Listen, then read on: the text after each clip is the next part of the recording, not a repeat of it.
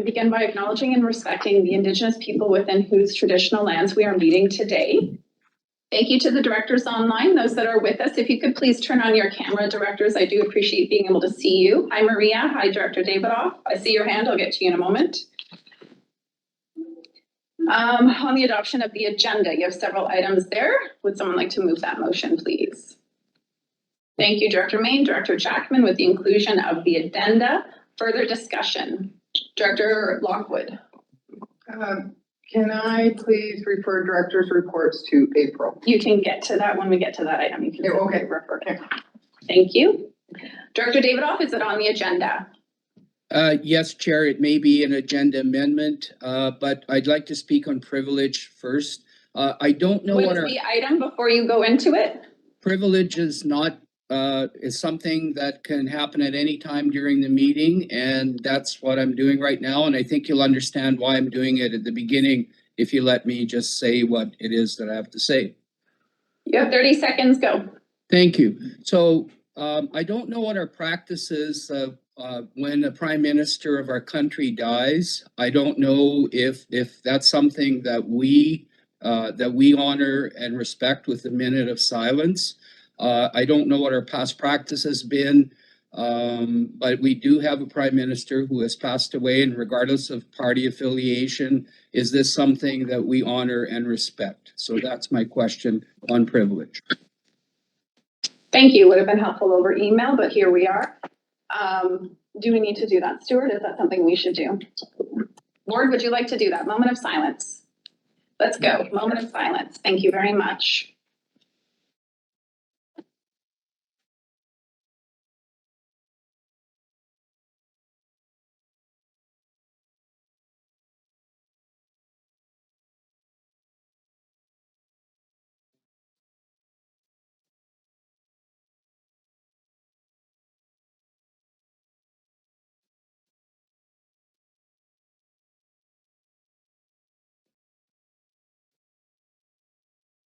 Thank you, directors. And it is important to acknowledge that anybody who walks into the political realm is doing so out of the interest of caring for their people, regardless of their political background. So rest in peace.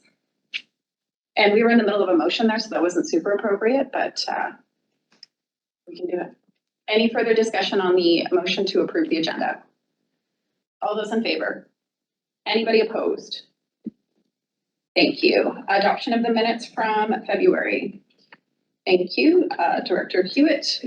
Second discussion. Seeing none, all those in favor? Opposed? Carried. We do those as a block. Yeah, that's fine. Okay. I'm just going to double check. No one saw any corrections in the special board minutes. I did those as a block without saying it loud enough. Okay, we're good. Kootenay Mountaineering Club, please join us at the table. Thank you so much for joining us today. Angela's going to need the mouse back. Here. So I can.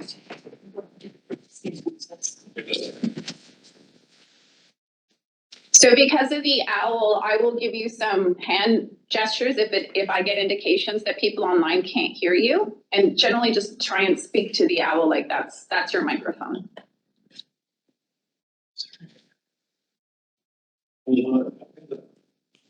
Yes, just sending you up here, sorry. Director Davidoff, can you see that presentation? Thank you very much.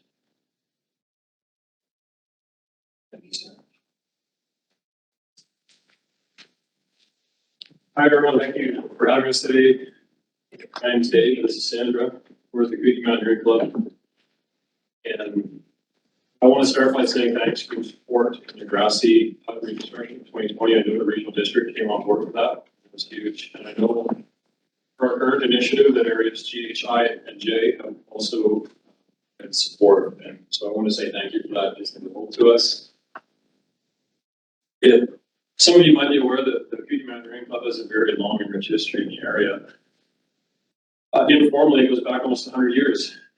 Hiking, skiing, in the area, but the Kootenay Mountaineering Club has had a very strong emphasis on conservation and stewardship of the mountains.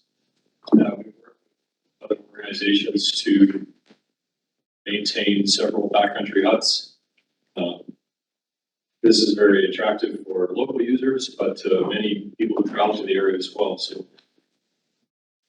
in terms of conservation and stewardship, the Mountaineering Club has lobbied for local parks like Kokanee Glacier and Valhalla Provincial Park.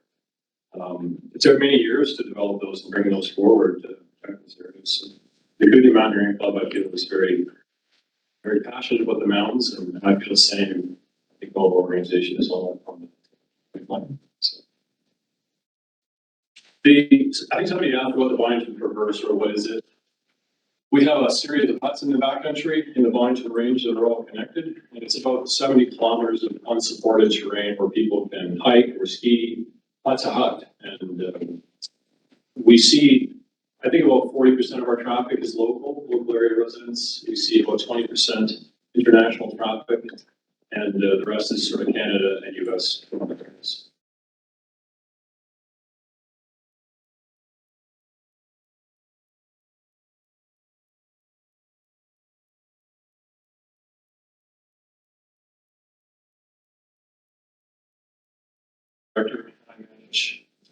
I started out with a room chainsaw. That was really my role, but it's evolved into design and reconstruction as the huts are aging.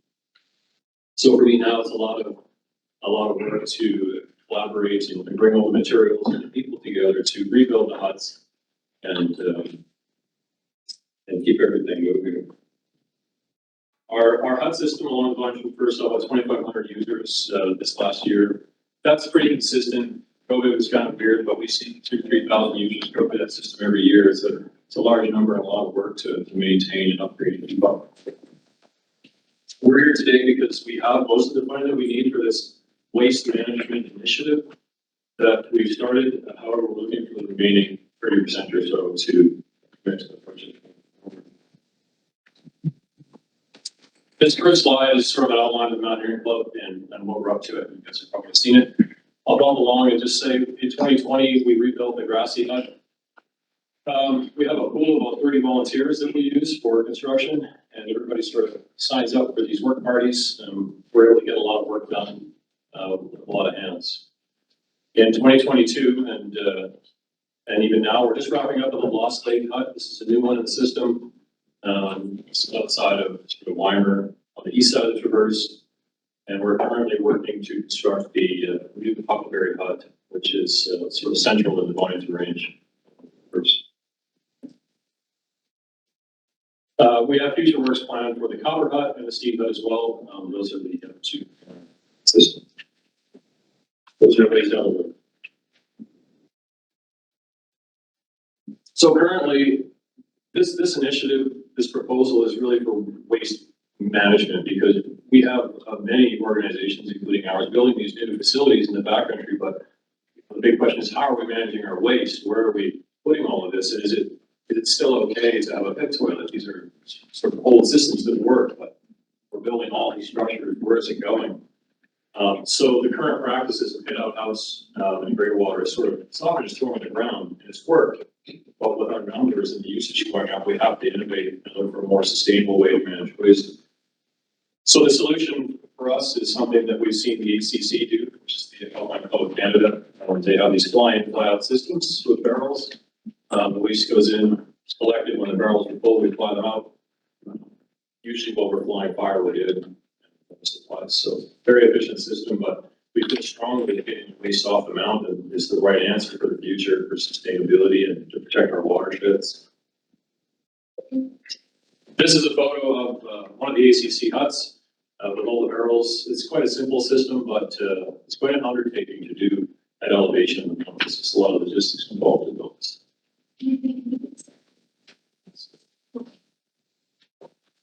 In terms of gray water, the system consists of a rock pit, very similar to what we would see as a septic system, albeit a little bit more simple, but it allows the water to be filtered and screened, and then, your basic gray water just goes into the ground for dispersal. So the KMC has proposed for all of our huts now to upgrade the systems to these fly-out barrel systems for the outhouses, and then also gray water pits to manage the wastewater. We have a budget that we put together 6 or 8 months ago, and this really just outlines our costs for operating the waste management facilities for the Grassy Hut and the Lost Lake Hut. And this is all work that we have to do this upcoming year. We have received funding from areas G, H, I, and J today. We're committed towards that. Our remaining funding request is for $19,000, and I don't think it's too far to go for us to pull that together. And our project timeline is really for this upcoming year. There's all of our plans are really in place for the cabins and for the work to be able to build these facilities and upgrade waste management systems. So we're hoping to get that done this year, provided we can bring the funding in that we need to mention. I want to just summarize that. Just want to say that in summary, we feel that the funding is a very strong catalyst for the work that we're doing, because with our volunteer groups, what we have with the volunteer in-kind support and labor, if we take $10 and we put a bunch of time into it, we end up building these quality structures in the mountains that last for years for a very significant discount, essentially, volunteer labor. One of our cabins that we built, we did a cost analysis on it, but we basically built a cabin for about half of what it would have cost if we just hired contractors to do everything. But with the volunteer labor force, the funding is, in my opinion, very well used. We can buy quality materials and build a quality structure. The other thing that the funding and the work that we're doing helps with is innovation, because we have so many groups like ours that have structures like this and need to deal with their waste management. And I feel like we're sort of on the forefront of it, because building this and innovating and finding new ways to better manage our waste in a sustainable fashion, protecting our watersheds, helps other people do the same. And I've approached quite often by other groups who say, well, how do you handle this? What do you do with your waste? And, where do you fly this to, and who deals with that? So KMC is really leading this front, and the funding really helps catalyze this movement, this innovation, and sustainability. So it's a significant benefit to the local area residents, and it's something that I think will create a legacy in our backcountry for years to come. So I hope that in some way, shape, or form, the regional district can help us acquire the remaining funding that we need, or maybe even point us in the right direction to continue to see that. Thank you. Was that it? That's what I'll add. Okay, so we have about 6 minutes for questions. Can you put Tierney on the list, please? Just to ensure the directors are aware, the funding that has been committed is through the Community Works Fund, which is grants from the federal government that are highly prescriptive. If any directors want to also get involved in providing funding, you can do that offline. You don't have to do that here at the table, and it would be Lisa Rain that you're contacting to make that work. So just wanted to make sure you know how that works. And you can also reach out to the proponents anytime for discussions on funding. So with that, Director Tierney and then Director Vandenberg. Thank you very much for your work. So we appreciate it. And have you submitted an application to the Public Engagement Trust resident? Yes, we have. Yeah, the CVT actually has 2 different programs. The CVT has supported some of our projects in the past, and they've indicated that they're interested in supporting our projects in the future. For this particular initiative, they felt that it wasn't a good fit for the program in their current schedule, and they basically asked us to go out. Okay. Director Vandenberg. Thank you, through the chair. Thank you for the presentation. It's really interesting. So my first question is there a user pay component to your program, to these assets that generate somewhat of a revenue? What percentage would that be? My first question. Yeah, so the cabins are bookable online. It's $20 per person per night, and those fees, we're a nonprofit organization, so those fees generally go back to maintenance, firewood, meaning that things are required on an annual basis, usually 3 times a year we go in. And I would say annually we pull in probably $30,000 or $40,000 from hut fees, and that's pretty quickly consumed in our efforts to maintain and upkeep cabins. Sometimes there's a little bit left. You may, there's no one else on the list. Go ahead. Thank you. And then my second question is much like Director Tierney, alternate funding, is the Ready Grant something that you Yes, contemplated? So then that will be remaining to be seen. I don't think the CBT will support us on this one. They just said that this is one that we need to be a part of. And actually, Sorry, Director Vandenberg, through the chair, we can clarify that. So the ready grants, when they come into us, our staff will clarify if they meet the criteria. If it ends up on your list, you're good to go to ask the public if they want to support it. Okay, that's.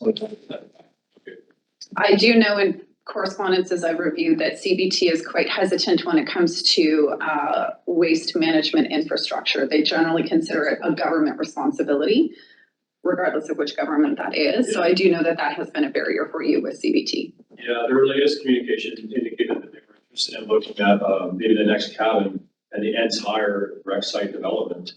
We work in partnership with Rec Sites in Trail BC, as we have for many years, and we've seen a lot of support from them as well. But I think the CBT might come online for a larger scale project, looking for the master plan in years to come. So it really sounds like that's where they would like to see us apply. Thank you. And sorry, Director Vandenberg, I hope that answered your question. Okay, great. Thank you. All right, I checked online. I don't see any questions on there. So thank you very much. And any directors that want to follow up with you for potential funding will reach out to you and they'll work with our staff on that. Thanks so much for having us. Thank you. And thank you for all the work you do as an avid hiker. I do really appreciate the huts. They're beautiful and all the work that goes into them. I know Director Tierney is directly involved in a few of them as well. So I'm very passionate about it. don't blame you. Very much for your time. Thank you. Have a good day. You're welcome to stay. It'll be a fun day. It will be. Okay, folks, we're going to keep rolling right along. Director Vandenberg, sorry. Question, if I may, based on the presentation, your specific ask that we're asking to support or not support, or is that? Not to the board, it's to individual directors. So you can read the presentation, make contact with them and establish if you want your community works to apply to it or not. Okay, business arising out of the minutes. We have a staffing request that's been referred several times. So we do have Dan Seguin in the room. Oh, introduction, sorry. Oh, yeah. Sure, go ahead. So, through the chair, we have one staff announcement to make that Tanya Pauls joins us, replacing Stefan Q2, who left us for the city of Nelson last year. And Tanya joins us as the emergency program coordinator based in Nelson. Thank you. And it's really interesting. We share a lot with the city of Nelson. We're such good neighbors. Okay, so now to the item that we have referred several times. Dan is with us. You've seen the report. I do want to clarify one thing before we engage, and that's that this position has been a need for the regional district previous to the current EDMA being released. This is not in response to the EDMA legislation. This is in response to emergency program needs across 3 large subregions. We have 2, we need 3. Dan, is there anything you want to add to that before we open it up to discussion? Okay, for the chair. First, an apology. I put in a red line into my report, but in our efficiency, that red line formatting got lost. So the new section that was added for this month is on page 6, flows into page 7, the impact of not approving the position. The 2 things that I want to add that aren't in the report and building on Chair Watson's comment that this isn't about EDMA is that there's 2 significant things that have changed in the last 2 years that really require us to do this in and above what I put into the report with regards to increasing risk and hazards in the area as a result of our changing climate is that the manager of what used to be emergency management, so the person that was in my position, their portfolio expanded to include sustainability, which means I can't be as operational in the emergency management side of things, which means I need more staff to be able to conduct just the basic operations and tasks and functions that we know on a daily basis.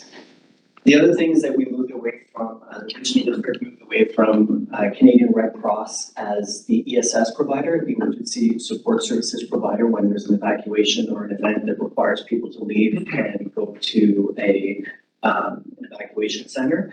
That we brought in-house. So one of my EPCs, so John Jackson out of Crescent, 0.4% of his time is now dedicated to running and making sure that we're response ready in ESS, which means that we've lost capacity to conduct all the other emergency management functions. So those are the 2 additional comments that I wanted to add to the report.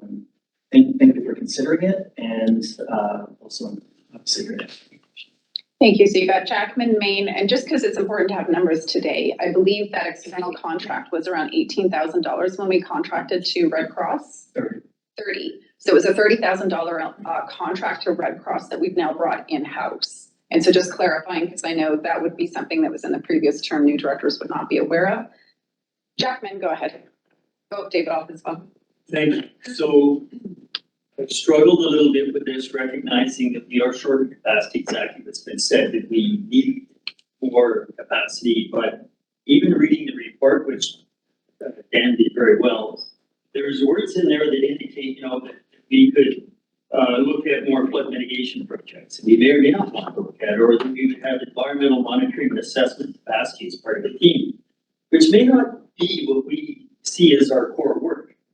So the struggle I have, wanting to signal to the minister the fact that they're changing rules are causing us some of this problem of capacity, is that maybe we should be viewing or taking an approach where we fund part of this position, maybe half of this position, and clearly state to the minister, the rest of it we expect to see provincial money. Maybe painful, and maybe next year we'll fund the whole position. But at some point, we need to make provide a stronger signal to the province that we just can't keep accepting more and more and more. I don't want our staff to, I think we heard a message that, you know, the ESS support might be first come, first served because of lack of capacity. And I'd hate to see that happen. We have lots of communities that support say, yeah, we want to be engaged, we want to be self-reliant, we want to learn.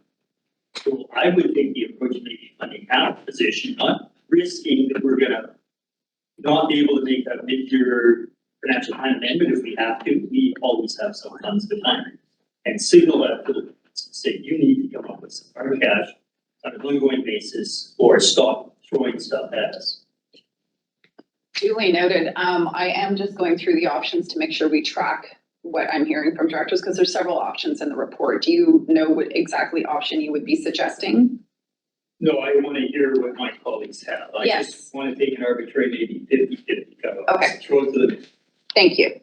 And if anyone wants to move a motion, just be clear on which option. Dan, go ahead. Through the chair, I just want to add one piece in response to your comment.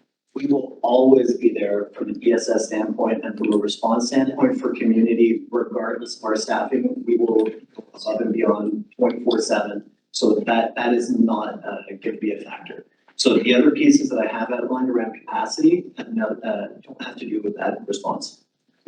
Thank you. Lockwood, go ahead. Thank you, and through the chair, my question would be why would we release Red Cross at 30,000 and take on this position? Because I'm not going to repeat what the last director said, is that when I read the report, there's a lot of things that we may not do as a board, but it's indicating that we will do it because it's in the report. So I'm concerned why we wouldn't stay with the 30,000 until we go with the direction of the board.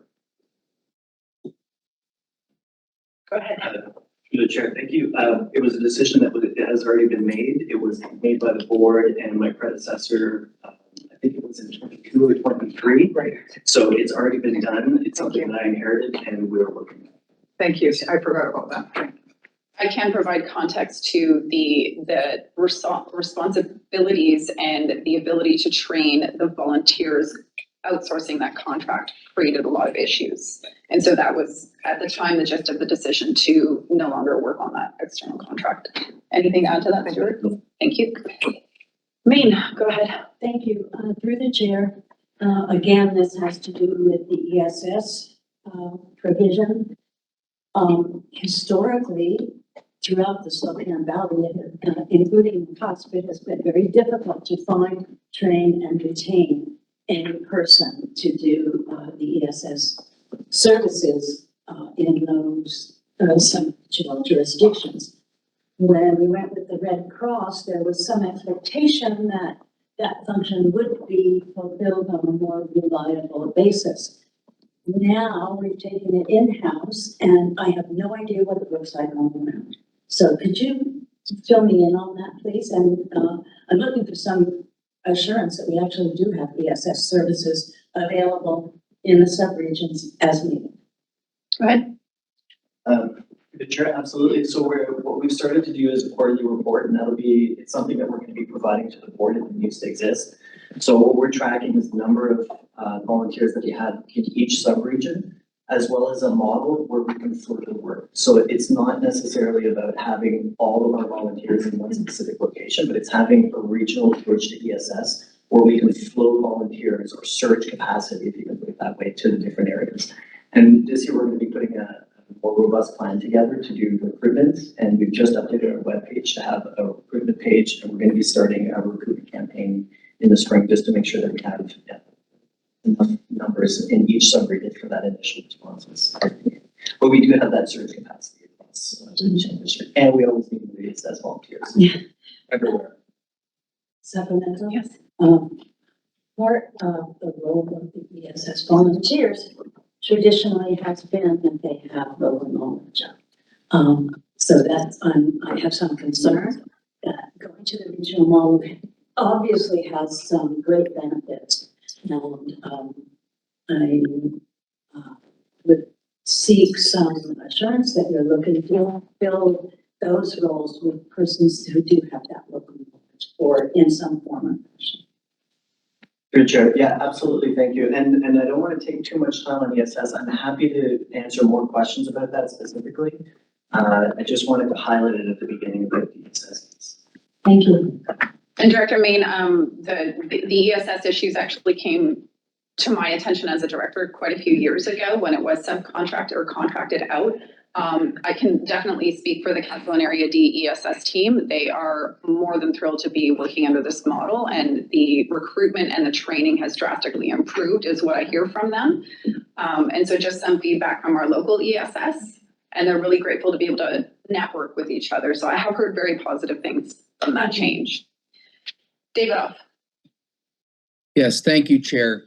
So I have a question and a supplemental. So first of all, through the chair to staff, how many emergency coordinators do we have doing this job in our municipalities? I mean, does Nelson have one? Does Castlegar have one? Does Creston have one already? So I'm just asking about that first. Go ahead, Dan. Through the chair, there is an EPC in Nelson, Castlegar. There's going to be one in Crescent. There is an EPC, part-time EPC in McCusk, and there is a semi-EPC that's starting to that may be hired in Castlegar. Okay, thank you. For municipal, specifically municipal work. Okay, thank you, Chair. Supplemental. Yes, go ahead. Yes, so we didn't used to have any regional fire service staff. Now we have, now we have a regional chief.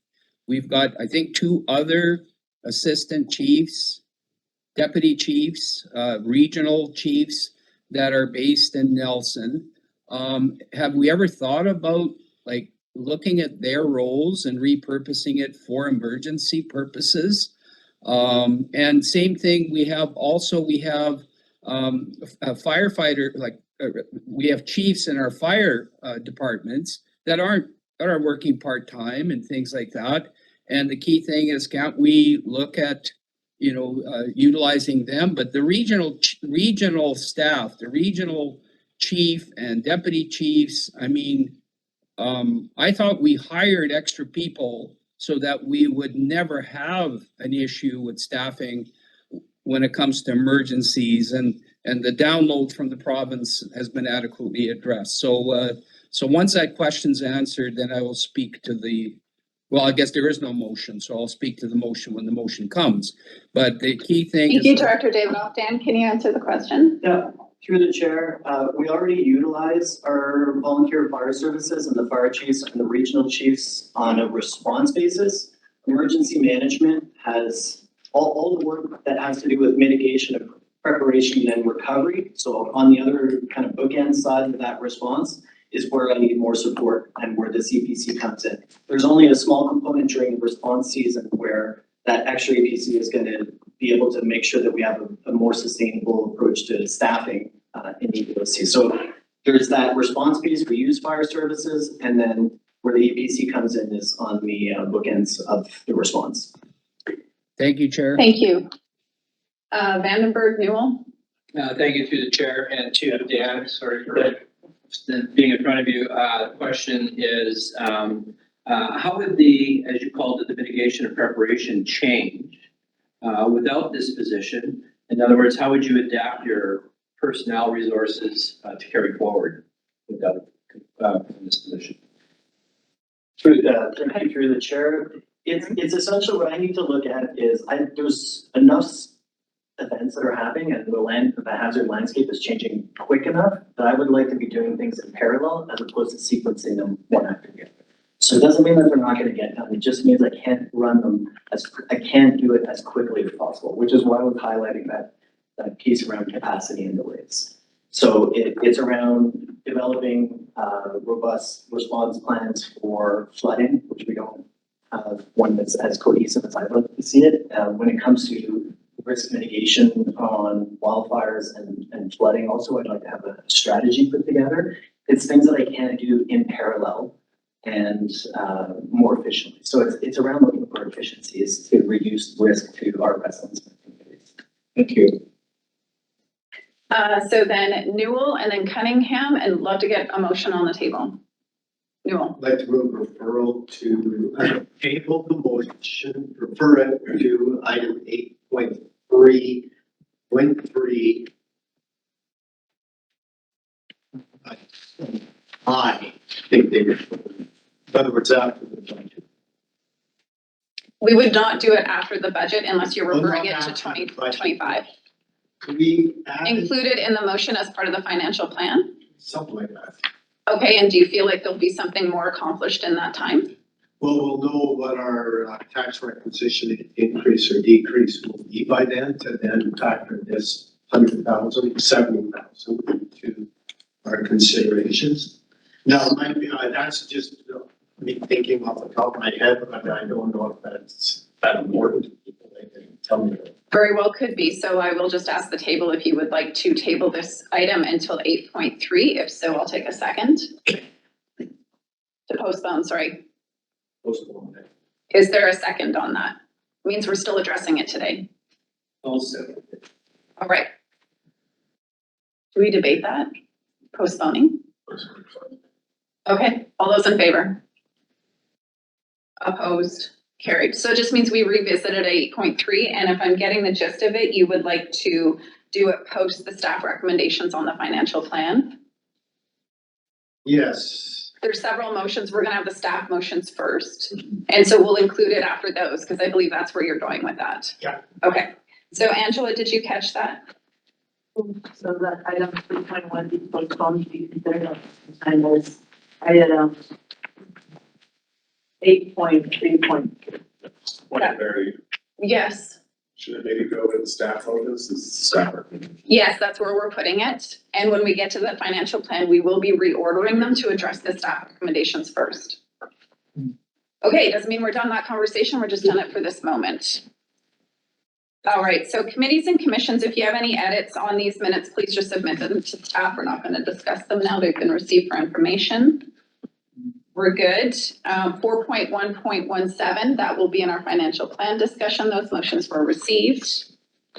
4.2.1, I will move this motion on behalf of Director Popoff, who for the first time in 12 years is unable to make a meeting today. 15. Thank you, Director Jackman. So I'll move the motion that the board send a letter to outgoing member Joanne Chatton, thanking her for her service to the Slocan and Valley South Regional Parks Commission number 8. Do I have a second? Thank you. Discussion? All those in favor?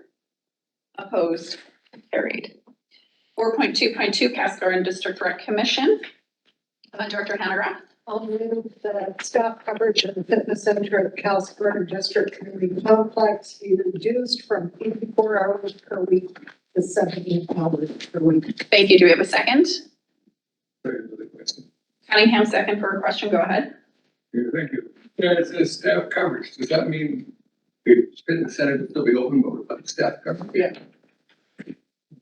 Isn't that? Through the chair, please. I'm sorry. Yeah. And supplemental, is there a liability question with regards to that? We'll have, Joe's in the room. He can answer that. Through the chair. The commission this year considered going to full staff coverage, so the fitness center has always been not fully staffed. This year we are seeing, starting to see an upward trend in use and an upward trend in conflict between people using the facility, so they've increased it. So we feel that we'll be able to manage with the staffing that has been allocated in the budget, being able to manage those high conflict times, but still be able to offer the fitness center be available and open for those times that are less busy. So we still do have staff, it's just that there won't be someone stationed directly in the center. Thank you. All those in favor? Opposed? Carried. 4.2.3 Regional Accessibility Advisory Committee. And the Chair, I'd like to requirements move- that, Oh, sorry. it's great if you could use chat, Director Davidoff, but go ahead. You Yeah. would like to move the motion?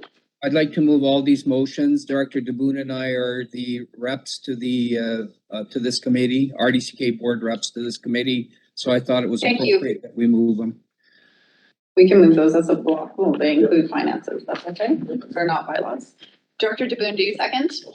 So they're moved as a block, all three together. Would anyone like to pull any of those motions before we entertain debate? All right, discussion. Vandenberg, go ahead. Just for clarity or confirmation that this is a requirement that local governments do on behalf of I believe it's a province that's, I hate the word downloading, but requiring local governments to address. Yes. So is there? So I believe that's why the first motion is subject to receiving grant funding. So it's not Correct. taxation. Correct. Further discussion. All those in favor? Opposed? Carried. Area A, go ahead, Director Jackman. Yeah, this is all, move the board approve the payment of the following grant from Area A Economic Development Service 107 budget, Kootenay Lake Geothermal Project, phase 4, $10,000. Thank you. Do we have a second? Thank you. Discussion? Good. All those in favor? Opposed? Carried. 4.3.1. Did you get your other name on this one? Okay, go ahead. That the board appoint the following individuals to the Area E Advisory Planning and Heritage Commission for a term to end December 31st, 2026. Dan Rai, Marvin Pazer, and Karen Schmidt. Thank you. Do we have a second? Thank you, Director Hewitt. Discussion? All those in favor? Opposed? Carried. Thank you very much. Village of Slocan. Director Len, is that you? Yeah, I'll move that, Oh, sorry, you're in the motion. Yeah. My apologies, Director Main. Moved by Director Main, seconded Director Page. Discussion? All those in favor? Opposed? Carried. Director Lockwood? I'd like to refer the director's reports to April due to our budget. Seconded by Director Hewitt. So this is, again, every other month we do verbal reports. With the agenda today, we're assuming we will not get to those. On referral discussion. Seeing that, I do want to note, really great that directors are submitting some reports. That does help quite a bit. All those in favor? Opposed? Carried. Did you get that, Ange? Sorry. So through the chair, to the table. We're not tabling it to the end. We're referring it to April. No, it will be tabled to the next. Is that what it is tabled and stopped instead of referred? Yeah. If we table in a meeting, it has to be addressed in the meeting. Okay. Okay, so the table, Yeah, whatever language you need to use. I thought tabling was within the same meeting. Okay, thank you. Communications. Does anyone, I do want to note for 5.2, I've clarified the AKBLG resolutions are an FYI at this point. We're past that deadline. So thank you very much for giving a heads up, City of Nelson, and we'll see you in April for those discussions. Any other correspondence you would like to pull, directors? Seeing None, I had some, but I've already submitted to staff, thank you. Accounts payable, any questions? Cheryl, sorry, Director Graham. So through the chair, just one that sort of jumped out at me that I was looking for clarification on was this Rocky Mountain. There's two entries, one for 14,000, one for 130, Rocky Mountain, Phoenix. Through the chair, that's our fire trucks. That'd be probably a deposit on one of the fire trucks for the 130. Okay. And the 14 would be a maintenance bill. All right. Bylaw 2912 and 2916, West Creston. Who would like that one out of the east side? Vandenberg, go ahead. Sorry, just jumped ahead a little bit. We're on 7.1. Yes, we're on 7.1. So this is the referendum for the West Crescent Fire Protection Service. Yes. It's an all vote. There's a number of them. You can't do them as a block, unfortunately, because they're bylaws, but you can just do them individually. You don't have to read them all. Okay, that the board appoint Tom Dool as Chief Elections Officer and Angela Lund as the Deputy Chief Election Officer for West Crescent Fire Protection Area Service Establishment Amendment Bylaw 2912. And that is for the fire hall, water tender, and frontline fire engine. Thank you. Which is Bylaw 2916. Thank you. Seconded, Director Tierney. Discussion. All those in favor? Opposed? Carried. And now your next one. Second resolution that the West Crescent Fire Protection Service Establishment Area Service Establishment Amendment Bylaw 2912 for first, second, and third time by content. Second. Thank you, DeBoon. Discussion. All those in favor? Opposed? Carried. All vote weighted that the West Crescent Fire Protection Service loan authorization for the Fire Hall West Water Tender and Frontline Engine Bylaw number 2916 be read for first, second, and third time by content. Thank you. Second, Director Tierney. Discussion. No. All those in favor? Opposed? And finally, all vote, the board approved the following question in relation to the assent voting. Are you in favor of the regional district adopting both of the following bylaws? West Crescent Fire Protection Service Area Establishment Amendment Bylaw 2912, which will permit the regional district to increase the maximum annual allowable requisition for West Crescent Fire Services from $146,250 or $1.57 per $1,000 of net taxable value of land and improvements within the service area, or whichever is greater to $393,831 or $2.55 per 1,000 net taxable value of land and improvements within the service area, which is ever is greater, and West Crescent Fire Protection Service loan authorization, bylaw number 2816, which will permit the regional district to borrow an amount not to exceed $2,151,900 for the purpose of completing the construction of the West Crescent Fire Hall and replacing the frontline West Crescent water tender and fire engine. Second. Thank you, DeBoon. Discussion. Director Jackman. Yeah, I just had a question, and I don't know if it's on the line or not, but this is like any other vote, I guess. So every adult eligible voter within the defined area can vote. Every property that has a non-resident eligible voter because they have other BC properties, and then every property owned corporately or through some other entity would have one vote. This is exactly the same as any other election vote. Through the chair, yes, the same as any other election vote, yeah. Yeah, so I have another question I'll ask Tom Google later. It's Okay. on my mind. Further discussion. Thank you. All those in favor? Opposed? Carried. Good luck to West Preston. Director Graham, define Area E. So through the chair, I've had this explained to me a couple times, but I'm gonna ask Stuart to give the quick explanation here on this. So through the chair, the old method of service establishment was one where we established a local area function. And through the years, as we revisit bylaws, we make sure that we've updated those to convert them to local service areas. Tom missed that this had already been done when he was going through some of the bylaws. So we actually brought a bylaw to do it last October. Then he realized it wasn't necessary. So this is just to rescind the 3 readings of that bylaw. So it's a housekeeping issue. Thank you. So I'd like to make a motion that the following resolution, 631/23 being that the defined area E Nelson Contract Fire Protection Local Service Establishment bylaw number 2922-2023 be read the first, second, and third time by content to be rescinded. Thank you. Do we have a second? Jackman, discussion? Just to note, I had to ask a few times at Agenda Park what this was all about, so I got you. All those in favor? Opposed? Carried. Erickson Water Distribution. I never recall who's Erickson. Is that Tierney? Yeah. And this is for adoption. So Director Tierney, if you have questions or anyone has questions, ask those before you move the motion. I'd like to make a motion that the Erickson Water Distribution Service Establishment Amendment Bylaw number 2938/2024 be adopted and the chair and corporate officer be authorized to sign the same. Thank you. Do we have a second? All those in favor? Opposed? Carried. Director Davidoff, can I ask you to mute your computer, please? Sorry. I'm sorry, Chair. Thank you.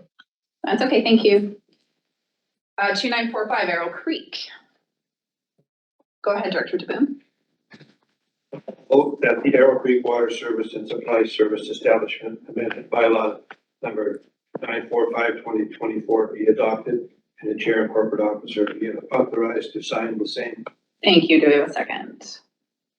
Thank you, Director Tierney. All those in favor? Opposed? Carried. Wendell Lakeview. Sure, I'll move the Window Lakeview Fire Protection Local Area Service Establishment Amendment Bylaw 2929. Or be ready for a second. Thank you. Do we have a second? Thank you. Discussion? Nope. All those in favor? Opposed? Carried. Community Services Contractor Work for Nelson Salmo Area E at NG Regional Parks. Director Page. That the board approved the RDCK entering into an agreement with Nelson Salmo and Electoral Area E, FNG Regional Parks Janitorial Services with Brookside Farms for the period of 3 years plus an option for 2 year extension in the amount of $76,000 first 2024. The chair and corporate officer of the office is necessary documents to further the cost be paid from Nelson Salmo Area E Service S202. We have a second. Thank you, several of you. Discussion? You were just seconding. We're good. All those in favor? Opposed? Carried. Electoral Area I and J Dog Control.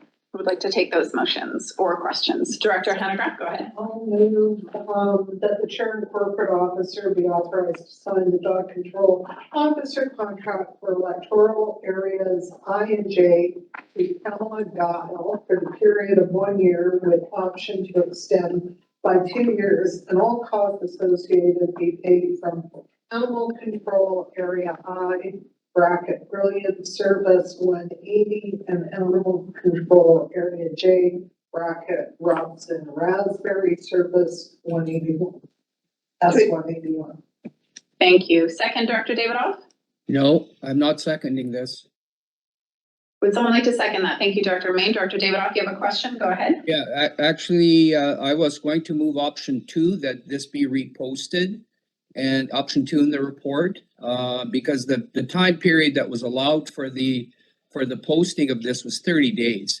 So I speak against this motion, and I'm going to be making a motion that this be reposted because doing an RFP for 30 days is a little too short. I think we should repost. So I respectfully request the director to withdraw the motion and let's repost it. Thank you. We'll proceed through the motion process, and if it's defeated, you will have the ability to move a different motion. Further discussion, Director? Sorry. I'm going to say I have problems with the motion too. Okay. On a number of fronts. You know, it came up quite quickly. It kind of feels like we're over a barrel. The increase is substantial. It's between 40 and 50% more than it was last year. I question whether we should be doing dog patrols or not, and if that's a way to limit some of the costs we're experiencing. Right now, we're paying $569.39 on average per dog event, for lack of a better term. And that's whether it's a dog that's gotten out of the fence or a dog that has attacked a child. So that's the average. This takes the average call out from $569.39 to $700 and something. And then we have to pay extra for something called maintenance and substance. I have no idea what that is.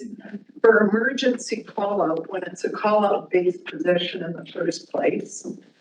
Do you want to withdraw your motion and refer? Yeah, I would like something different than what we've got now. Commissioner. It's, so withdraw your motion. That's the easiest way. Okay, so Director Main is the second. Do you agree?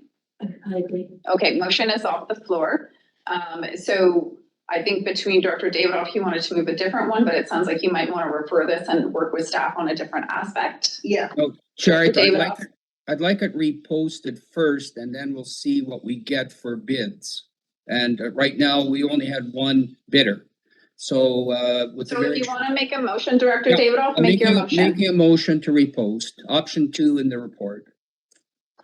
Director Hanegraaff, do you second or? I can second it, and then I want to say something about it. Okay, and I do have others on the speaker list, but given this is a shared service, I am going back and forth between the two of you. Angela, do you have option 2?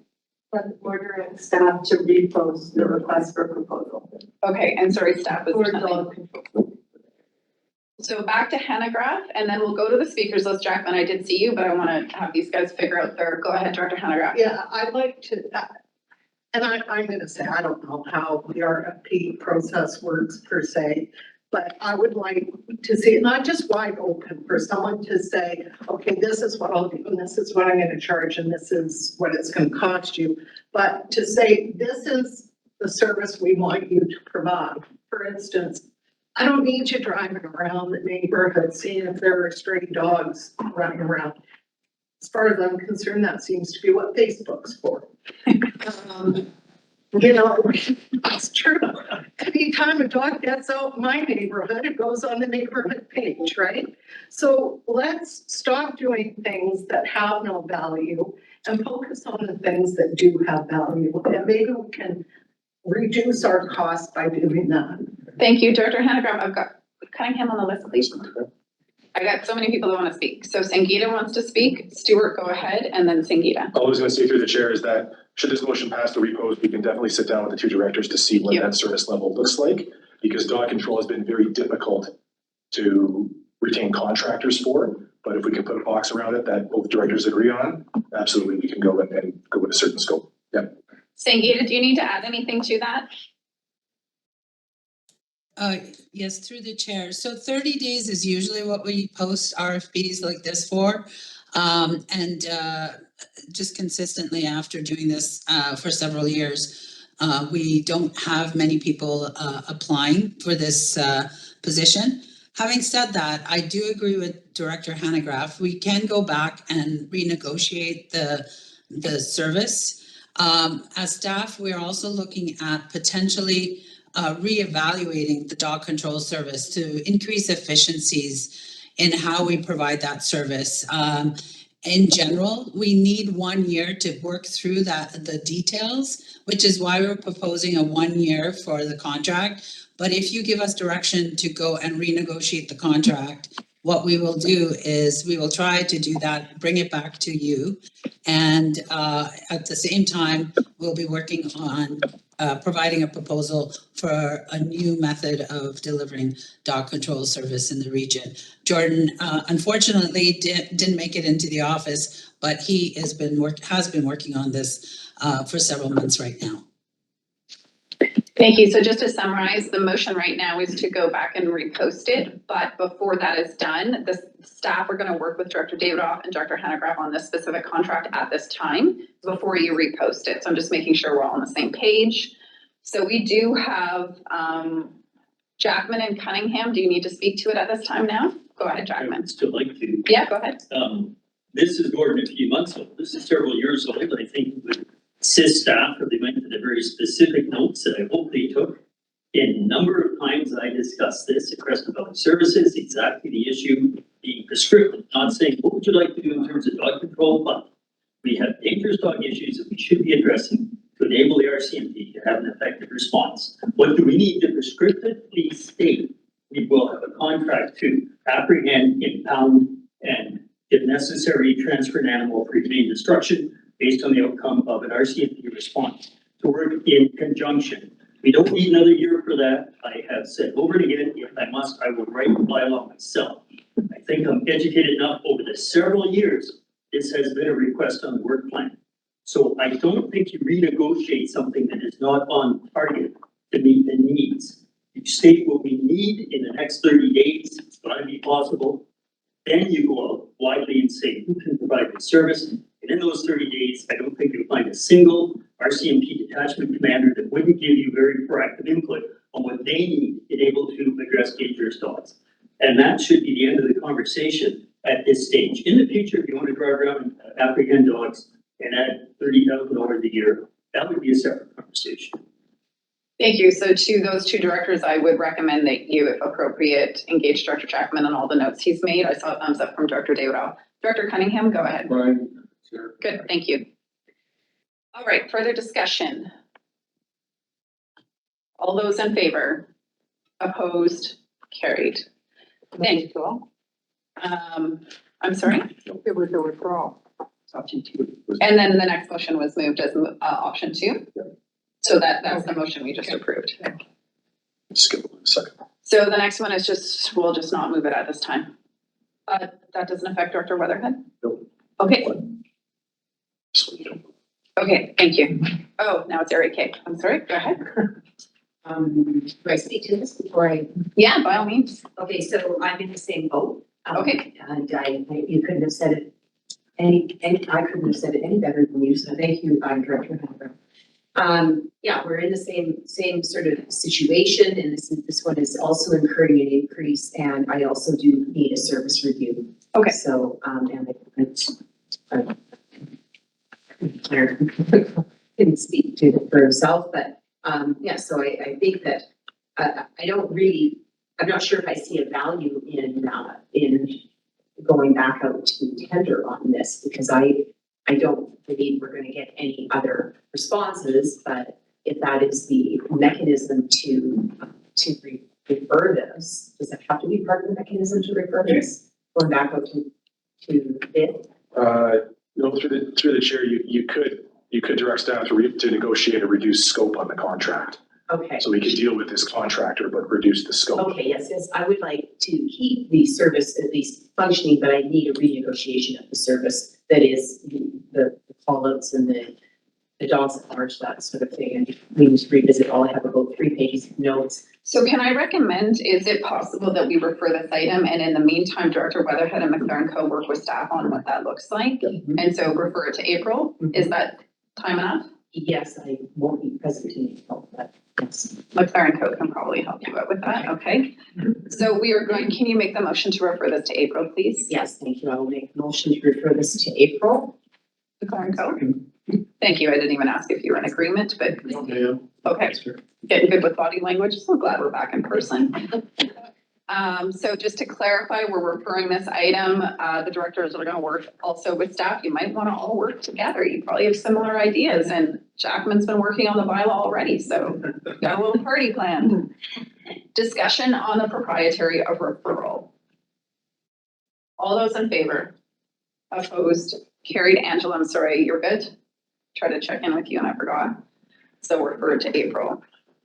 And then same with the next one, correct? We just don't move that? Correct.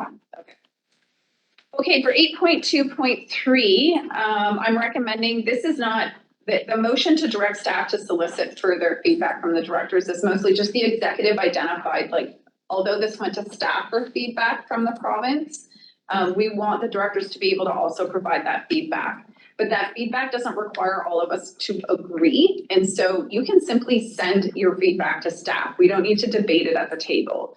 But I do recommend that we move this motion just indicating that staff be prepared to receive your information. That's my suggestion. Director Vandenberg, go ahead. Just a question of clarity, does that mean that we just arbitrarily put something together to send to staff, or is staff going to put together a template for a response or a survey? Just want to clarify. So given the letter that staff have already submitted as a part of this one, you can simply email your responses to staff in regards to your further input on it. Thank you. Director Newell. And our feedback, what difference, why are we? You don't have to. No, I want to. Okay. It's a fantastic report. I fully support the perspective. We're forcing people. Yes. So I just wonder if there's another step on our post feedback coming back to us where the board said, Nita's letter's great and the report's fantastic and we need to even push harder. So is that the intention? So I Come think, back to us? go ahead, Stuart. Yeah, through the chair, we'd submitted a further, we'd collected director feedback, and to the extent that it's different or, a little bit more aggressive than the current staff response, we can definitely submit a further letter to the province. Signed by the board chair, yeah. Yeah, and just to clarify, because the timeline was so tight, staff submitted it. Oh, fantastic. But we wanted at executive to also ask the directors to provide their feedback. Thank you very much. So we can also ask that staff provide the summary back to us and that we can look at it as a board. My blood's boiling, so it's infuriating. Thank goodness it's raining out and we're a little close today. So would someone like to move the motion that we're gonna provide further feedback? Thank you. Thank you. Further discussion. And just clarifying, you got the note on how we're gonna do that? Yeah. Okay, thank you. Lockwood. Is there a timeline? Is there a date? Thank you. Usually we have a date and I don't see a date. I'd recommend the week before agenda prep. Good. So April 8th, the Monday, April 5th, the Friday. Let's do it. April 5th, and the submission should go to Sangeeta. And Sherry Amano, or just Sangeeta? So if you can copy Sangeeta and Sherry. Can you make a note for me and I'll send a reminder email? Thank you. Further discussion on the motion by February 5th, please. April 5th. Oh my God. Thank you for reminding me what month it is. All those in favor? Opposed? Carried. Fortis BC Education and Behavior Program. Never liked that term. You have a report there which did outline it quite a bit. I understand it. Do we have questions or a motion? With that, your hand, Jackman, go ahead, and then Graham. This will turn into a question as quickly as I'm able. Go ahead. Many residents have said quite bluntly, why do we keep accepting grants where it's requires additional staff time, additional, budgetary pressures on us? Of course, the one reason for the public who are listening and may care to pay attention is if you don't take this grant, somebody else will, and you're paying for it one way or the other, whether you're paying it through your Fortis charges, your BC Hydro charges, federal tax, provincial tax. So we understand why we accept grants. In this report, though, I appreciate the model that's being set up. I think it'll be productive. It's been time to share knowledge between our large and small facilities. I appreciate the fact that it notes that about 6% of the senior energy specialist time will be consumed by this, and then so many hours of staff. So do staff think we can be so bold as to say, yes, we'll accept the grant, we're not going to give a consultant, we're going to give a consultant $25,000, and we're going to spend the other $15,000 on our real additional internal costs, and get their agreements, get their confirmation. And being Fortis, maybe they'll say, yeah, we see that as being very reasonable. And if that doesn't get us as many months down the road as we thought it would, so be it. But is that a valid way to the chair to staff to say, yes, we'd like this money, but here's how we're going to spend it? Through the chair, I think it's reasonable for the costs that aren't directly related to senior energy specialists, because Fortis actually does already cover the cost for that position. But I think that, asking what could be covered from our internal additional staff time is definitely a reasonable pushback. Yeah. And is Sherry on the line? Did she want to add anything to that? No, sure. She's not on, okay. Did that answer your question? Yep, it's good. Okay, Graham, Similar thought to Director Jackman, but through the chair, what if the grant is unsuccessful? We don't do that. We just don't do the program. So, sure, we just would do the program. sorry, can you speak up, please? The question was, what if we don't get the grant? The response was, then we don't do it. Thank you. Was that your question, Director Graham? Okay, put Vandenberg on the list. I'm gonna go ahead, I was on the list. I actually forget to ask my own questions most of the time. My two questions were, who determines the contractor who delivers the training, which I think I also picked up from your question. Do we go to RFP on that? Through the chair, yeah, we go to our. Okay, thank you. And then my next question is, sorry, I'll answer the next two together, or I'll ask the next two together. Who is setting the standards for the skills being trained to?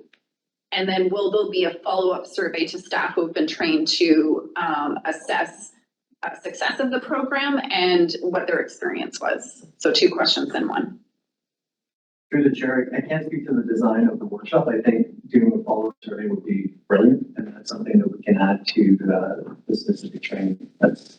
And can you repeat the first part of your question? Well, the first one was just who's setting the standards for what staff will be trained to. Obviously, there's standards like a building code. This is an energy code is my assumption. So is that standard set by the BC Building Code or is set by a different entity? Who's setting those standards? Yeah, through the chair, it'll be defined in the grant what the expectation of the training is.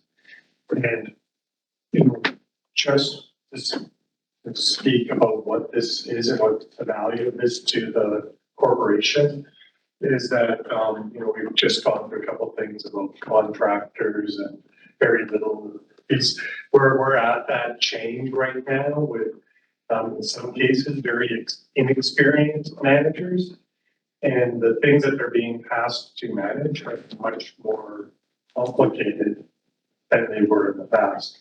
When I started in this business, you literally had a dragon heating up your hot water tank. It was pretty simple. It would probably last you 20 or 30 years. These things are much more complicated now. So having that training and trying to broaden out that understanding of these mechanical systems and things like that that we're operating is a great value to the district, and really thankful that Sherry found this program. You really aged yourself in that comment. And you look great for thousands years old. Vandenberg was next on the list. Thank you, through the chair. Your questions were actually touched on mine. Mine is around the survey that was taken. I didn't see what type of questions were in the survey. I would like to know what those questions were, certainly in a future survey. And then my concern around the training content as well. The report does speak to the bringing on of an energy management person, consultant. That person should have some idea as to what this content is, because the content needs to be relative, regardless of the offering, and we don't know what that is. Would someone like to move the motion? Sure. Thank you. Seconded Director Page. So I think that the one follow-up item that's a bit different than what we've seen is you will do a follow-up survey to kind of circle back on how successful this was. And I think that would be good for the board to review post, because these are going to be increasing the opportunities, and are they worth it will be a good assessment. So if we can include that without being a part of the motion, just direction of staff. Thank you. Further discussion. All those in favor? Opposed? Carried. Regional Invasive Species Working Group. I do know Director Hugh and Director Vandenberg are on that committee. I'll go to you guys first if you want to speak to anything or ask a question. Vandenberg, go ahead, and then I'll go to Director Hugh. Yes, thank you. And so this is a working group that's newly established with CKIS, and it's to do with invasive species, that sort of thing. Director Hewitt and I both sit on that. We've had 2 meetings. We're still working through our terms of reference. But that in which we're trying to work towards and through the working group are really good foundational pieces to help guide CKIS. And certainly, I don't want to say control, but we'll have a direct hand in how the money is allocated. Certainly the agricultural community, I've opened that up, I've let them know what's going on, and they are getting back to me. That's evident in a meeting, the agricultural advisory, responding to our, I don't know what Lori's position is, director or executive person. Executive director. Executive director, and so that was a good feedback, and the help of Director Hewitt, I am very optimistic going forward that our work in this working committee will navigate and bring up those opportunities that actually make a difference in our agricultural community. Director Hewitt, do you want to add anything, or do you want to move the motion? No, I would like to add something. I was unable to attend the last meeting because it was scheduled at the same time I was at FCM board meetings. But I'd actually like to have this item referred because there were some questions that, action items that came out of the last meeting. Regarding, well, terms of reference is in flux, but there's the addition of RDKB, who is not contributing to this at all. So that's a question for me. And because we still got our terms of reference in process, I think the group, it sounds like, needs to have a little more clarity before we go forward with extending. When we don't know exactly what it's going to look like, we're giving them permission to extend their work when we don't actually know what it's going to look like. Can I just, before you refer, because once you refer, we don't discuss the item. So I do want to add that I was going to request that we do refer this, because the other consideration is that the Kootenay Lake Conservation Fund has also provided funding. And I would like to see a full account of what that total RDCK funding is going to this, to understand where it's going. So if we're referring it, I'd like staff to request that they include a full account of everything that we've provided in grants for this fiscal season. So I just wanted to add that, and if you do want to refer, you were the last one on the list besides myself. Newell, do you want to speak before we refer? Yeah, go ahead. I thought we funded this last year, and this portion was the continuation of the baseline that we committed to. And that we did not pass the additional part, both in the preliminary budget this year and in the final budget last year. So, I'm very excited about the fact that we do have an internal committee working on this. I'm just a little concerned that we're not continuing the momentum that we've developed over the last 3 years working with CKIS. So I don't know exactly how to ask them. Let's just get clarification on what we funded last year. Is that what you're seeking? And yeah, it was a two number request, Stuart. It was our. Yeah. So through the chair, there was 2 separate projects. There was one where we were working specifically with our facilities. So whether it was parks or recreation centers or fire halls where you had issues there. And then there was the CKIS funding, which was a different project. So last year, I believe the original request was $27,000. The board approved 15, which is this report reports back on that first year on that $15,000. And then it outlines the next steps in that process where that further 15 would go to. So that would bring back, should it be referred, that would bring back an accounting of what's been paid to CKIS through the various channels that we've got and grants. And then the board can make a decision at that time if that's what you decide. And we did do the facility aspect. So we would have seen those in our service budgets regarding like parks and all the other areas we had to assess. So that was done. At the time, we did not support the Good Neighborhood Program, which was more of an external outlooking. That is essentially gone through Kootenay Lake Conservation Service on a smaller scale. And now this is to continue that initial strategic plan that they put together and continuing that process. Go ahead, and then Vandenberg. Sure. If we refer, is there a way of getting money back in to this program in 2024? I think if we refer, we would just do a financial plan amendment if we approve it at that time. Thank you. I just didn't want it to be. Off the table, no, it would be referred to, well, once we go back to Director Hewitt, I'm assuming we would refer it to, once we have more information essentially. Hannah Greff, did you have your hand up? No. Okay, I was just checking for a first time.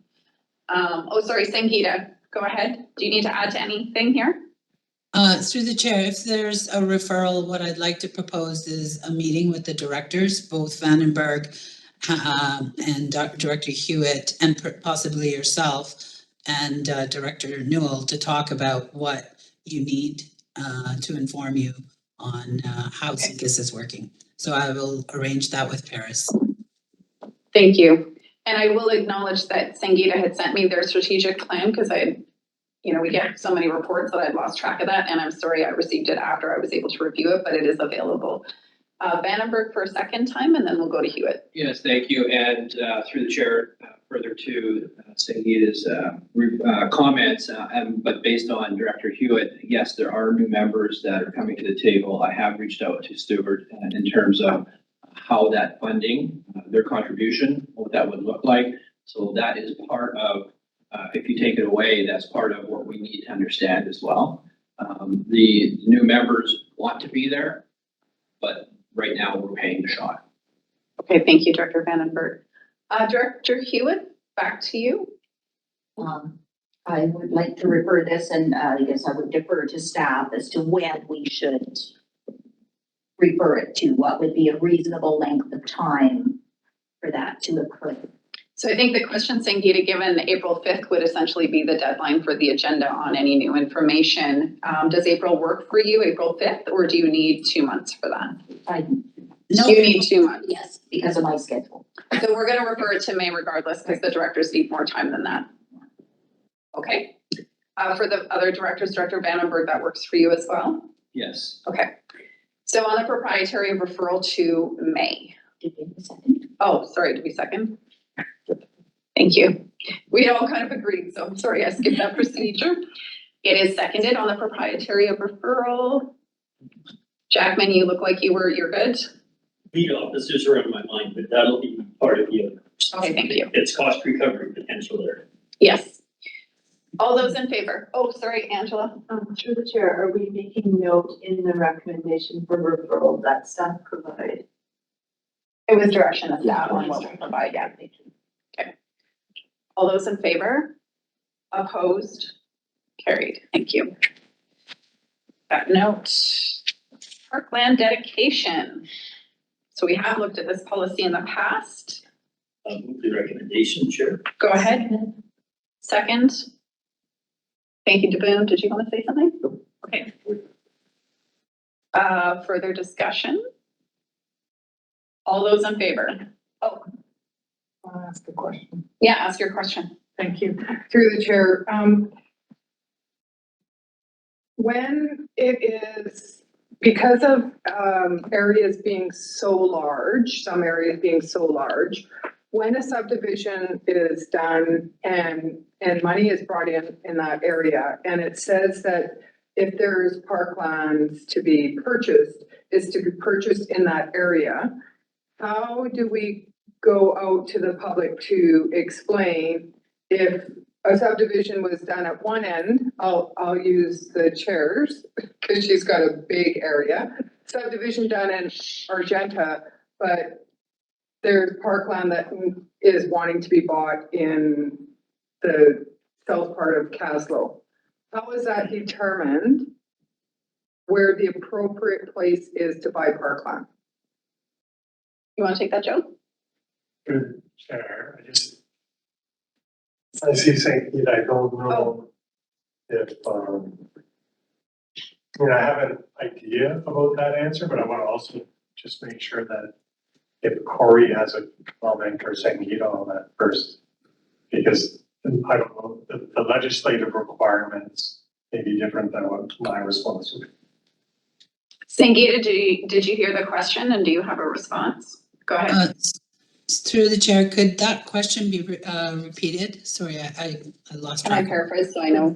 So the question is, let's say in Area D, which is a very large electoral area, if there's a subdivision in Argenta And there's parkland dedication funds received that goes to a parkland, but then the park purchased is in the south end of Area D, let's say in the community of Woodbury. How do we determine the equity on that? Is that your question? Yes, that's the question. What's the legislation? Thank you, Jacqueline and Paige. Go ahead, Sangeeta. Yeah, so through the chair, I don't know if we've actually got a terms of reference for how that funding will be allocated within an electoral area if received. I know that in the past, it's either been used for acquisition of land within the electoral area, or it sometimes you can do many things. You can even pool it and use it for the rural areas to acquire land. There's many options, but maybe Joe can speak to that, because at this point, I don't know if there's been a terms set for how that funding would be allocated. So I think just because what we're seeking here is feedback on the policy. The policy currently states that it stays in the EA, but you can also choose to pool it with your rural directors. So I think the indication is if you wanted priority from a director, which is also in the policy, you kind of have several options there.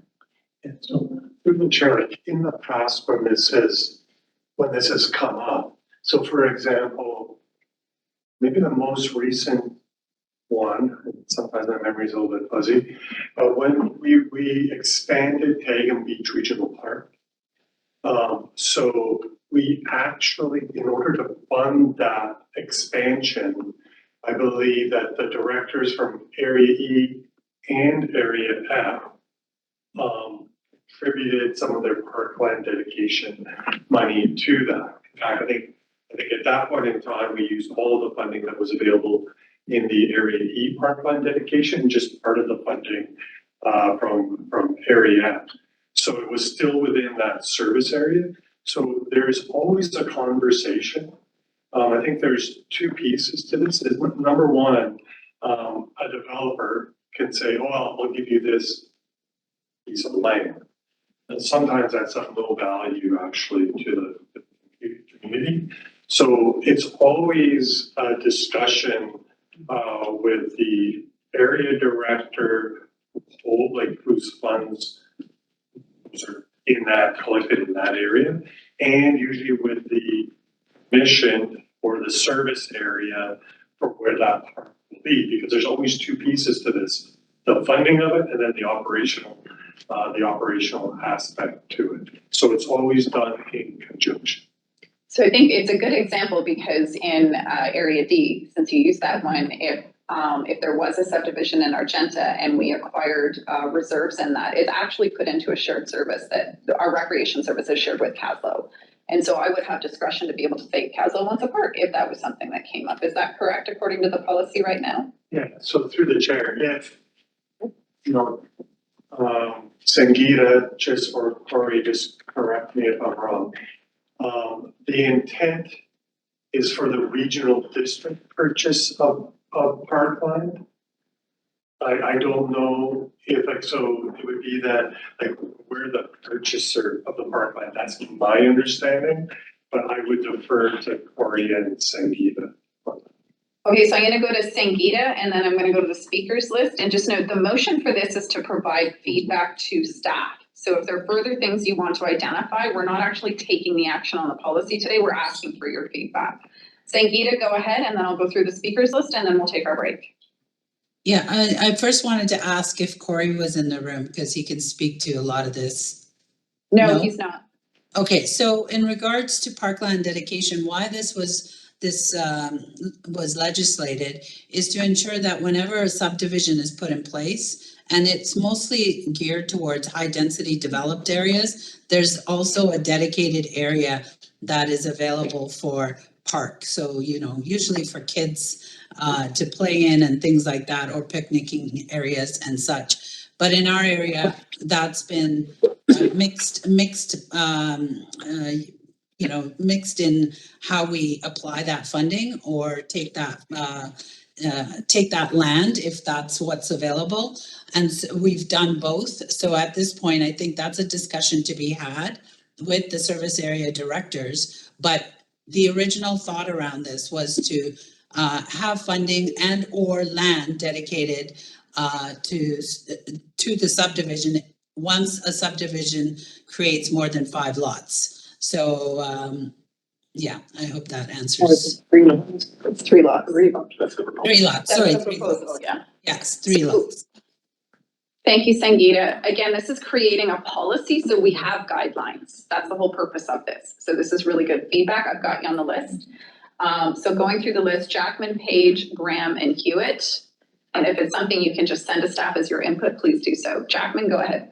Already had my notes to send to staff, but just because of questions coming up, I think we need to pay attention to where we're inconsistent with the local government act. Trying to find the exact clause, but whether we have an official community plan or comprehensive land use bylaw impacts who decides what. Yes. And that is a big issue for us because of us subdividing, landowner decides they're gonna just say, here's the land.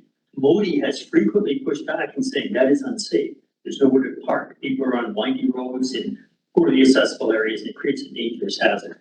So I take to heart the fact that we were inconsistent, local government act, we need more controls, and part of the more controls, old question might be, is this another place where up-to-date official community plans and zoning are needed in order to move forward without a whole lot of convoluted situations or options where a landowner is trying to push us into owning a piece of property in a very unsafe location with pushback from home.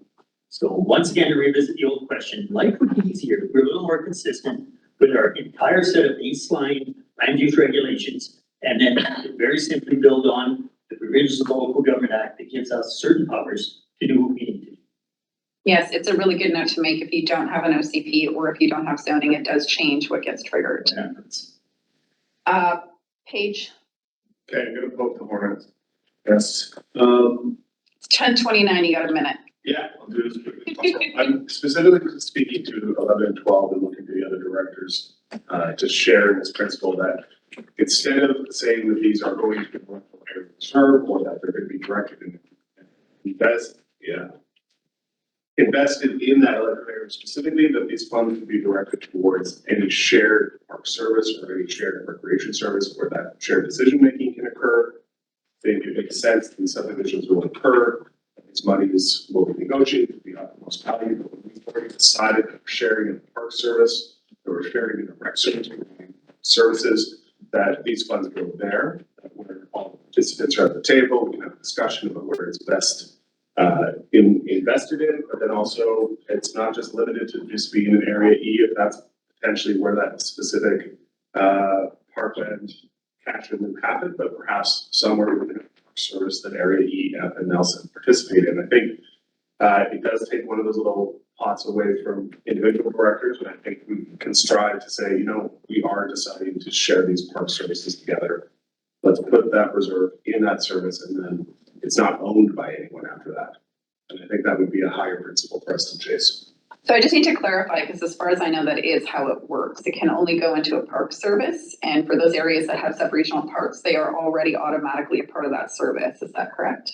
Through the chair, yes, but right now, the way the policy is written and what Director Page is getting at is that item 12 says that if you had a subdivision area D, it has to be used for parkland in area D, as opposed to Caslow and D, or in the case of Nelson Cell EFG, you've got a subdivision area F, it has to be used for a park in area F, as opposed to a park that would go into that sub-region.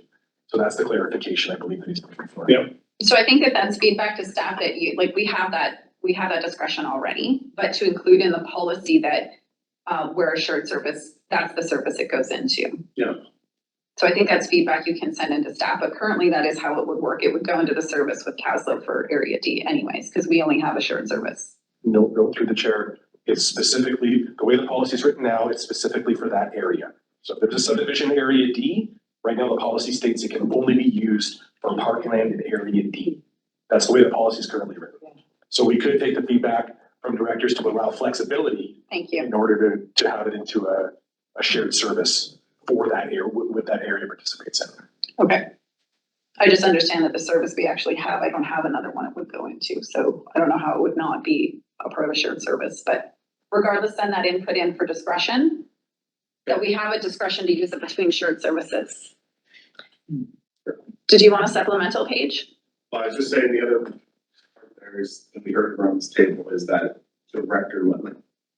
You get into situations where you're at a parks meeting and some directors have these funds that are tied to their areas that are able to impact decision-making because they're the ones who, for whatever reason, because of history, have that pot. And that's not I think there's a better way of doing that and saying, you know what, as soon as it happens, it's in the park reserve and it is available to decision makers of that park reserve. Okay. I think there's better decisions there. So do you remember to submit that? Yeah, well. Vandenberg, you're on the list. I've got Graham, Hewitt, London, Vandenberg, and this again is stuff that you can send into staff. And we're gonna see it again. Graham, go ahead. Thank you. So through the chair, I'm trying to figure out how this feedback is working. Are we getting a survey sent to us? Are we emailing it in? When is it due? So you've got the policy, you review it, you send your input into staff. Bye. It's got April, through the chair, April 5th would be ideal. I think the report says April 8th, but the Friday the 5th again would be ideal. Okay. The 8th is the actual deadline. Hewitt, go ahead. All right, I wanted to, I asked to be on the speakers list because it just references electoral areas, not municipalities, so I wasn't sure that my feedback would be welcomed and received. So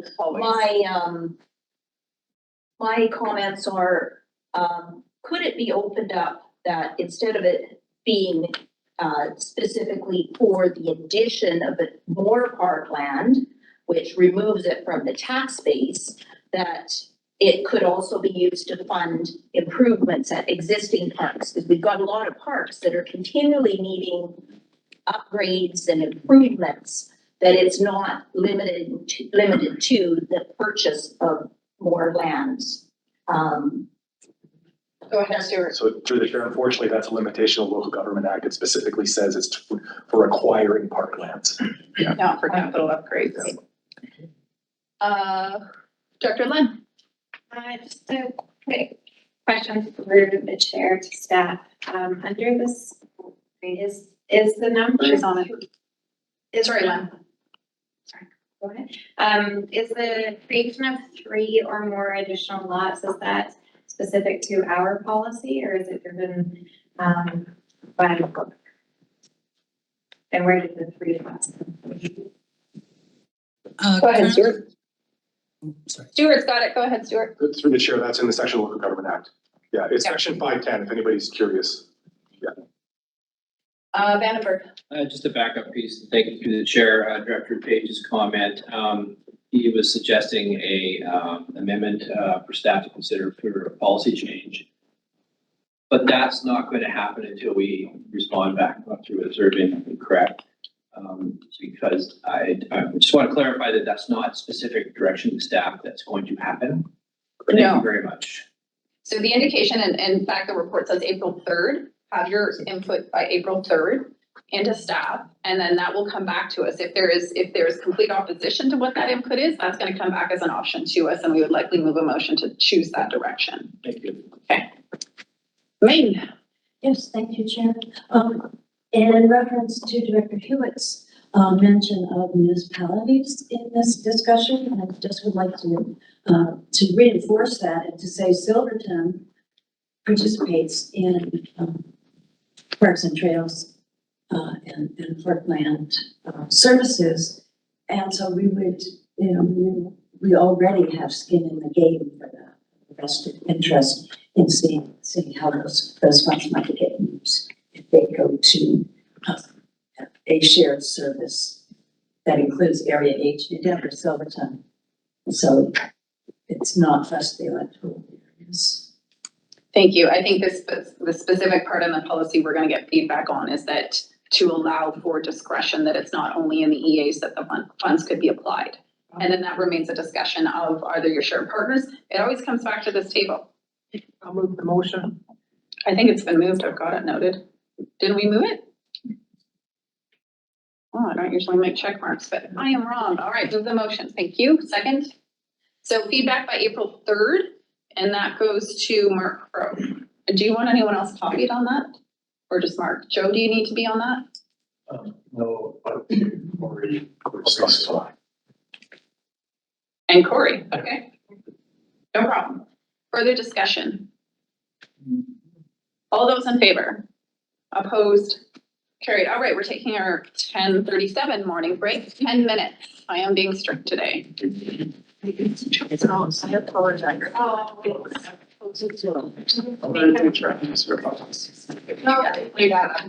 Yeah. But isn't council mean to keep it in the same thing? Still talk with So tabled is when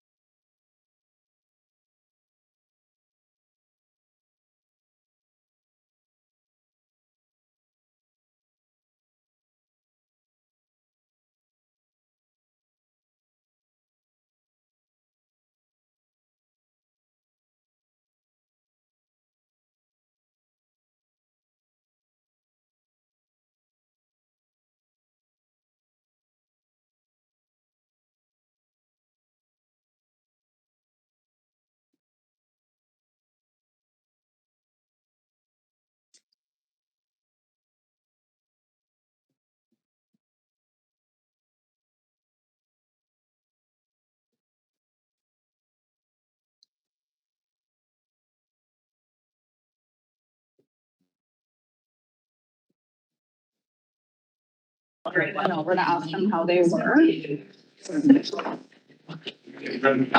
Thank you. All right, directors, please take your seats. Good job. Thank you to those in the gallery. If you can please take your seats. All right, we got everybody back. Director Davidoff, I do have you noted on the next item. Thank you. All right, we're good. 8.2.7, Director Davidoff, go ahead. Yes, thanks. I would be remiss if I didn't send greetings from my granddaughter who's in Legoland. She says, say hello to everybody. So I'm doing that. Sorry, Chair. I promised that I did it. So I'd like to move the recommendation, and then once it's seconded, speak to it. Thank you. And that is that the board directs staff to apply for the 2024 intake for the UBCM Community Emergency Preparedness Fund disaster. Correct. Thank you. So moved and seconded, Davidoff and then Graham. Okay, thank you, Chair. Yeah, I think this is, if we receive these grant proceeds, the grant will go to A101 Emergency Consolidated Service for further allocation. And this will also help us develop our flood response plans, which would be 100% grant funded. And staff spoke to the need for additional staffing to do this work, but this grant provides that we will be hiring a consultant to do the flood response plans, but there will be there'll be proceeds available to A101 Emergency Consolidated Service for further allocation. So basically, this is really important for us to apply. And then when we get to the staffing motion later on the agenda, if this motion passes, that will help me inform my position on what we do with that. So I urge everyone to support this. Thanks, Chair. Thank you. Director Graham? Thank you. So still as the new director here, trying to understand things. I'm just curious if this, if this grant or this grant application requires that the RDCK has a climate action plan. No. Sorry, Dan. Okay, no, thank you. I've got Jackman, Maine, McLaren, Co. Thank you. So this is a little bit of follow-up, I guess, to Director Davidoff's comment, which I do appreciate, because under financial considerations of the report, under 3.1, it states would be 100% grant funded. Quite a few of our reports state that there will be staff time required. So it almost infers, and I think we talked about this at the workshop, that it would be a split of this money.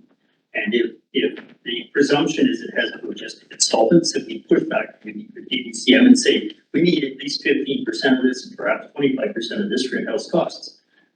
So the report suggests 100% grant funded, but it doesn't show me the split between staff and consultant, and of course, it's busting and stuff. And that's exactly to Director Davidoff's concern, is that is further justification for another position if it is in fact being funded through our provincial association to do this extra work. Go ahead. Through the chair, and full transparency, it was such a short turnaround between when I have to submit your reports that I don't have a full project plan on the application. That's why it's up to $150,000. And the majority of that money is going to go for contracted services out of OPR 501 for an external to be able to do the work. The amount of time that staff needs to put into this particular piece of work is going to be limited. It's going to be contract management and administration, and giving the local knowledge and providing essentially links to reports that we've already done through BGC and other risk assessments.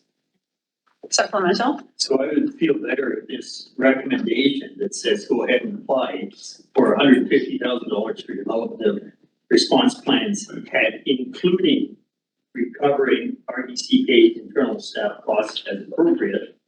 It's very specific. It becomes to be a direction to staff that it will be very good in application. You need to estimate and then recover them. Chair, I would view that as a friendly amendment if Director Jackman wants to include We're just that. clarifying if we need that in the motion or if it's direction to staff. 1 sec. Okay, thank you. For the chair, it's up to the board. If you want it in there, it sends a statement to UBCM. Okay, we'll take that as a friendly amendment then. So let's just make sure Angela wording. So you can repeat that again, Director Jackman. So I think the most appropriate place to put it through the chair would be where it reads for the development of RDCK flood response plans, comma, including full cost recovery of related RDCK staff time, comma, and that if successful, grant the outcome.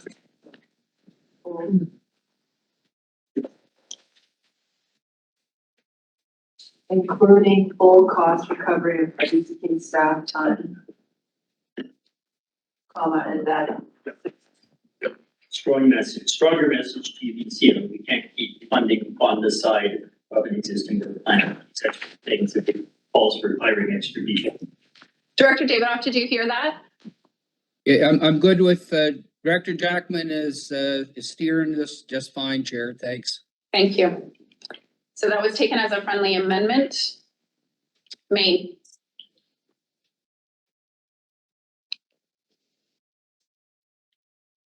Director Maine? Yeah, sorry, thank you, Chair. Through the chair, I see that the file is aimed at all RDCK rural electoral areas and municipalities. So not to take it from this that resources will be shared back and forth between RDCK and municipalities, and that there would be a general flood response plan template developed, but not specific to each creek, that all of the municipalities have creeks running through them that can put us in great jeopardy. So I would be looking for a little bit of clarity around that. Thank you. Dan, go ahead. Through the chair, the way that this plan works is essentially looking at our various watersheds and various water hazards. So a lot of them flow from the regional district into municipalities or vice versa. And this plan is incredibly specific. So it ends up being a very data-driven plan where the consultant looks at things like, if you have this amount of snowpack with this amount of precipitation on it at this temperature, and here's what you can expect in terms of potential flooding. Here are the trigger points for us to activate the EOC. Here are the response goals and equipment that's needed. It gets developed alongside EMCR, so emergency management and climate readiness, for the people that we need to go to for reimbursement of funding. Because we do that, they're able to give us a much more expedited response to saying, yes, we're going to give you that equipment, and yes, it's going to be fine. So it's a plan that is going to be applicable. It's not a template. It's actually very specific to the individual hazards. Okay, thank you. Good? Yeah. McLaren Co., go ahead. It's been asked and answered. Thank you. Director Cunningham, go ahead. Well, thank you to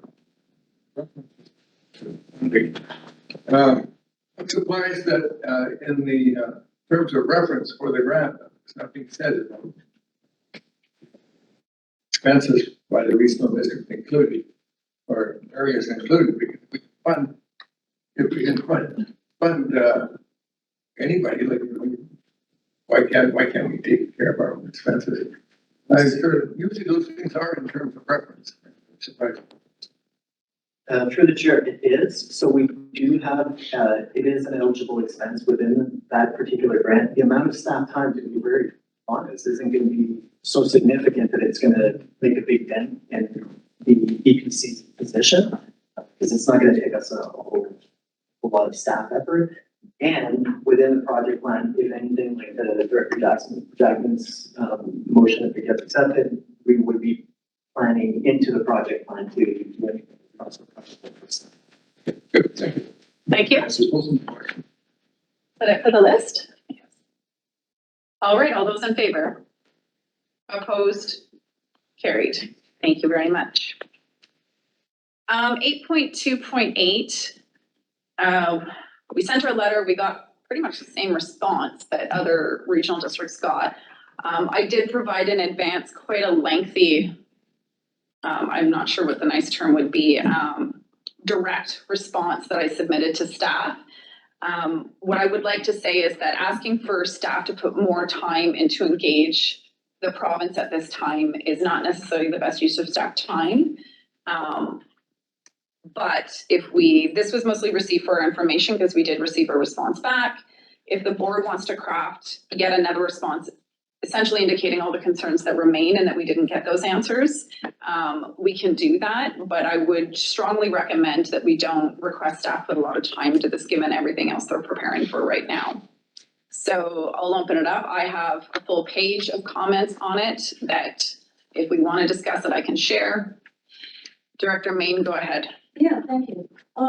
Given that this correspondence has gone back and forth and back and forth, and going forth a third time would be of limited value, is there any opportunity or desire on the part of this board to have a conversation with all other regional districts, with the regional district chairs asking for a meeting with the premier and the other ministers associated with this well before NBCN? It's timely. We have a chair and CAOs forum on Monday in Victoria. Stuart, you wanted to speak to that? No, the chair, it's actually on the agenda. Item is on the agenda for that next week, so. Great, So I think it would, we have a speakers list, just Maine so far. I think it would help if the board gave me that. I don't speak for you until you tell me to. Okay, I would put forward a motion for the chair and CAO to have a conversation with the chairs and or CAOs of all of the regional districts with the aim of seeking a meeting with the premier and other requisite ministers regarding this file. Okay, second, Director Page. I'm just going to make sure Angela has that, and then I'm just going to give you some of the notes I would be bringing forward based on what I've heard, just to make sure I'm aligned with you guys. Okay. Director Main, you're pretty quick with your fingers there. Is there something you could quickly put into an email to Ange to make sure she gets it, and we'll just chat for a few minutes on it? Okay. Just help her out there. So essentially what I would recommend that I bring forward with the other chairs is that one of the requests, I don't remember which regional district it was, there were several that requested a working group before the legislation is actually, the regulations are implemented. I would like to suggest that we maintain that request, that a working group is put together to address the list of things that we initially put in our letter that I don't think were answered and still need to be addressed, and that working group is led by regional districts and municipalities where they want to be involved. So that would be one of my primary requests out of that conversation with my fellow chairs. Does anyone disagree with that? Okay. I have a lot of other notes here. I'm not going to read them all to you. Is there other things that you would like to raise for me to represent you on? And you can also email them to me. Just please do it by tomorrow, Vandenberg, or sorry, by Monday. If you've done some of the work, I would be interested in reading that which you prepared to provide context. It'd be a little bit more efficient. Sure. And if I'm in agreement to it, I'll let you know. And then it may spark some other things to consider. Okay, good point. That process. So what I can do then is I will send you my summary. I sent a couple pages of notes to staff before a board meeting, and so it's included in that. I will cut and copy that and send it to directors and say, please let me know your feedback on this. Just always remember not to reply all. The moment you reply all, we've constituted a meeting. So we have to be very careful about that. But if there's things that directly conflict with each other, I will then reach out to you to clarify between those folks. So I'll do my best to monitor that, and I will send it out to you tomorrow morning. It's just my, at this moment, commitment. And thank you. Further discussion? Yes. For the chair and CAO, the board direct the chair and CAO to have a conversation with the other regional district chairs and CAOs with the view to scheduling a meeting with the premier and relevant ministers on the impact EDMA will have on regional districts in British Columbia, and to further recommend that a working group be established to discuss these concerns, to table these concerns. The wording we had from that I cut and copied was regional districts form a working group as a potential way, to ensure regional district concerns are fully understood and that they're actually engaged upon. I think the concern I have, and we see this with a lot of our motions as well, is we get a response that indicates what we already know. It doesn't address what we're saying is a problem and how are we going to change it. So that is the approach I would take with a working group, is that it's the ability to discuss things and say, yes, I understand that's the regulation. That's our point. It's a problem. So that's where I would be going with it. Paige. Wondering how best to either include or try and bring in and support UBCM or provincial associations. We're doing advocacy days after KBLG in Victoria. And so if we can somehow get support from UBCM, bring them into the conversation, they might be the place where this where he eventually lives. There's so much regular contact going on between the executive on that side and the province that's what's going to keep us alive. So the chair and CAO's forum is coordinated by UBCM. Okay. And so if that comes out of that forum, it is through UBCM. Yeah. But yes, duly noted, they are involved. Okay. Are we on the motion? Do you want to read it back to us, Angela? Okay. George, I mean. Yeah, so, Stuart read out what, that's the motion that we want to put forward, that it's the meeting of the working group. And Yes. this is awesome, and so I don't need to stop. No, you don't. You're good. Thank you. Okay. Sorry, don't normally have a moment of silence. The chair has been read out by Stuart. Yes. Yeah. Go ahead. Through the chair, the last sentence I just added was, and to recommend that a working group be established to work through these concerns in more detail with the province. Because usually when a UBCM working group is established, they will assign ministry staff to it. So are we good with that? And that includes the direction to me that I would gonna send you my notes in advance Friday morning. Okay. All those in favor? Opposed? Carried. I better make my own note, but I gotta do that. Okay. 8.3.1 Southeastern BC Regional Connectivity Committee. This is Jackman and Popoff are on this committee. Go ahead, Director Jackman. The recommendation, the board authorized CEO Warren to sign the memorandum of understanding with the Regional Connectivity Committee for the purpose of connectivity throughout southeastern BC. And I think public comments if seconded. Second. Thank you. And we'll note this is a continuation. It's not a new MOU, but you have more comments. Essentially, we did very little recent. Okay. I can compare the previous one to the current one. It's just that we had set timeline around the need to reassess relevance, essentially, is where it comes down. So if I can make a few comments beyond my very brief report that I usually spare, or not spare, offer very few words. So, first I want to point out that we have continued direct engagement of very key provincial representatives on this committee. And also CEO Warren has been very participant in this as well. And including more recently, what I would view as an expert on low Earth orbit satellite technology. The province is encouraging to me that they're actually looking at this very specifically to make sure they fully understand the opportunities.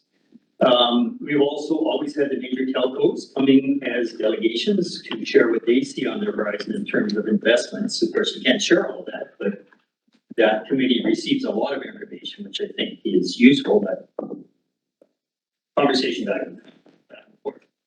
However, the fiber to home is nearing the end of the strand, the end of the road.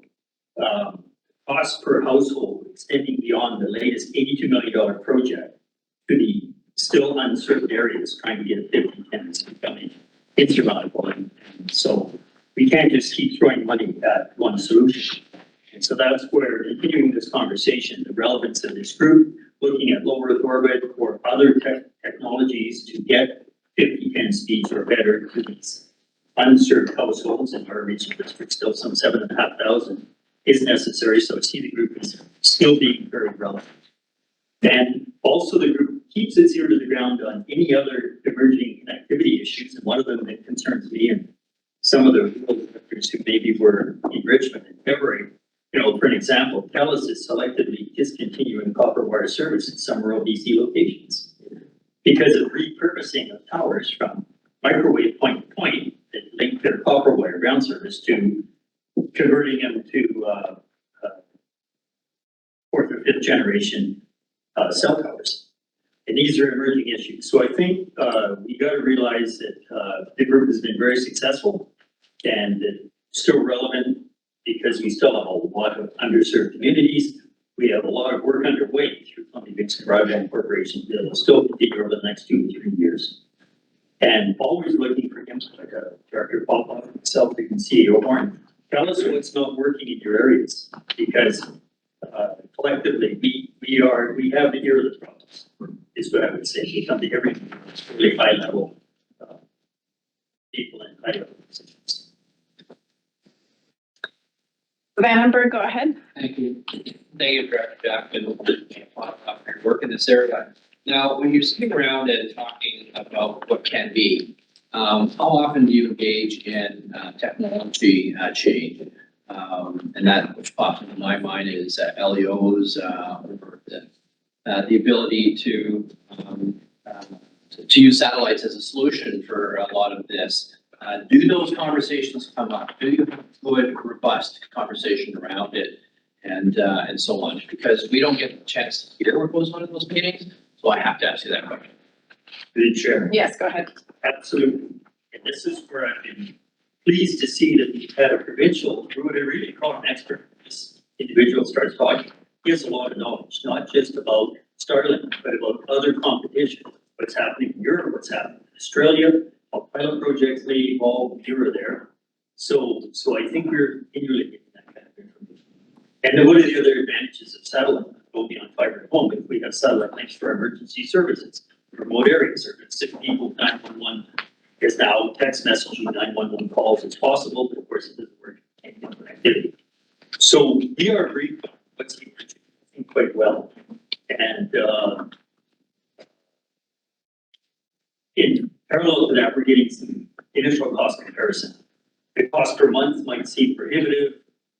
You know, could we subsidize the initial commitment to our purchasing equipment, that kind of thing, as opposed to $10,000 plus per household connecting fiber to home for some of these sites now, for some of these residences in more remote areas. So we get technological options as well as some cost comparisons. And I think that's necessary to have that full conversation, especially if Columbia Basin Broadband Corp is going to continue to invest. They need our support to justify the investment. So absolutely. Low Earth orbit sounds pretty promising for a lot of areas. Okay. Paige, is that a hand? No, you're good. Okay. All those in favor? Opposed? Approved. Okay. 8.3.2, this is the policy on recording meetings. So we have the policy. Do you want to start with questions or a motion? Jackman, go ahead. And then Graham, was that your hand? Okay. Yeah, thank you. And my feelings on this yet, but I can wing it. Time frame has come up a lot. We've all received emails. I'm not opposed to recording what's going on because I would rather have a clear, concise recording where you can hear my voice, because I'm not always that clear, not always audible, instead of hearing something that somebody recorded in a poor manner or substandard manner, and then that just opens up confusion. So as clear as can be, proper recording, put it online, I'm good with that, no issues. When it comes to how long we make it available to the public, I would like to lean in more to how long we make other records available to the public, or at least be stored or retain other records. My sense from the report is it's not going to be that expensive to store the stuff. I have no idea what quantity of data this is. There's some numbers in there. But I'd rather be stored for the same length of time as we store other official records. If that's 7 years, we make it 7 years. Whether or not we make it available to the public for 7 years, I think should really transition from here, we're going to post it on a site. You can go in and read it yourself, and we're not going to give you any guidance. We're not going to spend time with everybody in the regional district trying to help them find a spot in a meeting. Do it on your own. If you wanted to listen and sit like these good people are, that's great. If you miss the meeting and want to look up something later, don't be asking our staff to endlessly try and guide you to the right spot. As directors, we do that all the time. I'm always guiding people to the right spot. Give them a report, clip something out of an agenda package, but don't do that endlessly with these recordings. However, if they're open and accessible for self-searching for 1 year, And then for the next 6 years, there may be some step they have to take to put a note in, say, hi, I would like this recording. And if it can't be continually online, then it would be a simple type back and answer, okay, go to this link. This is this meeting on this date, and that's all they get. I would support 7 years or whatever length of time we keep other official records, and I support that we record these meetings and make them as open to the public as possible. The next decision will be committee and commission meetings, because our procedures bylaw says they shall follow suit. I don't think this covers that, but we'll have that conversation in the coming months. Vandenberg on the list. You did not move a motion though, you're just speaking to. No, because what I want to move isn't there, and I always value the input Yeah. of peers. Okay, yeah. I wanted to move the motion, and then I guess we could talk about an amendment to the time. Move what you would like. I would like to move that the board adopt policy number 100-01-21, recording meetings effectively. Second. I'll second that, Chair. It's seconded, so I just need to clarify because there were several options, so I'm just clarifying the staff recommendation is the one you're moving. Okay, and I just need to verify which option that was. It's the first one, okay, sorry. Moved and seconded, did you want to speak more to it? I would welcome a friendly amendment in terms of the retention. I also have heard from the public to retain the meetings online for 1 year and offline for a longer period of time, and I will be able to bring it over that period of time. Okay, and sorry, someone else put their hand up, was it Paige? Oh, can you wash the hands, please? Okay. I got a list. Thank you. McLaren Co, go ahead. Thanks. I was going Oh, sorry. We have two different lists. McFadden was before you. Go ahead, Director McFadden. Thank you. Sorry, Aiden, to take your thunder. Yeah, you probably heard me talk about this. I'm great. I'm really happy this is before us.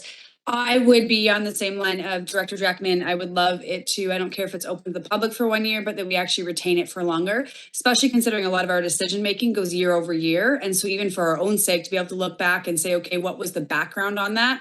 And to be able to ask staff and say, can you just give me the meeting? And then us go watch the meeting. I think not just for the public, but even for us as directors or new directors to be able to look back at some of those conversations, I think is just wise for us to keep it longer. So I'm along the lines of Director Davidoff. I think 1 year is not long enough. I'm not even sure that 2 years that's in option 2 would be, or 3 years that's option 2 would necessarily be longer or long enough. So I would be inclined to keep it the same as our other records. So essentially, I'm just saying I agree with Director Jackman and would love to see us land at keeping it longer than just the 1 year. Can you put Weatherhead on the list? Sherry, go ahead. Hi, thank you. Through the chair, I just wanted to clarify. So the recording of the meetings in this policy are listed as transitory, which is why they would have a shorter retention than our official records. So speaking to some of the comments about keeping our documents as long as we do keep official records, that is a very wide range. You know, we keep official records between 1 year to permanent. So there would need to be a little bit more clarification on that. But that's why this policy specifically states that the recordings are transitory and not necessarily official. So McLaren Co is next, and if just noting, if anybody wants to make an amendment to the motion, we do need to get that in there. So McLaren Co, go ahead. Thanks, Sarah. Originally, I was going to move option 2. And I don't want to preempt further discusussion, but I would also make that amendment as a friendly. I think you can make that as a, Yeah. that's what Director Brown had indicated. To reflect the 3 year total retention period. Thank you. Friendly amendment. Okay. So the motion now is as it states with the retention period being 3 years. Okay, so the board's aware of that. So we'll keep going with the speakers list. Jackman for a second time, if you can note that, please. Vandenberg, go ahead. Great, thank you. Through the chair, my question is around the technology. I look in the report here and on item 3 on the first page, it talks about WebEx. Why is it that we're using WebEx if it's something that, or I guess the question would be, is WebEx adequate venue to record, not to hold, but to record the software? if it's a challenge, it says here it needs to be improved in order to record. If it's a challenge, what are our options? Why is it that we use WebEx? Yeah. Yeah, go ahead. Yeah, thank you, Chair, through the chair. So we use WebEx because it was, we had licensing through, we use Citrix at Cisco. So WebEx, we were able to procure licensing when we moved over, when the pandemic took over. And that's why we use WebEx. There really isn't an issue with WebEx. Our issue, well, there's some, but our main issues are with the AV equipment in this room. So the owls are not adequate, both from mainly from an audio perspective, also from a video perspective. So we are investigating options to improve the AV equipment in this room, and including sound recording. And we are also investigating moving from Zoom, from WebEx to other audio video conferencing systems, but more from a cost perspective. The WebEx, Zoom, they're basically from a technology perspective, not a lot of difference between them. As far as quality, some local governments use WebEx, others use Zoom, so we'll make a decision on that in coming months. So two things, we're looking at replacing WebEx and also the equipment in this room. Good. I've got Maine, Davidoff, Weatherhead, Jackman for a second time. We'll put them at the end, Page and Lockwood. So Maine, go ahead. I'll pass it. Thank you. Cunningham. Davidoff, go ahead. Yeah, I just wanted to make a comment about being recorded has made me dress better, because there was a 45-minute portion of video posted of me of one of our meetings, and I said, "Oh my God, I need to be a little snappier dresser and take care of it." So just thought I think that's a Jackman joke. So there you go. Well, you both need to do your hair before you come in, so. Weatherhead. Thank you, through the chair. It was just about the transitory piece. That was what I was kind of looking for, is where I thought these were going to be temporary, and then if they're no longer, or they're put away, vaulted somewhere, then how do you share that? Then I don't know how that works, because I don't have that technology in mind. Do you want to take that, yeah, or Sherry? Cherie, sorry. Cherie, did you hear it?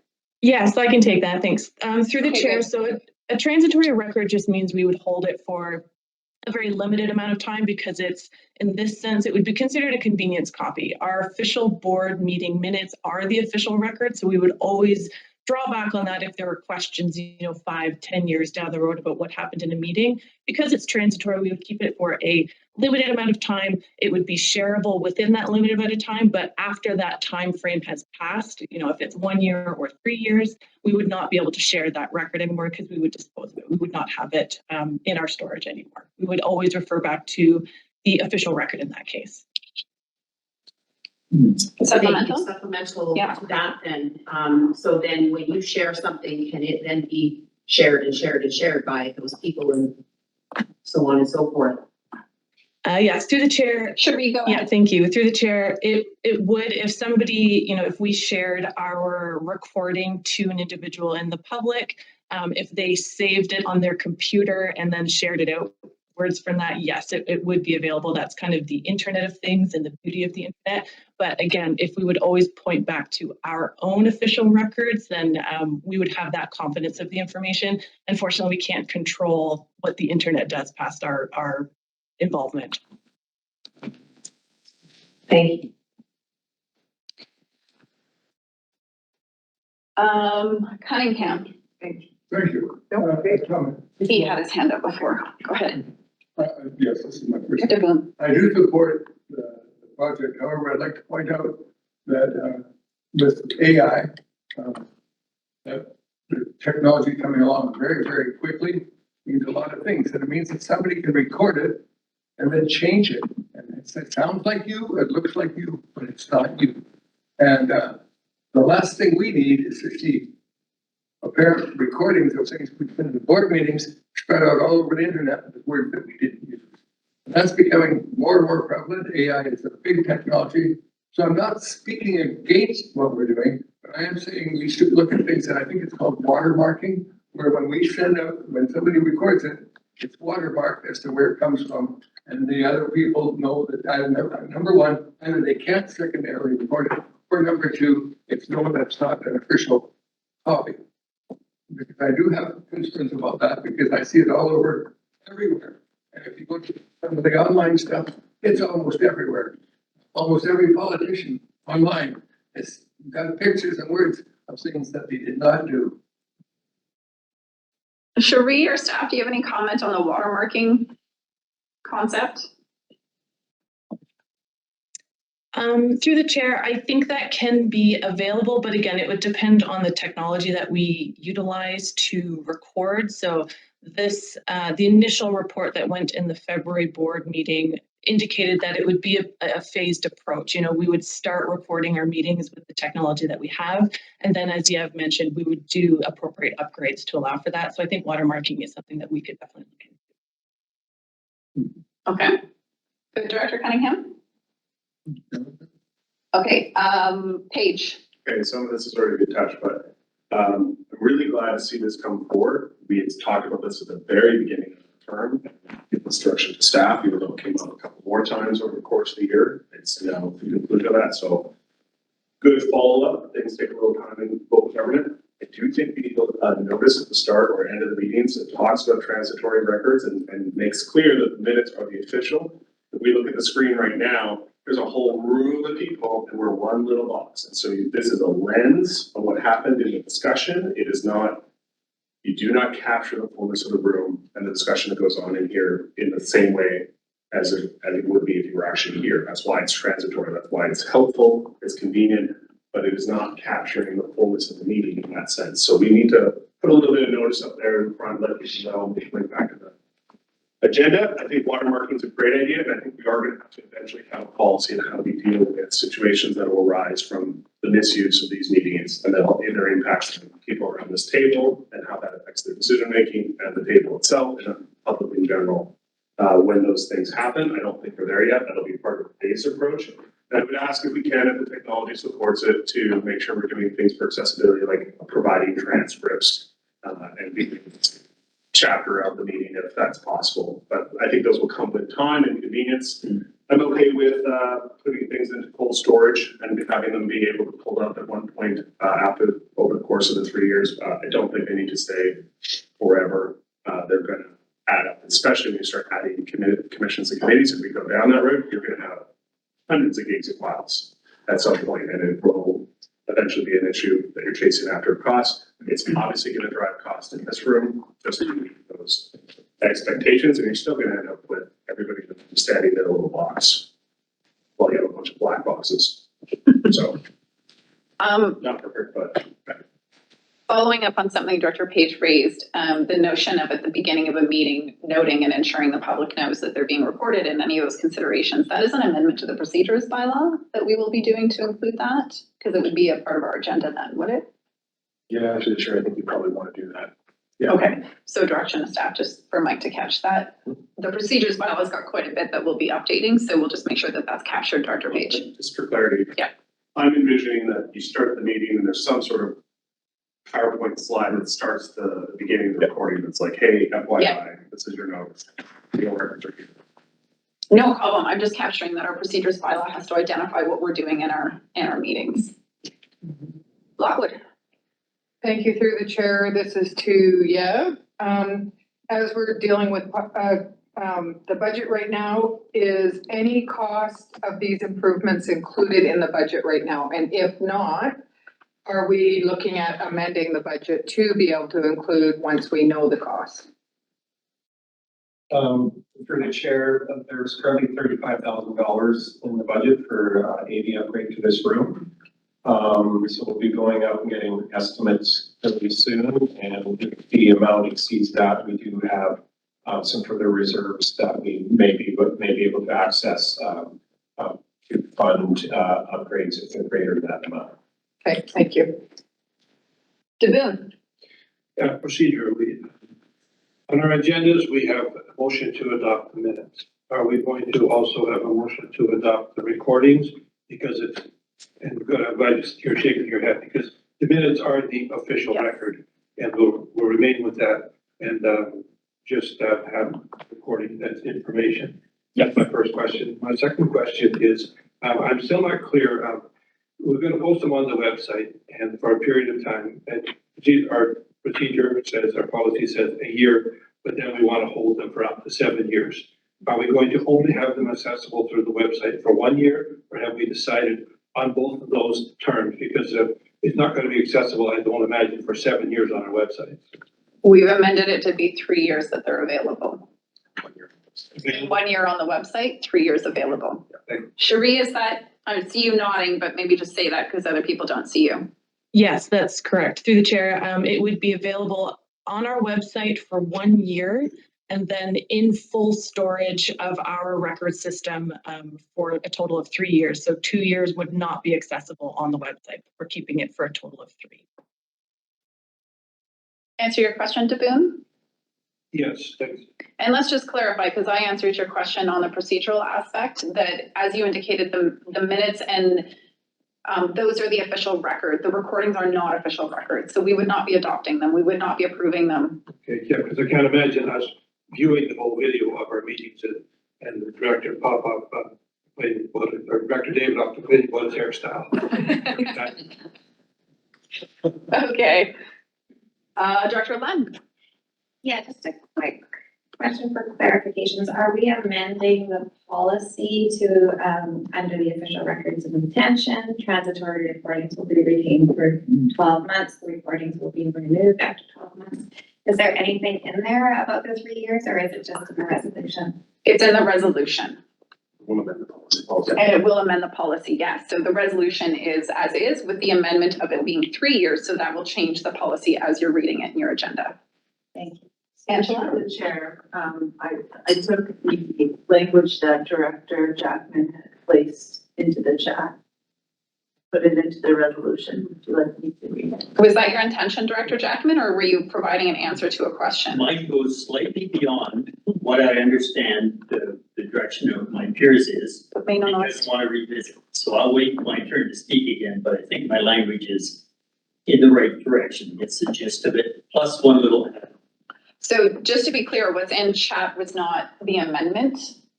The amendment was quite simpler than that. Yes, I've added.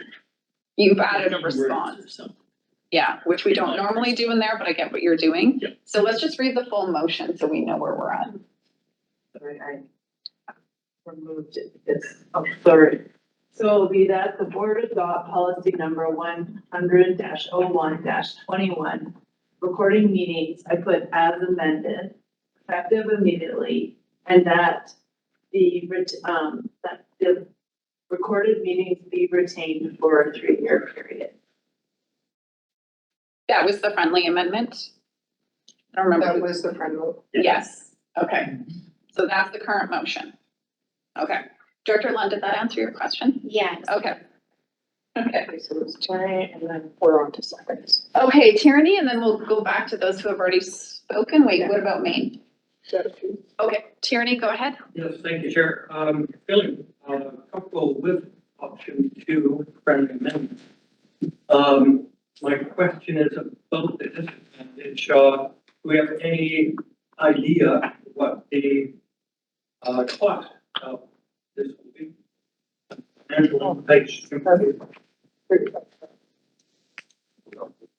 Sorry, through the chair, the cost is specifically recording the meetings.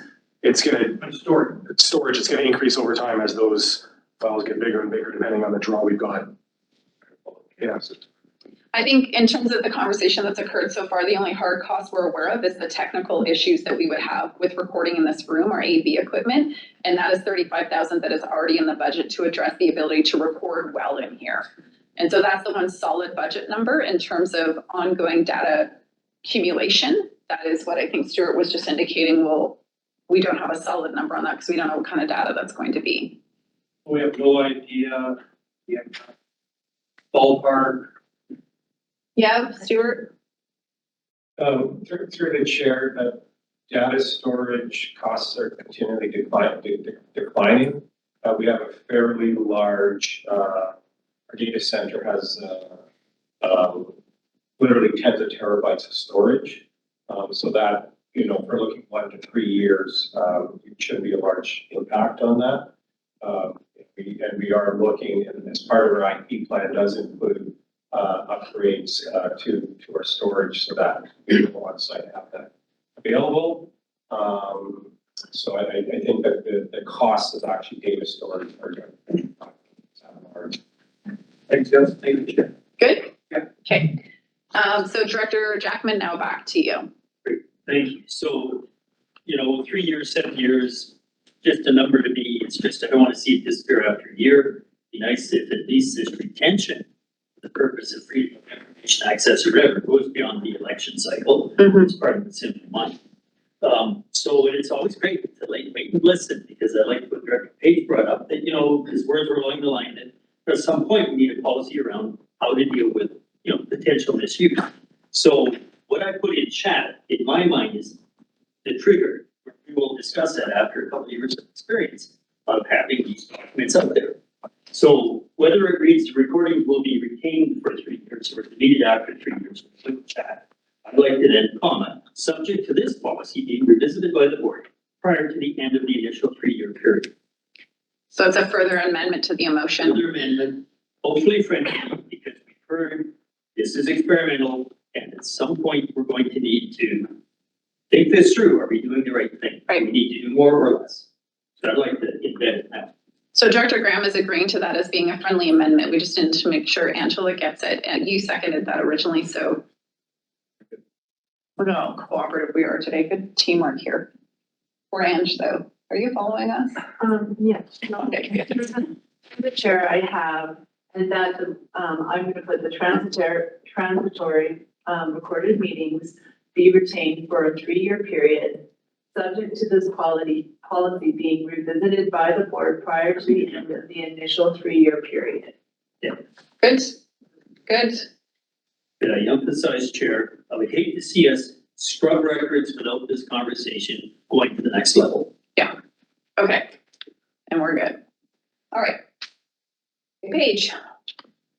Sorry, I was too busy listening to everybody else, that I forgot one of the notes that I had written down. But it's how are we dealing with items that might occur in the meeting of a sensitive nature that can be anything from something that is blurted out of an in-camera nature to abusive or harmful incidents that occur within the recorded meeting, and how do we capture that in policy so it doesn't necessarily get posted online immediately after. Through the chair, I might suggest that gets covered in the procedure bylaw in terms of how we handle the meetings where there may be edits for specific items like that. I think we just have to work through how we word that to make sure that it's not too general. It's got to be related to specific things. Yeah, but yeah, we could definitely we definitely look at that as something in the procedures bylaw to say that the recordings could be edited for some of the items that you mentioned and other ones that we maybe think of. Yeah.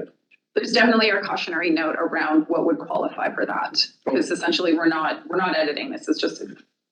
And through the chair, even just from a simplified standpoint, I don't think we just let the recording run while we're on break or away for lunch for an hour. You're gonna have those edits in there as well. So even just something as simple as that, we need to make sure that the public's aware that it's been cut. Yeah. And why. Yeah, totally. So that's the direction that staff need to bring back into procedures. Okay, that's fine. Director Main. Yes, we're talking about the 3-year period that's been proposed, and what's going through my mind is we set for up to a 4-year period, and so I would propose a friendly amendment that the 3-year would change to 4-year, so that at the very least, a rural director or the municipal director's full term is recorded. Can I just note we're starting this midterm anyways? Yeah. And so we're already going to be overlapping in other terms. Yeah. Okay. But if, okay, it would not be accepted as a friendly amendment, but you can make it as an amendment, see if you get a second. Sure, I'll propose it as an amendment. So that would be changing 3 to 4. Is there a second on that amendment? Director Lund. Okay, so the amendment is to change it from a 3 to a 4-year period.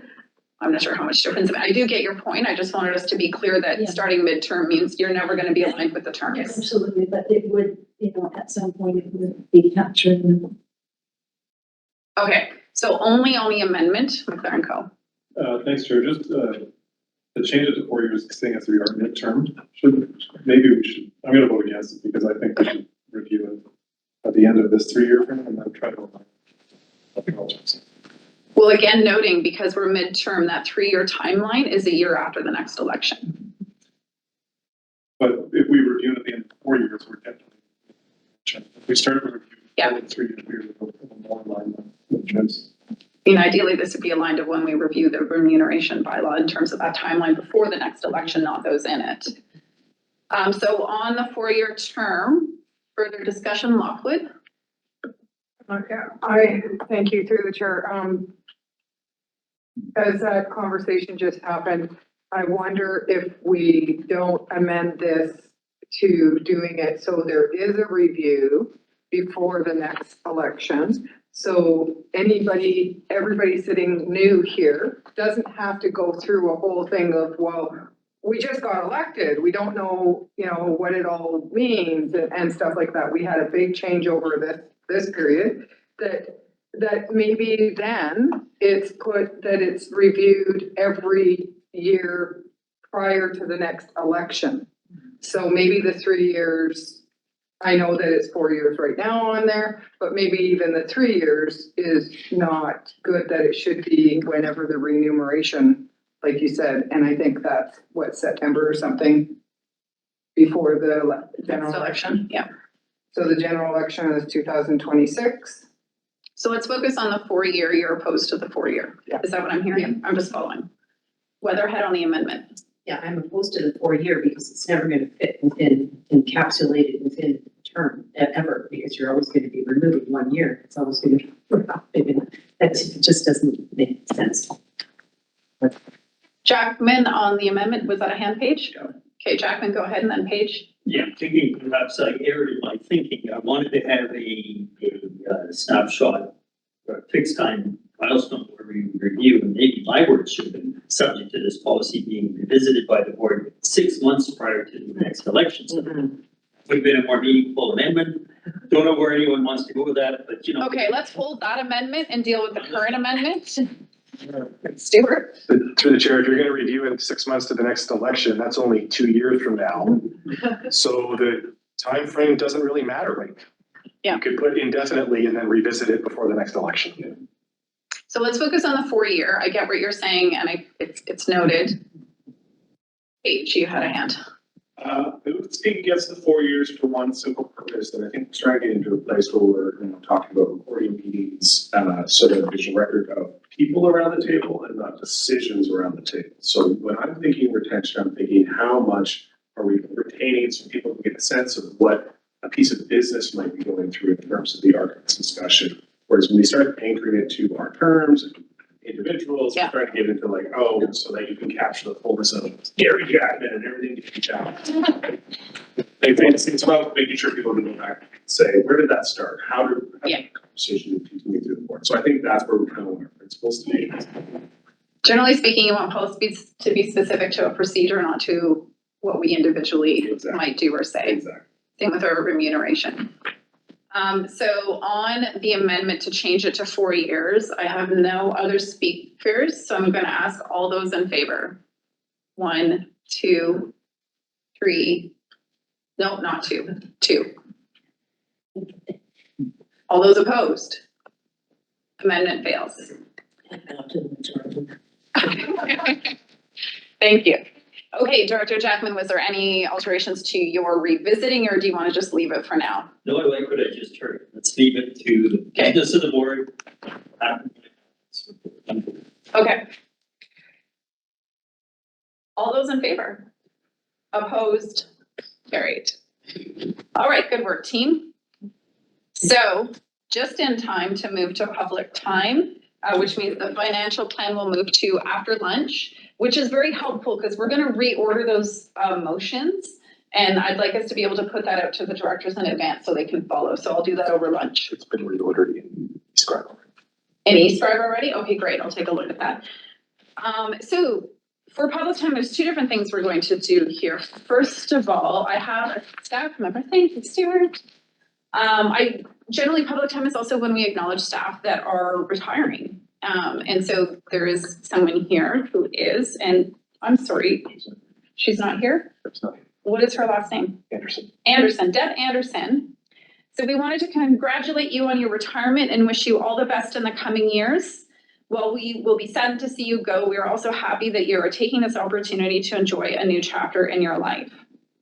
So Deb Anderson was with us for 28 years, from the early years working in child minding to become a customer service representative, as well as leading the babysitter course and eventually taking on the role of customer service representative too. She has always gone above and beyond. Your many contributions to the Nelson and District Community Complex will be remembered for years to come through the example you have set for excellence in customer service and as a dedicated and supportive team member. So while Deb Anderson is not here, we do know Joe will pass on our immense gratitude for her 28 years of service to the community via the RDCK. Absolutely. Thank you. Thanks, Deb. Okay, and now for public time, we are happy to have people with us to ask questions. We have a 15-minute max window for questions, and we don't have the levity to extend that today given our workload to get through. I'm going to start with the people online. And here's kind of the proviso of how it works. We welcome you. We thank you for being here. Our guidelines for engagement are that it's respectful communication. We do want to learn, listen, and provide informed input. So the questions come to me as chair, and then I'll redirect them to staff or provide you the answer.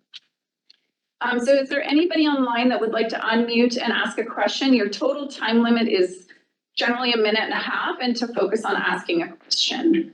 Anybody online that would like to unmute?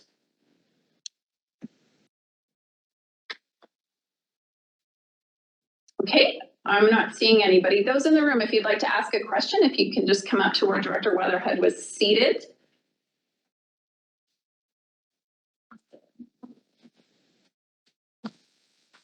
Hi, Deb.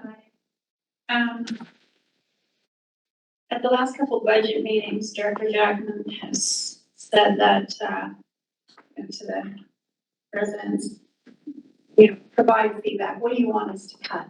Don't really understand that, because that'd be like telling your mechanic saying to you, can you diagnose my car? But anyway, so my suggestion for the budget, if you're still talking about it, is to pause Service 105, the CSLAC committee. And not saying disbanded, but just pause it. I think all of the things that it does can be moved into S100, because the three main things that it does are already there anyway. The Paris does, the climate action plan, the invasive species, the REAP, and renewable energy. And if you were to do that, so just the committee, everything can go to S100.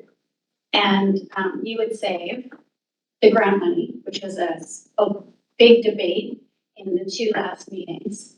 You would save on the director's fees. So just doing it this year, you would save 41,000, and over the next 5 years, 210,000.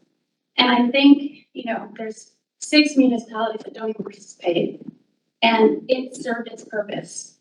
It's done its job. It's been in effect since 2017, and its purpose was, as Dr. Director said, to hive off these projects that related to climate, and it's done that. And I've listened to the meetings, and they're convoluted, and they don't. You talking about the salaries, there's some there, there's some in an allocation account, and it's really, really confusing for everybody.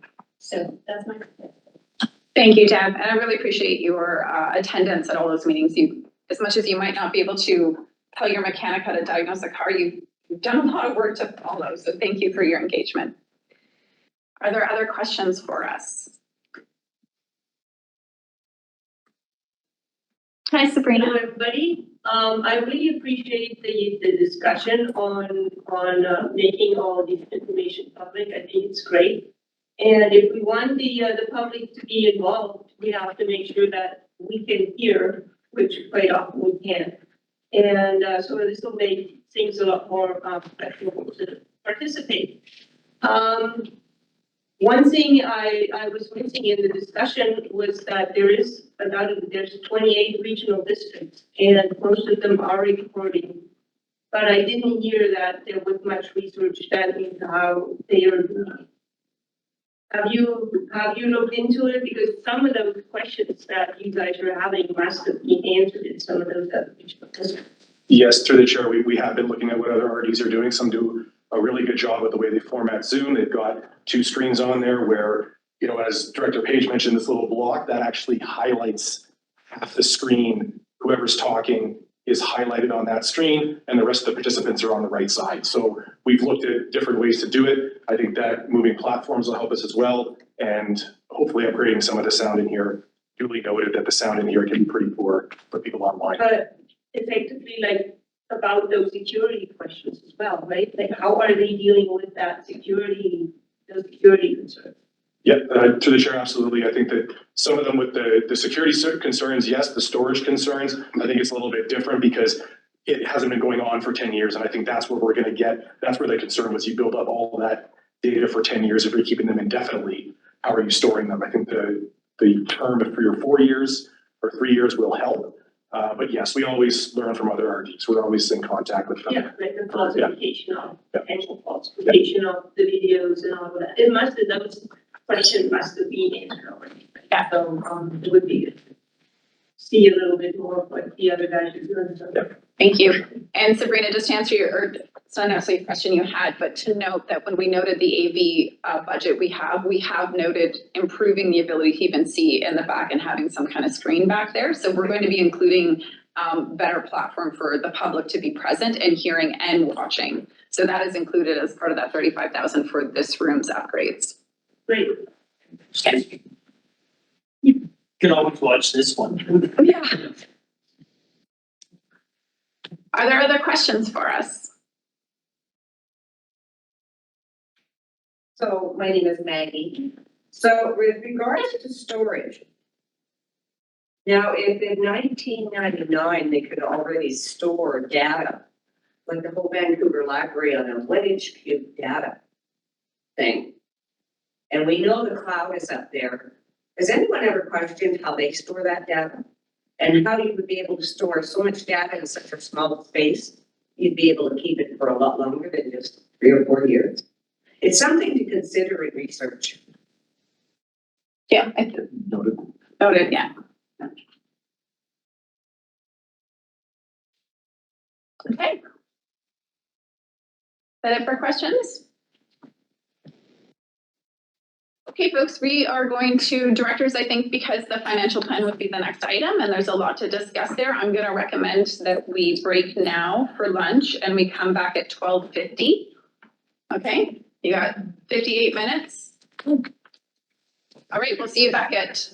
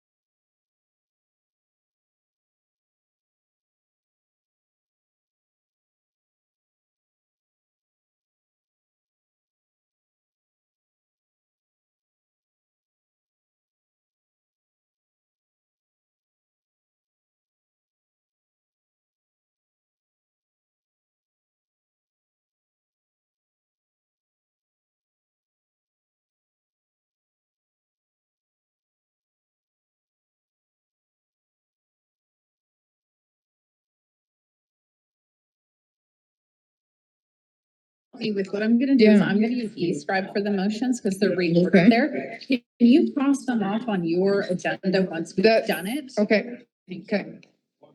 That's, and actually, you tell me which ones, Yeah. so I can So write. the original number she kept. So Okay. you can see that number two now was number 17. So I'll reference that as well. And then I'm going to lift from the table the emergency management one to make that number 5, and then we'll go into David. Okay, to. Can I ask you a quick question, Amy? When that FCM resolution comes up for me, am I allowed to speak regarding it? Oh, okay, because I know in the past, when it was something that involved me or a director appointment, that the director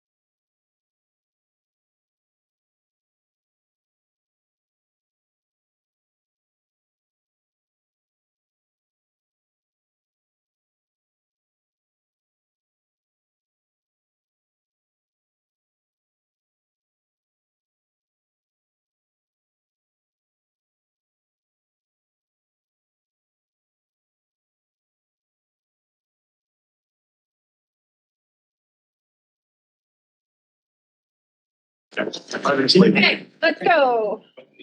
Director, So we're just doing directors. Can I get your attention, please? Yes. Uh, Yeah. Director Cunningham, We have everyone. Sorry, we need to hear now. Thank you. Director Davidoff, can you hear us okay? Yes, Chair, can you hear me okay? Yes, good to go. Thanks. Director McFadden, is your sound good? All good, thanks. Thank you. And Kaisley? Yeah, it's Can you hear perfect. us? Thank you. Okay, great, thank you. All right, folks, we are back in session and let me pull up my notes, I'm so sorry. So we have a few notes to make about the financial aspect of this agenda. So we are on 8.3.3. We have all directors in the room and those online.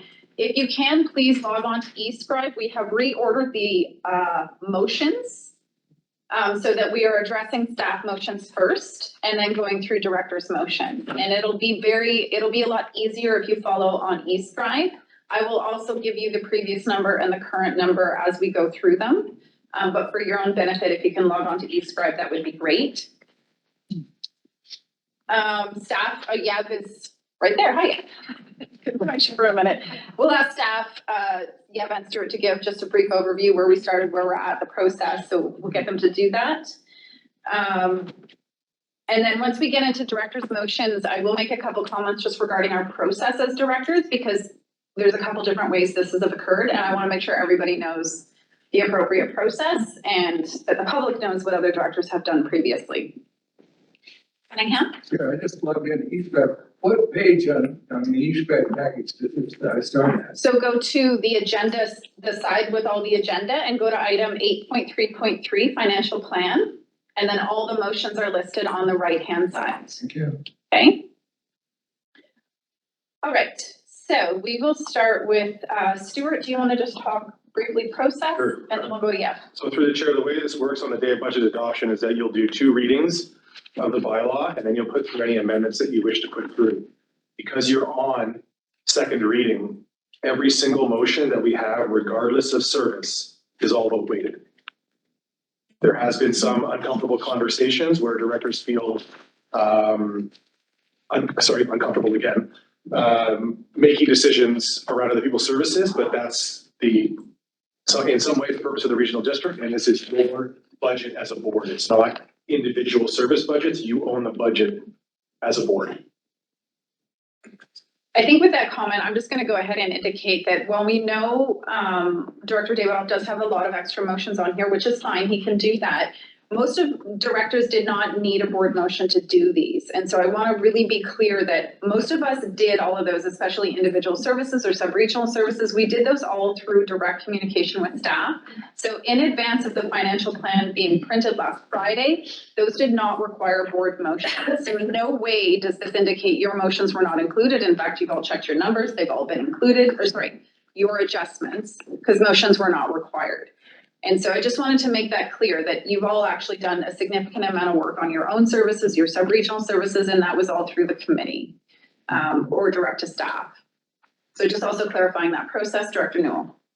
When it says, for instance, resolution number 2, see attachment. Yes, but I don't know where the attachment is. Resolution number 2 in the eScribe.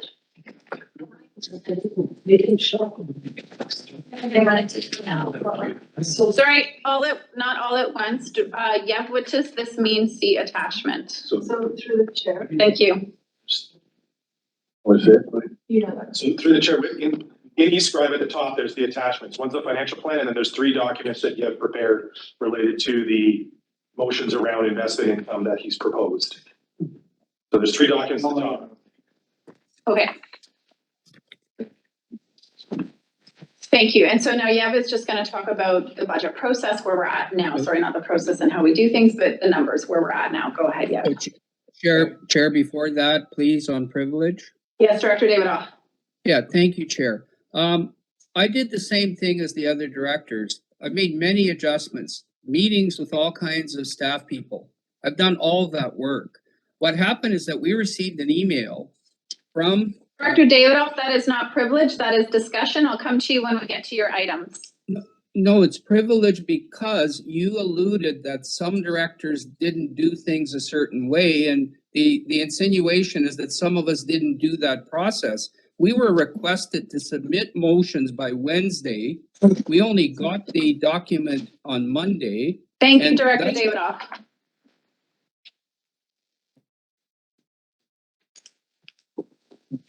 We have many different ways we can do it. I was alluding to the fact that we do not need motions for independent services nor our shared service. We had done all that work previous to last Friday. There's just two different ways of doing things. And I was identifying that so that the board knows how it works.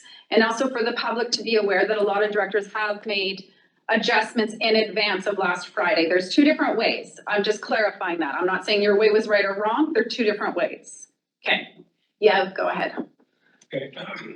Thank you, Chair. To start with, I'd just like to thank, first of all, staff and including budget managers, finance staff for the untold hours and effort in putting this budget together. Process started last September. Many committee commission meetings, late evenings, weekends, discussions with directors and with the public. Got us to where we're at now, so a big thank you to staff and as well directors as well for all your time and effort involved in getting the budget to where it's at, and the public as well too. So thank you very much for the public. We had a very engaged public this year.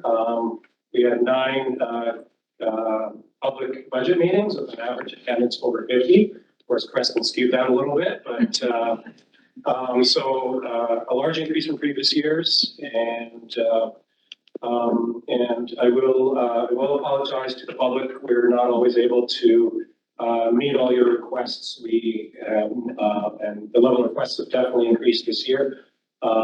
We've had increase in director requests for information as well, so we're able to meet requests. So in January, the change in January was our first budget board meeting. In that meeting, our budget was sitting at a 11.1% increase in taxation. The budget through the process and all the meetings and changes in the over the last 2 months, we are now at a 6.8% increase. So a significant reduction in taxation from where we stood 2 months ago. A part of that, what percent of that is we've aligned the way we do that calculation now with other local governments. So what a percent of that, a little percent of that reduction is because of that. So we're using a similar approach now. So yeah, so great work from everyone getting us to where we are now. Right back at you, yeah. And your team, thank you. I think that the first motion we should do is the first, second time by content, and then we'll work through all of the staff motions and then director motions. Does that work for the table? So Chair, we have to move item 3.1, the staffing request to be considered at the same time as item 8.3. Okay, so let's see if we can not make this complicated. We are going to take, so the emergency management staff position, if you're following an e-scribe, is going to become motion number 5. It's going to be a part of the staff motions or in that sequence, and then we'll go to Director Davidoff's motions. But we need to lift it from the table now, so I'll take a motion to take item number, Angela? 3.1 and be considered with item 8.3.3. Thank you. Moved, seconded, discussion? We're good? Thank you. You're watching chat. All those in favor? Opposed, carried. So that'll become motion number 5, and both Director Lockwood and I and Angela will help us keep on track. So now to the first motion, which is that the RDCK 5-year financial plan be read first and second time by content. Moved and seconded, discussion. Of course, we're going to go through a lot of other discussion. All those in favor? Opposed, carried. So the next motion, which is number 2 in e-scribe, was originally 17 if you're still working off the printed agenda. This motion is that board direct staff to reduce investment income related to operating bank accounts by $105,000 in general admin. So first, I just want to make sure we all know what motion we're on, and then open it up for questions. Or Yev, did you want to give a brief description on what this is? one, okay. My East Grad, sorry, because it didn't work. No, that's okay. We need to know, can you follow on the agenda if I tell you the original number? I could, but I should try, I'll go back. Okay. Sorry. That's okay. Can I go ahead and ask you up to speak to it? Okay, thank you, Chair. A bit of a preamble to these motions and where they come from. So the increases in the interest rate environment has really caused a material increase in investment and interest income at the regional district. So we went through, the county goes through a process, does its allocations, and we actually waited till about February to get all our final investment statements from the various institutions. And that's why this motion, or this isn't currently the plan. So we reviewed the plan after it was consolidated last week and looked at the interest income in S100, which is about $430,000. And I would say came to the realization that where is that driven from? It's driven from our operating accounts, which means it's from most, if not all, of the services. So does it make sense that to have all the interest income sit in S100? Is that fair to the various electoral areas and municipalities that have paid into the various services?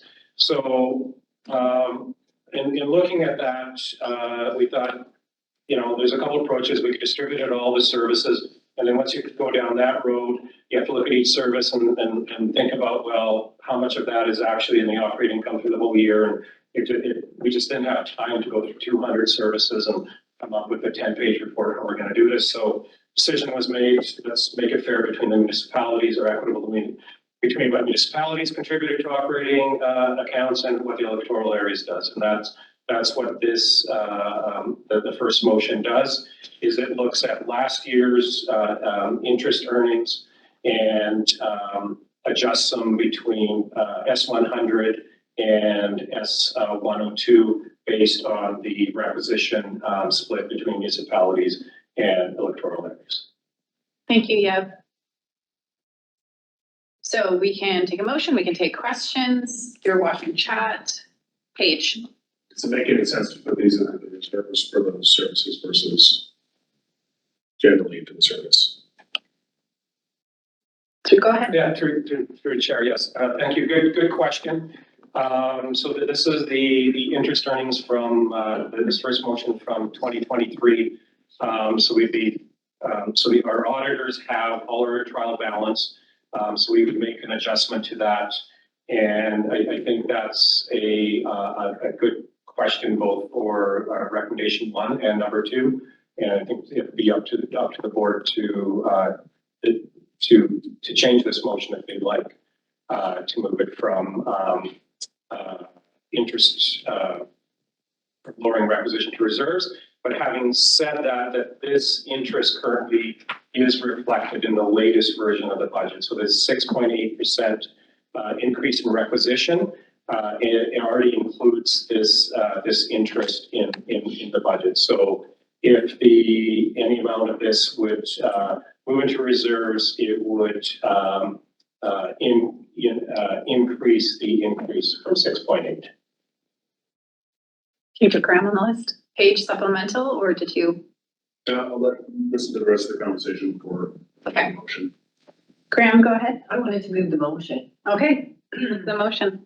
Do you have to read it, or can I just say I moved the motion? Well, we'll just make sure it's number 2 in East Greg. Number 2 in East Greg. 17 on the original agenda, and we'll just make sure that it's, I'm gonna read it. Investment income related to operating bank accounts by 105,185 and general admin service, and increase investment income by 105,185 and rural administration S101 for the 2023 fiscal year to account for the requisition split between EAs and municipalities, and further in general administration, reduce prior year surplus by 105,185 and increase the tax requisition by 105. It should be reduced, right?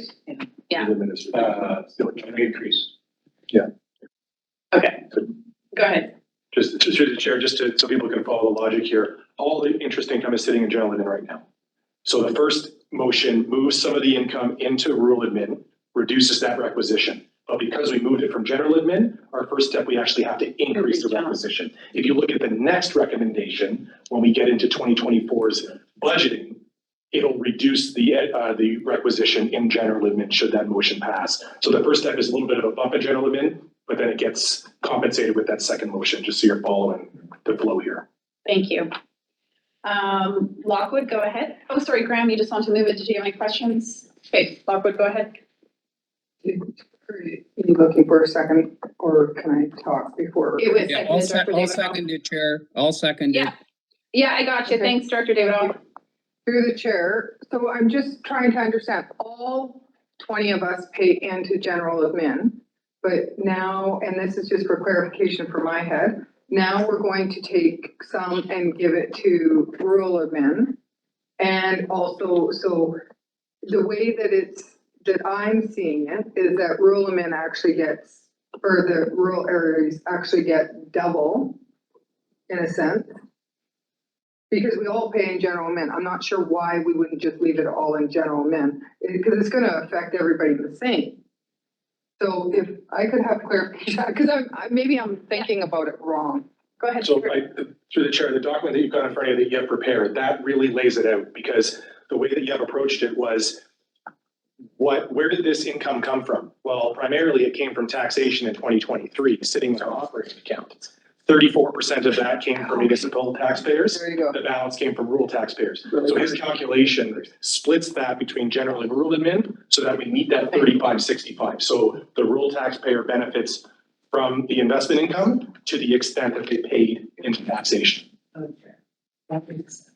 Okay, so I answered your question. Hewitt's on the list, and you're next. Oh, sorry, Davidoff is next. You didn't write him down. Go ahead, Director Davidoff. Yeah, thank you, Chair. So the way I read this, and again, it took, Director Lockwood is not wrong. It took a few reads to kind of try get a feel for this. But what is the net effect on taxation in rural admin and general admin if these two motions pass? Yeah, for Stuart. You had a number overall yesterday, maybe just share that.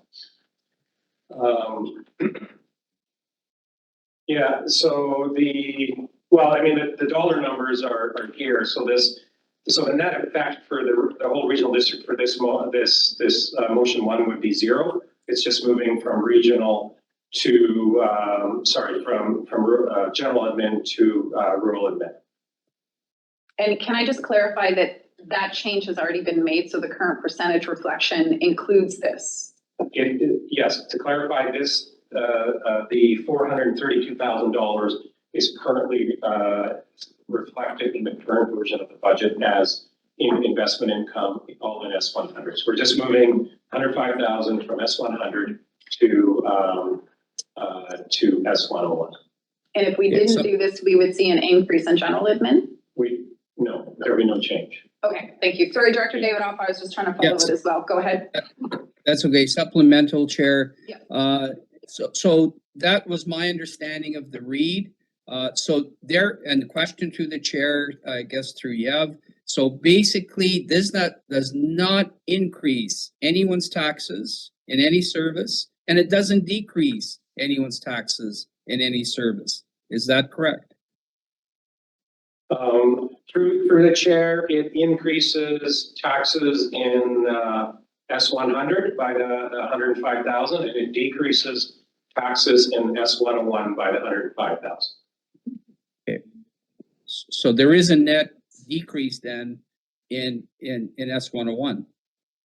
Go ahead, Stuart. And then through the chair, if you look at motion number 2, yeah, $105,000 increase in general admin is then being offset by a $297,000 decrease. Yeah. So the net effect is about a $192,000 decrease in general admin, and then you're adding almost another $100,000 investment income to rural admin in the second motion. So the net effect is $200,000 total, roughly decrease from the current budget for rural admin. So you're going from 667 down to 1,467, completely rudimentary calculation there, but ballparking it, that's what you're doing in rural admin, and general admin will see a similar $200,000 net decrease for 2024. Yeah, so it benefits all of us. Yes. Correct. Thank you. Director Hewitt. Yeah, thank you, through the chair. To follow up with where Director Lockwood was going, if that is the split in taxation and both rural and municipal contribute to S100, the rural is getting their allotment through rural, plus they're also sharing in the interest income that's being allotted through municipal. So I think that Director Lockwood's first question stands. So there is the benefit that they're getting from their portion of contributed taxation and through the municipal portion of municipal taxation through general admin. Through the chair, I think the easiest thing is to look at, you have summary calculation at the bottom of the first attachment. So he's got the service listed. He's got the split on the income. If you have it all allocated to general admin, you have 54% for the electoral areas and 46% to municipal.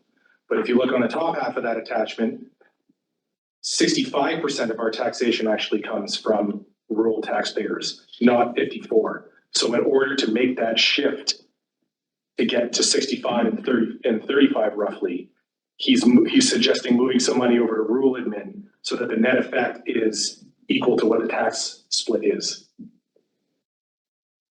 Okay. Thank you for explaining that twice.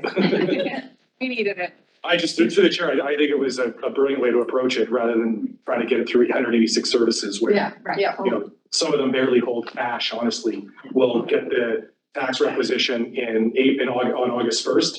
And then within a week, we've kind of checked to all of our community hall societies. So that doesn't even sit in our bank account longer than 5 or 6 days before we pay out those funds. So this is completely logical and Okay. makes a lot of sense. So I have no other speakers on this motion, 14 more to go.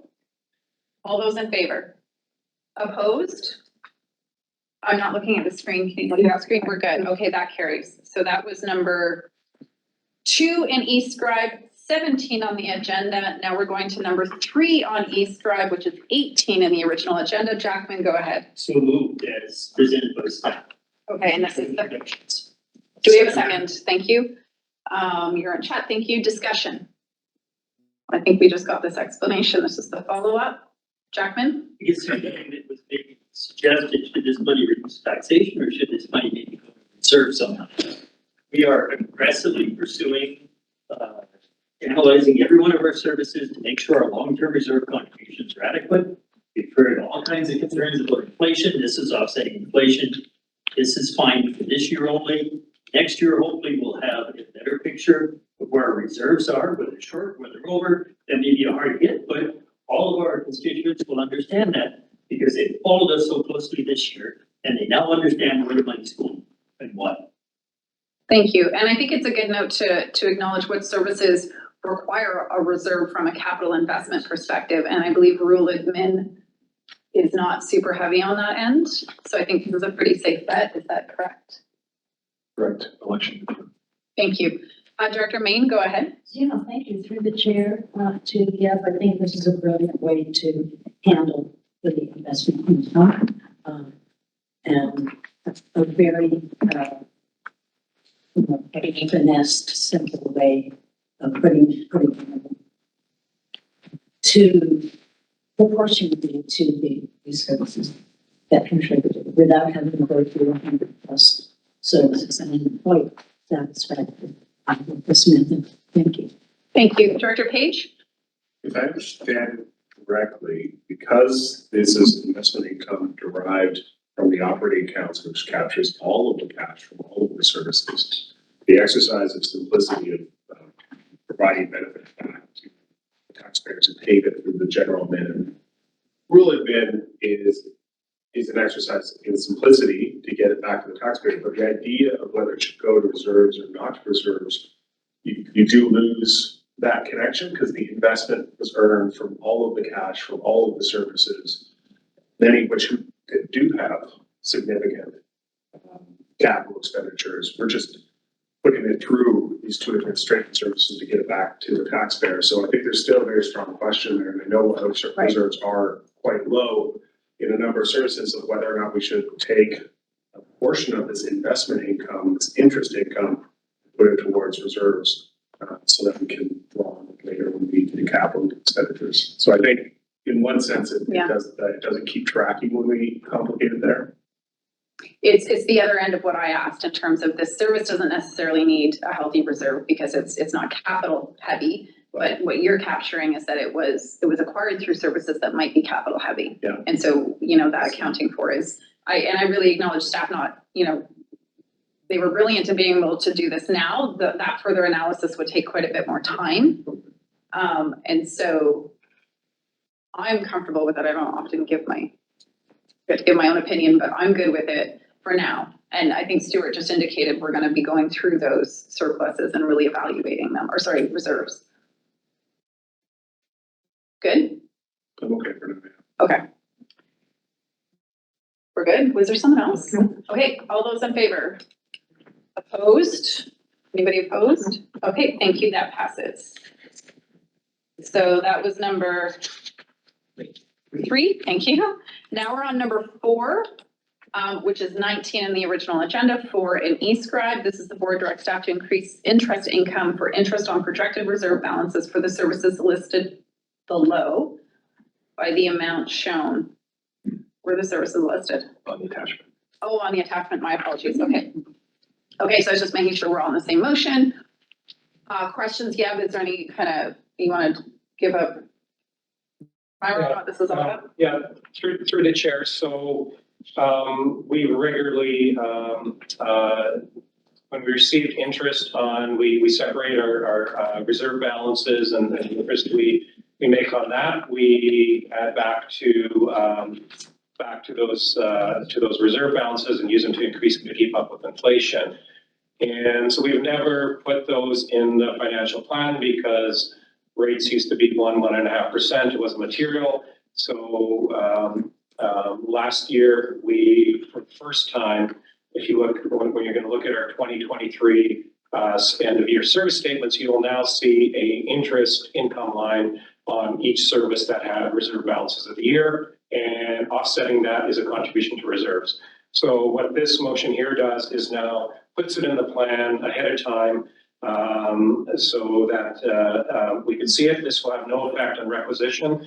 It shows interest income and it directly goes into reserves, and we cut the line off at $5,000 of interest income a year. Otherwise we have 200 services, or maybe not that many, that we'd be dealing with. So we kept it here. Having said all of that, there's going to be potential issues arise if we don't, interest rates really drop off and reserve balances don't get to where they're at, and we do the calculation next year, and it may require some financial plan amendments. So this is a bit of a pilot trial to put this in the financial plan. And yeah, can I just make sure I'm looking at the right attachment for this motion? Is it attachment number 3? Yeah. Okay, and so attachment 2 is related to the previous motion. Okay, thank you very much. So there are no options in this one. We have options in terms of amendment, but you haven't presented another option. So Director Davidoff, I see your note there. We're on attachment 3, which doesn't have options. I'm just giving you notice that I'm moving option 2 in the next resolution, please. I don't know what you mean by next resolution. Can you please state the number? It's the one we moved from earlier this morning on the staffing. If you could just put your name in chat when we get to that one. This is hard to track when you're going ahead. Thank you. So we are on motion number 3 in e-scribe, 19 in the agenda, Director Davidoff, or Jackman and Graham, sorry. Thank you, Chair. I kind of like that Yev is showing this now, because in the next couple of years, we're going to make some hard choices between capping reserves or short-term borrowings. And it's always good to see when we tap a reserve, there's a loss of real interest. Whereas we go short-term borrowing, we don't pay right away, depending on when we borrow, we may pay later. And so this is nice to see as part of that equation, just in case we project interest rates, they're gonna take a dip. So it's interesting to me, and I hope when we talk short-term borrowing, it'll maybe come up as part of the conversation down the road. I move the motion. I will move the motion as presented by staff. Sure. Seconded, thank you. So moved and seconded, and Graham, I believe you're next on the list. Move it. Oh, thank you very much. Further discussion on the motion? I don't know if it's on this. It's not on this one. Oh, Weatherhead, go ahead. And McLaren Cove, is that a hand? Oh, thank you. Weatherhead, go I ahead. just have a really simple question. They're all rounding numbers, guys. Through the chair, because there's so many variables in equating the interest income, to have full significant digits would not seem appropriate. So we just rounded it to say, Okay. these aren't exact by any stretch. I'm trying to follow this. Okay. All those in favor? Opposed? Carried. Okay, so now we're going to now pull the emergency management motion, and that's the one we're at now, right? We're at number 4. Yeah, I'd like to move option 2 here, please, Chair. Yeah, sorry, it's number 5, including the first motion, which was first and second reading. Okay, thank you. And sorry, Director Davidoff, let me pull up that motion and make sure Angela has it. Yeah, option 2 says that the RDCK Board refers the decision on a new position for a second emergency program coordinator in Nelson to the 2025 budget discussions. And if there's a seconder, I'll open. Is there a second for that motion? I'll second it. Thank you. Go ahead, Director Davidoff. Yes, thank you, Chair. So it was really helpful that we did the UBCM grant application motion. That was really useful. So if that comes through, so that's quite a substantial amount of money to support this service.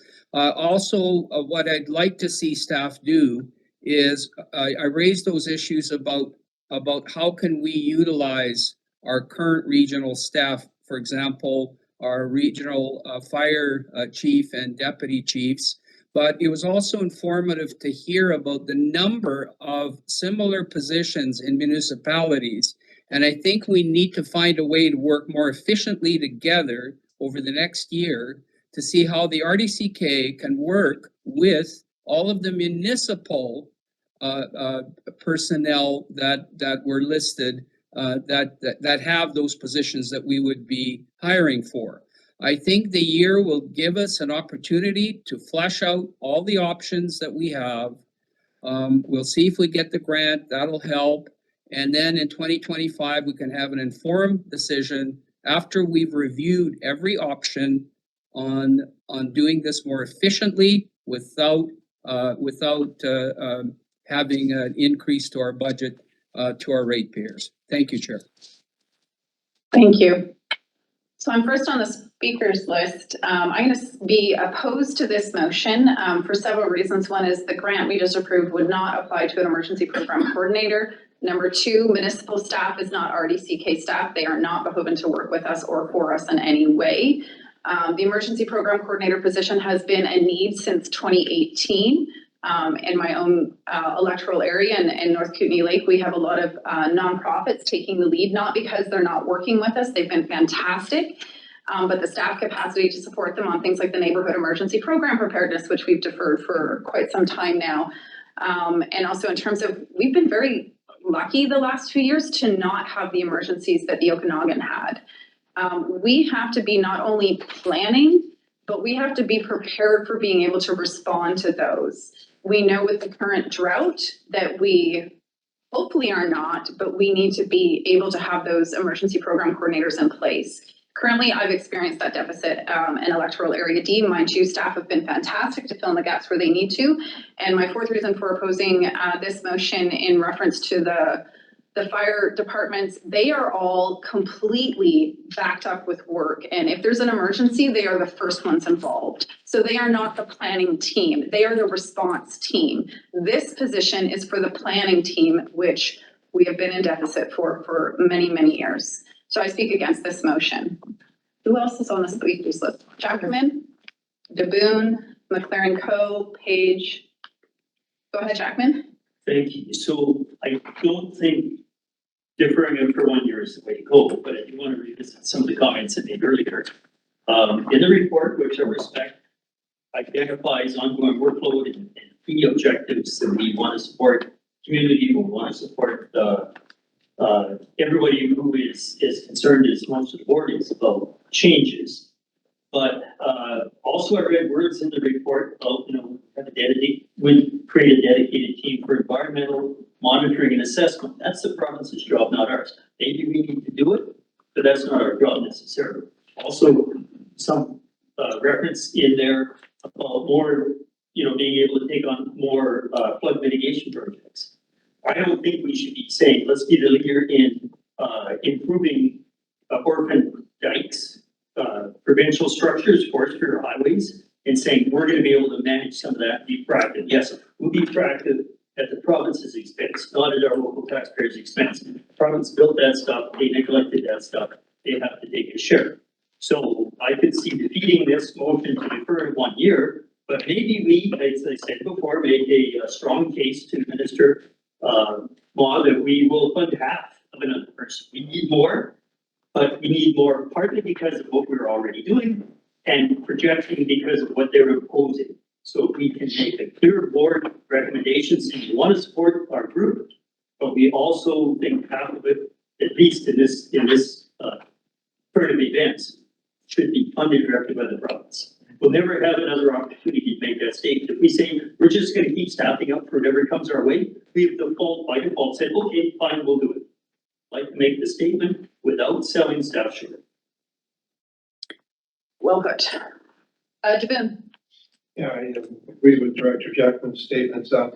My curiosity, of course, is because municipally we are also increasing our planning and through the chair to staff, I'm just curious as to, are we duplicating work here or is there a capacity here to share that burden? And are we doing the same work in parallel lines? And I think somewhat we are in municipalities, but even if we are in municipalities, that perhaps may not benefit the electoral areas. So I guess two parts. Are we duplicating? And if we are, is there a benefit to electoral areas by doing that? Because if we can find an efficiency here and not have duplication, I would be all in favor of that.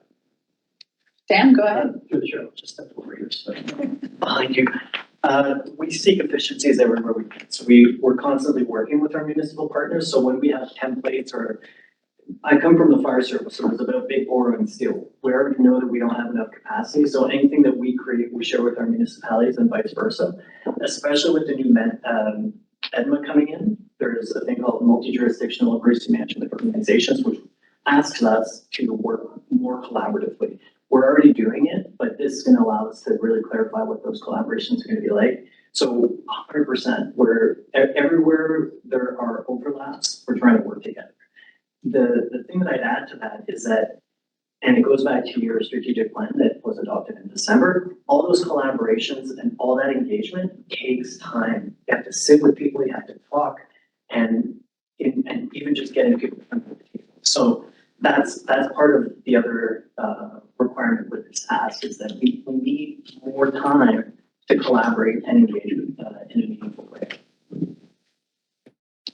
I think, Director DeBoon, I also think it's important to note, Dan, if you can, Castlegar, Nelson, and Creston do have a more, they have their own service as well as working and collaborating with us. So it's a little different than, let's say, Caslo, where it's fully serviced by us. So can you just describe that difference a little bit? Because we can't behoove Creston staff to work for us. Of course, we're collaborating, but what's that difference in terms of you working for a community that is in the service? The big difference is that if I take Nelson, Creston is still building. Right. So Nelson's a good example. Nelson has its own EOC.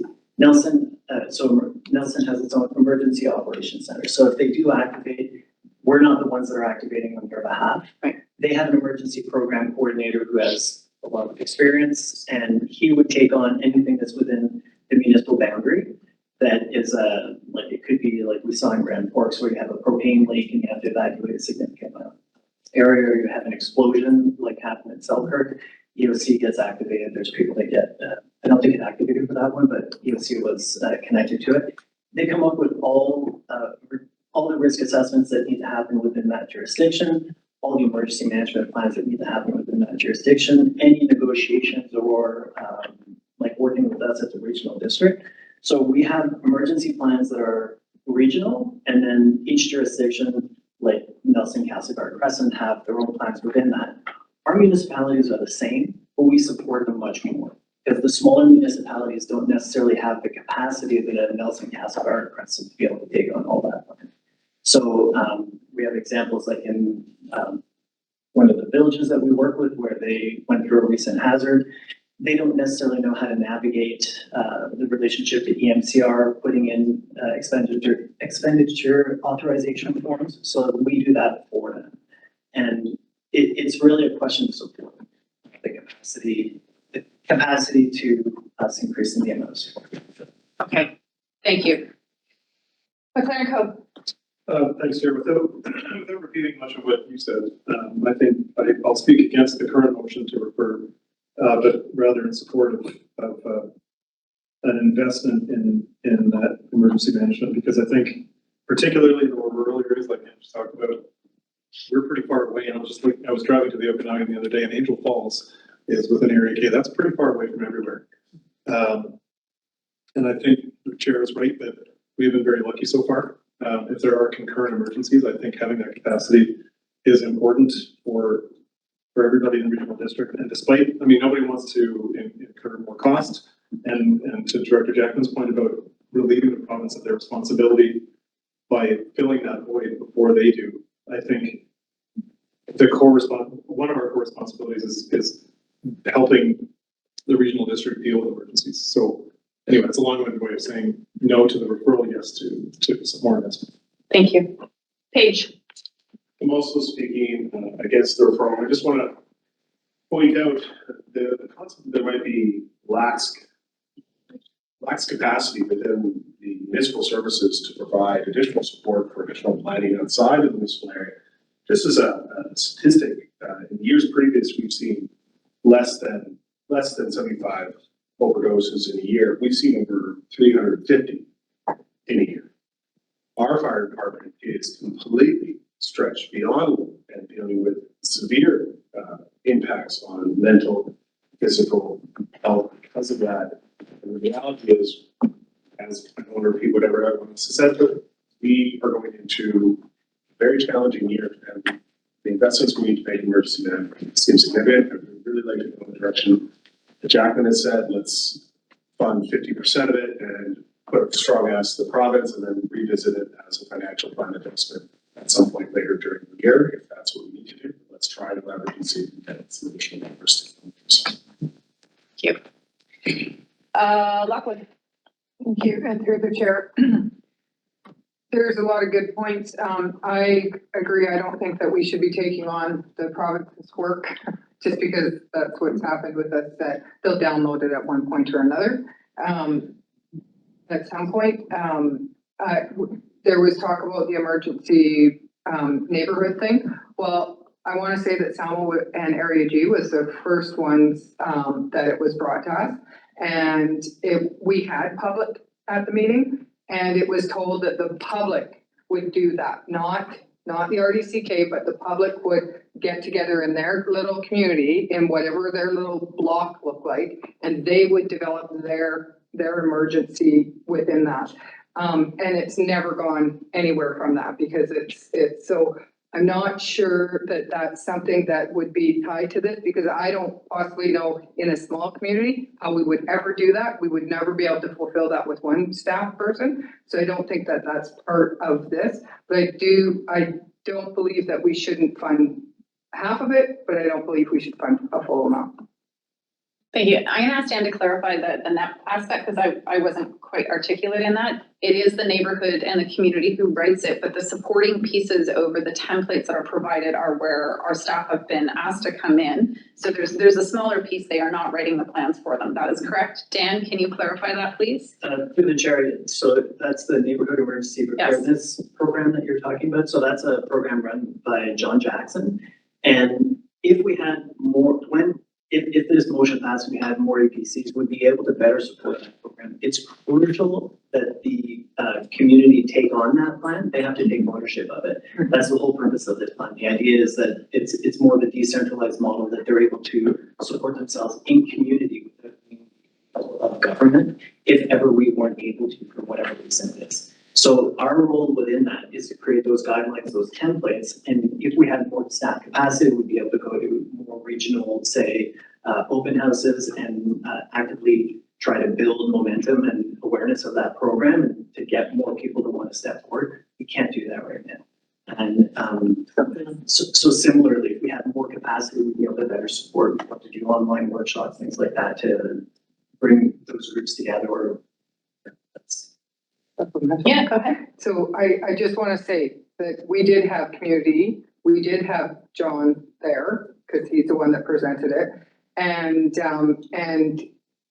he even said that we, as a regional district, would not be able to support this program. You would have to figure it out what you would do in your community, because we don't have, even if we hired 10 people, we would not have enough people to do every little community, as she's got 22 in her one area.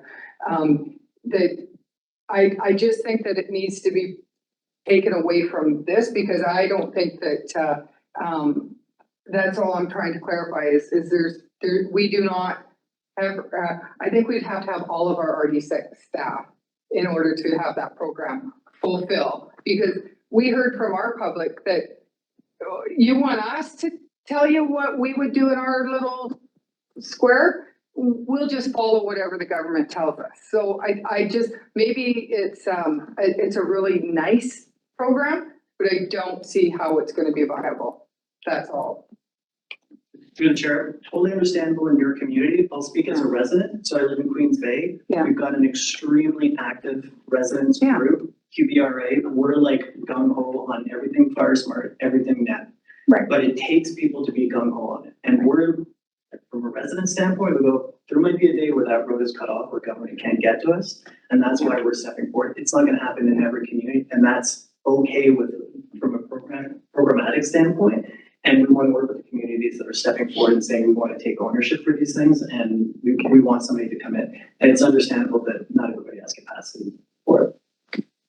And I'm sorry I started that, because NEP is not emergency planning from a government responsibility. It's very different. I was just identifying that I have communities that have been doing it on their own. They're very excited and they just need a little bit of support. So I know without an EPC, we haven't had that, but we still have to do our own thing. Maine. Yes, thank you. In reference to previous suggestion that municipalities need to be doing a bit more, well, the smaller communities can't. Castlegar, Preston, Nelson might have their own emergency programs. Silverton does not have capacity for it. So, we actually have three arms here, not just rural and municipal, rural and small municipal, highly municipal, and somewhat larger municipal who have more capacity. I am absolutely in favor of the motion as written. I think that we would be remiss in our responsibility toward emergency planning and the four pillars of the emergency preparedness cycle. To make a political point by sacrificing safety is not in my wheelhouse. Yeah. Thank you. That was everybody we had on the speakers list. All those in. Can you read the motion? Oh, I'm fine. The motion was option 2, which is referred to 2025. So it would be not a part of this budget cycle is the motion on the floor. All those in favor? Graham, can you look at the screen, please? Okay, all those opposed? Motion fails. Thank you. So Chair, I have a speakers list. Director Davidoff will put you on it. thank you. Yeah. So minus Graham and Davidoff, can you record everybody else opposed? I don't want to be recorded. Never mind. Angela, what was your question? Who am I recording? Who wants to be recorded opposed? Okay. Bamberger, okay.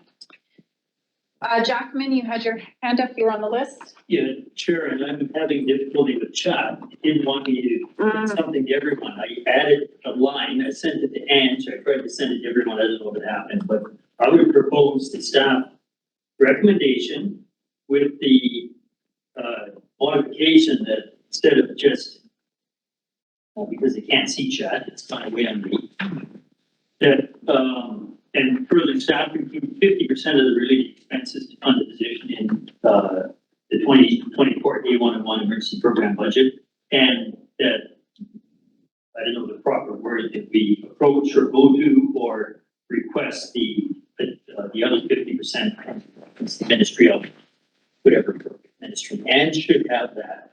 I didn't receive it. So I don't know what's going on with chat. Something's going on with Can you chat. send it through email, Director Jackman? Yes.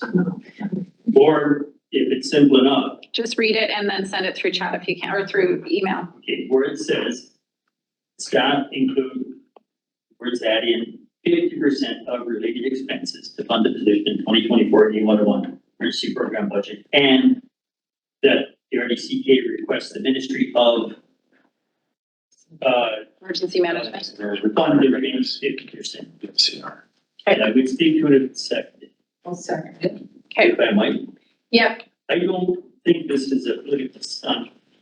No, not needing to be critical, I often am, I suppose, and that's my nature. This is a necessary step in sorting through business. This is business. We will support staff to whatever extent it needs to be supported. It looks like we're gonna run short of money, we will still support staff. I'm confident. But we need to get business taken care of in the province. We're in such a position of vagary right now. We don't know what the regulations will be. We don't know when they're gonna be imposed. So with that vague outlook, I really think we need to be as strong as we can, messaging the province saying, look, pony up, give us some money. If you say no, clearly, then we will reflect that in all future conversations with residents, because we at least tried. So I don't think it's a manipulation or a stunt. I think it is just good business to not just say, okay, we'll do that, whatever it costs. And I will not fail to support staff if you get a negative response from the province. We'll revisit this, I'm sure. thank you. And putting that in an email, I should. Okay, thank you.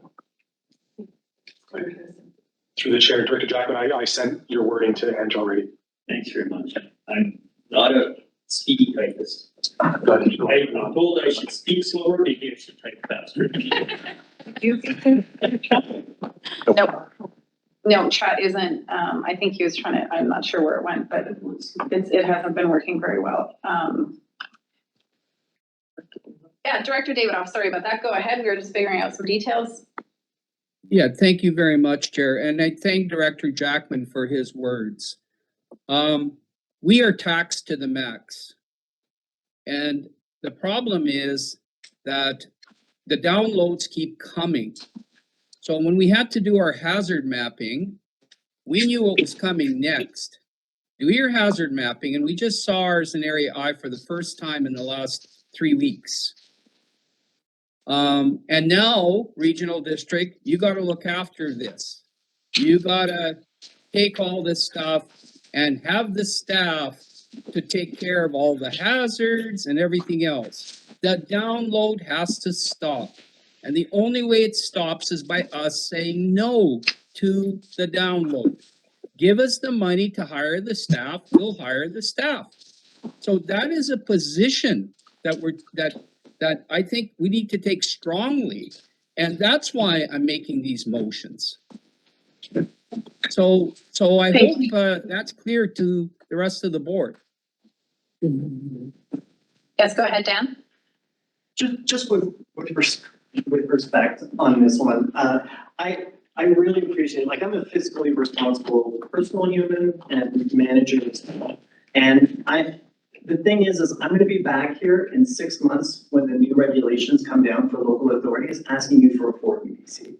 Because we're gonna need more work to actually do what my guess, I might be wrong, and if I'm wrong, I'll be here in 6 months. But right now, what we're trying to respond to is what we actually need in order to just do the work up to now. So the downloading hasn't been, Director Davidoff, significant based on what Edma's, what's happening with Edma. This is just to do our regular work right now. So with Edma, we're gonna need more people. And you have all the other regional districts. It's happening right now in the RDCK. They're closing, for another EPC as well. The position closes today. And everybody is trying to soak up those EPCs because they know what's coming. And that's not what I'm talking about right now, but that's about to happen in 6 months as well. Thank you. I think it's good to recap that, again, this EPC position, Emergency Program Coordinator position, was required before EDMA was even put into legislation. This has been a need. I think the middle ground we've come to with the current motion on the table is that we will fund half of the current requirements that we do need to pull off. All of the extra stuff, we're gonna go back to the province and say, you fund that. So it's beginning the process of saying, no, we're not gonna fund that, but we're still dealing with what we already had to do.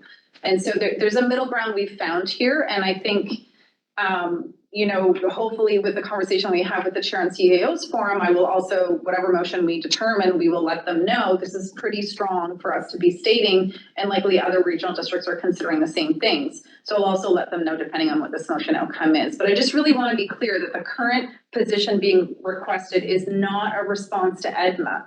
That is going to be even more. This is just for what we currently need to do. And hopefully with EDMA, with the advocacy work we continue doing, we won't be looking at that. We'll be looking at grants we apply for to deal with what they're asking us to do in addition. But that's where we're at right now. No. Thanks for the conversation, the updates, thoughts.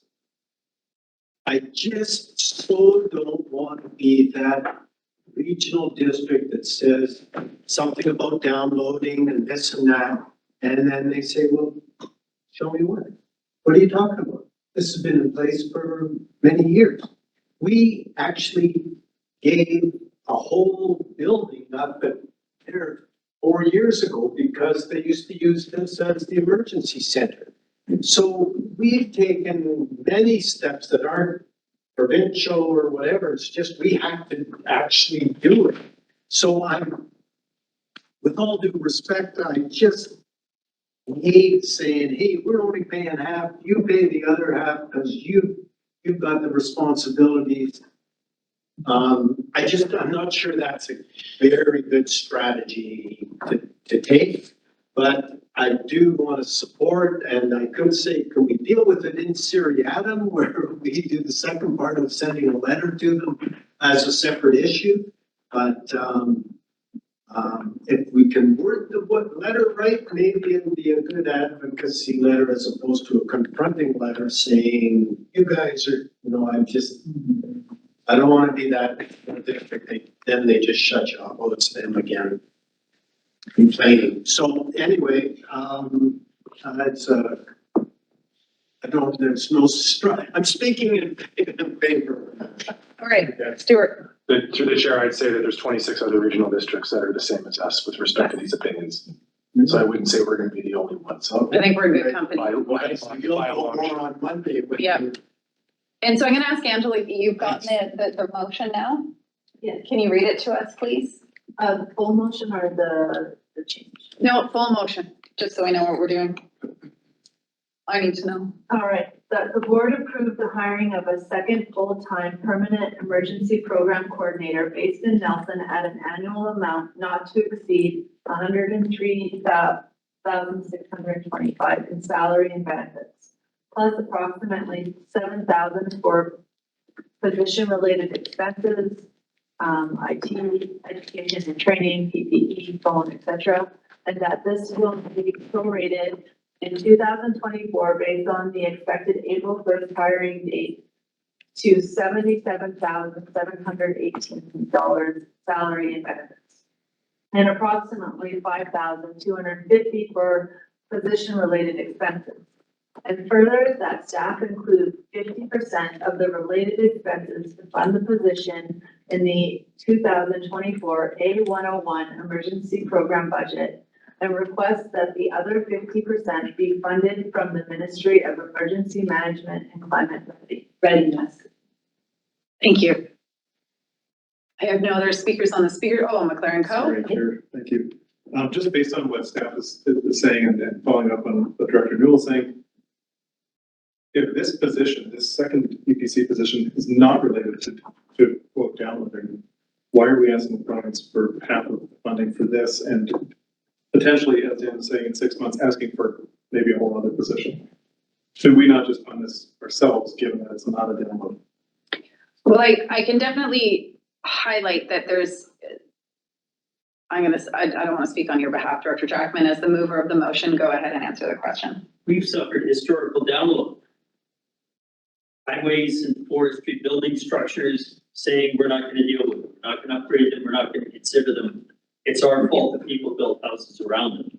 Even though Ministry of Transportation Infrastructure approved the subdivisions, which densified the development around a lot of these structures. That's a historical download. Staff report, to me, also states things like we will have capacity for an environmental monitoring and assessment team. Provincial job. Be great if we could be experts in all things at all times, whether that's historical, evolving, transitory, or future download. It's in the report, a part of what will be done. Staff report also says, the flood mitigation. So those are just a couple examples of this transition that we're in terms of downloading. I believe there's been heavy enough downloading. We just said, okay, let's do the best we can for the taxpayers with what money we can scratch out. So why not now, with the provinces sitting there with half of the rules out there and the other half being scribbled away in the background somewhere, no better time than now to say, hey, look at what you've done to this over the last few years, the intense amount of work we've done in terms of just flood risk in some of these structures, some of these vulnerable points around our communities, and admit that they are downloading, have been downloading, and they're planning to do more. 50% is just a rough number to get hopefully some deep, meaningful conversation instead of just saying, okay, we'll do this. Hannah and me. So I just need us to be cognizant of time. We're only on motion 5. This is very important, but we do need to keep going. We got a lot to do and we still have another meeting to do. So Stuart, you wanted to respond? Go ahead. Through the chair, not to belabor the point that Director Jackman just made, because it was very similar, but don't think of downloading as a point in time. This isn't a starting point, EDMA being the downloading. The EPA was still downloading. It just might have been on a lesser scale with what our responsibilities are. Downloading has always been there. As soon as the province put through legislation that requires regional districts and municipalities to do something, that's downloading. Accessibility Committee, EPA, EDMA, the new planning and housing stuff, it's all downloading.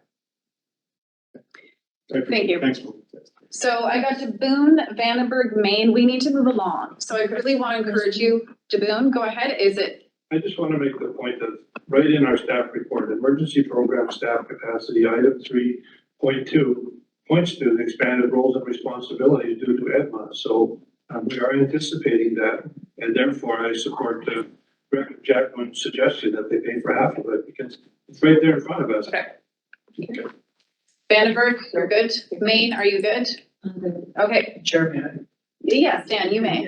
Comment, the direction from the board is helpful if we go with the 50%, if that's what we do, but is it a full-time position that you're approving forever? And is it a 50% that you're going to be asking from ENCR forever? Or is that for the first year? It doesn't matter? Through the chair, don't ask those questions. Okay, because I just want to. We'll figure it out, Dan. Sounds good. Okay. All right. Len? Dan kind of asked the question for me, so that, and then just for clarity, when the province comes back and doesn't plan this, are we just, this will be a financial plan amendment? Yes. Yep, we're being bold, taking a chance. We'll work it out as we can. Leave you. All those in favor? Chair, hold on. We just went through the speakers list, David Off. Is there something you need to add? Yeah, I just want to make sure what Dan asked is exactly what my concern is. We're not funding we've a answered it. 50%. We're not We just funding a answered it. 50%. Quit interrupting me. I gotta log off this meeting if you keep doing this. It's very difficult in the method that you're in. We answered the question. It'll be a financial plan amendment. If you want to leave, leave. I'm trying to answer your question. All those in favor? Just noted. I know, I interrupted it because Director Davidoff said he had a question. Anybody opposed? Recorded opposed, Chair. Recorded? Yep, Davidoff and Graham recorded opposed. Paisley, was that recorded opposed? No, I don't really care. Okay.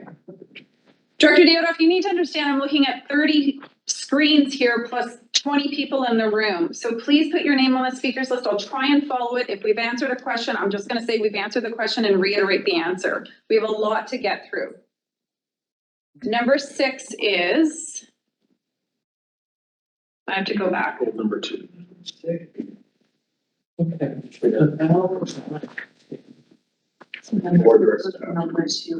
I'll figure it out. Just give me a minute, please. I just have to flip my screens. You can just go up and show you now. Okay.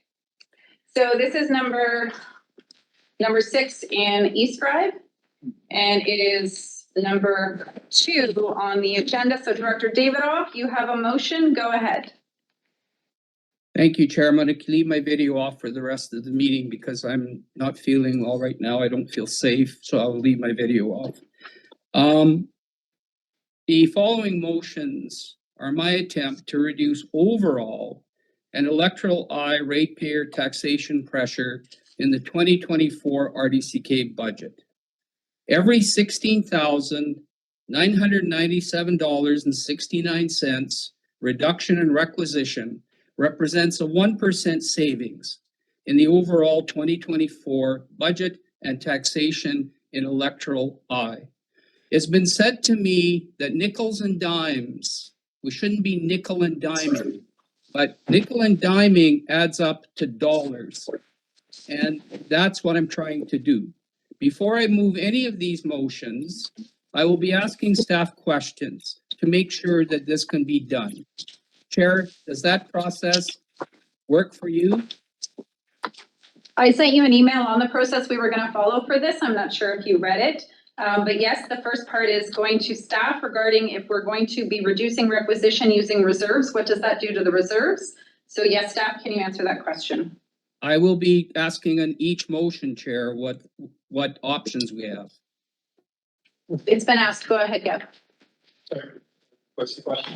I have a mask. To do that. Ask your question, Director Davidoff. Thank you. So the question I have for the first motion, which is number 2, that the board directs staff to reduce the contribution to reserves and general administration service S100 by $158,000 and decrease the requisition by $158,000 in the 2024 financial plan. My question to staff is that will still leave $100,000 contribution to reserves, and is this sustainable? And is this doable?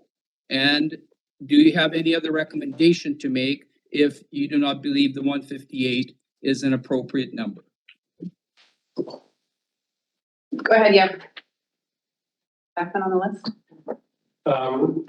Through the chair, so that contribution to reserves is split out to S100 has about 12 different reserve funds in them.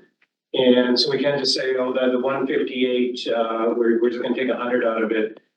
We have to look at them all and say, well, we don't need to make any of these contributions. But all these contributions are based on forward-looking asset purchases, like for instance, our IT. A bulk of the reserve contribution in S100 is towards IT, where we do have a 5-year plan with a mix of reserve contributions and borrowing to fund, replacement equipment there. So I would say, not sustainable to reduce those, reserves at this point in time. And I should also note that, S100 is with the motions already passed, is at a very low requisition point. We've got 2 years of interest income being captured this year. So S100 is already at a very, very low requisition point. Okay, then the motion I will make is that the board directs staff to reduce the contribution to reserves in general administration service S100 by 58,000 and decrease the requisition by 58,000 in the 2024 financial plan. I need to know if there's a second. Second here, because I have a question. Okay, and I've got a list for questions. Stuart, go ahead. So Graham. through the chair, just from a practical standpoint, the $258,000 in reserves in S100 right now, 100 of it goes to the building reserve for this building. 135 goes to IT, 23,000 to our vehicle reserve for the fleet. So the $58,000 is split amongst, it's either coming out of one reserve or we're splitting it, or, so we need some direction around that, even if it's just to direct staff to do what they feel is best. But that's just something to flag that this 258 goes to 3 different reserves. So Chair, I have a idea. No, Director Davidoff, we have a speakers list. You've made your motion. It's now to the speakers list. I've got you on there for a second time. If you can please mute. Graham. Okay, thank you. So through the chair, so I'm trying to figure out where these reserve balances are because I've got my book open from last year. And it's showing here our budget, we plan to, our net change, like we have 1.3. I'm trying to figure out where these numbers are coming from. It wouldn't be in last year's book.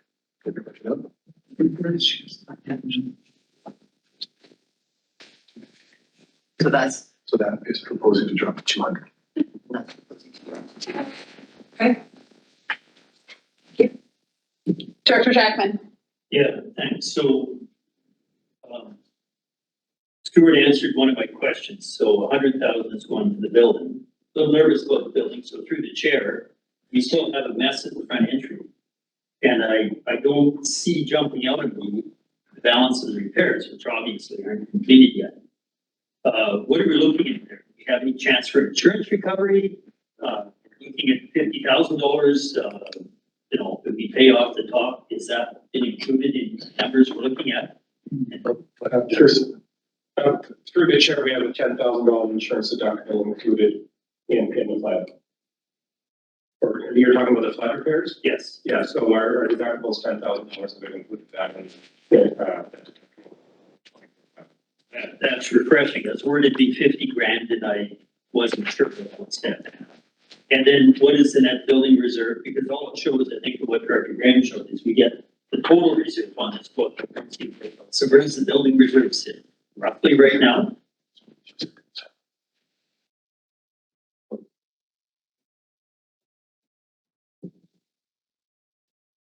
Maybe we'll see. I was looking for it. That would be the only one I would want to risk considering. The fleet, we know they're gonna, you know, the vehicles only last so long. That would be the only reserve I'd want to consider that one. Through the chair, without, it's not finalized for 2023. This wouldn't include the interest yet, but it's at $300,000. Thanks. That's the building reserve. That's the building reserve. Thank you. Further discussion on the motion. Yes, Chair. I've got you, Director Davidoff. I'm looking in the room. Go ahead, Director Davidoff. Thank you, Chair. So does this building qualify for community works pooled funding? Because if it does, I would have no problem contributing $10,000 towards any project in the building using community works funds to offset taxation. Does the building qualify for community works pooled funds? Through the chair, community works funds specifically prohibit administration buildings for government. Thank you. Okay, thank you. That helps. Discussion. Thank you, Chair. Oops. All those, oh, Graham, another question, go ahead. I'm just trying to figure out what is the balance, the total balance that we have in reserves right now? Do we know we made that change? The total balance for the entire regional district or at the In S100 that we're talking about right now? S100, 1.8. 1.8 million, okay. Paige? Yeah. Go ahead. No, we throw a couple numbers around and sorry if I've lost a bit of the thread of it. Does staff feel that the reserves that we have right now in S100 are sufficient? Stuart? Through the chair, I think it would depend on which reserve we're talking about. Vehicle reserve, it's one of the few that we actually have a schedule for. So our vehicle reserve is planned out very strictly from the lifespan of the vehicles that we buy. Department buys a vehicle, puts it in every year, and that's across the RD, regardless of the department that you're in. When it comes to the administrative and office building, $300,000 for a building like this, we did just do the roof and HVAC, but the building envelope, it just depends what might come up. It's more around the emergency side of things. So I think I'd be hesitant to say it's perfect, but 300,000 is not 10,000 at the same time. Okay. Okay, so it's not dire. I would not say the administration building right now with the work that we've planned out over the next year or two is dire, but I would not use that word, but it's not healthy. Yeah. Maine? Yeah, there've been a few questions about, does this qualify for funding of the community works fund, or, can we look at other funds, other granting? From my perspective as sitting on the board of FCM and having some insight into some of the programming, asset management includes a full lifespan of retirement of assets. So $300,000 against this building is like, that wouldn't even cover the cleanup. So I would disagree with the CAO and say that the state of the building reserve for this building is dire. We're nowhere near where we need to be, given the remaining lifetime of the building, and we haven't even started engaging in questions and discussion about modifying it, shoring it up, or replacing it. So for every little bit that we can shave off of putting into reserves now, we're going to pay the price later. And yeah, I just want that to be part of how people look at these reserves. Thank you. All right, no one else on the speakers list? All those in favor? In favor, Chair. 2 in favor, all those opposed? Huh? Oh, I missed the third. Okay, it fails. Can we be Sorry. recorded in favor, Chair? No. Okay, your next motion, Director Davidoff, Rural Administration. Yes, I'll just make the motion that the board directs staff to reduce the contribution to reserves in rural administration service S101 by $12,150 and decrease the requisition by $12,500 in the 2024 financial plan. That will leave a contribution to reserve of $30,000. And if there's a seconder, I will motivate. Is there a second? I'm gonna second it. I just wanna know how much is in the reserves. Thank you. Go ahead and we'll just get the reserve number. I believe Andy just said it, or Director Davidoff said it was 30,000. But we'll just ask staff to clarify that. Through the chair, the majority of this funding goes to the vehicle reserve. So bylaw fire services is contributing to their vehicle reserve. So that amount right now is sitting at about $500,000 for the vehicles within the RD. And then within rural admin, we've got an SPU reserve of $5,000 and an election reserve, which we keep aside $17,000 because every 4 years we've got that big uptick in election costs that comes through. Did you have a supplemental, Graham? Supplemental, I'm just trying to figure out like where this information is. Like it doesn't seem to be in this budget that we have, and it doesn't seem to match with the reserve balances that we have from last year. So through the chair, it's not final. So I'm looking on our live system right now, and these numbers aren't final because we haven't allocated all of our interest to it. It's the last thing we do for our audit, and then we provide the board with a Schedule C documentation that will show you the exact reserves at the end of 23. Jackman, go ahead. Yeah, thank you. So CEO just alluded, there's election costs cyclical, and I see we had from 2022 to 2023 a drop in the reserve balance that changed. Drop minus 94,467, and that would have been almost 100% the election costs. So I don't want to threaten our election budget. Totally irresponsible, I think, to defer that. But with that 94,000 through to the CEO, mostly be the cost of holding our rural elections in our 11 areas with multiple polling stations. Through the chair, yes, it would, but our full cost is not 94. We do recoup some costs from the school district because where there's elections for the school district and we have elections, we pay the upfront cost and then we bill them for a portion of it. So that's not the full cost of the election. That would have been what we sent out the door, but we would have recouped some funds after that. But it's substantial, yeah, very substantial. Thank you. Further discussion on the motion? Okay, all those in favor? In favor, Chair? Thank you. All those opposed?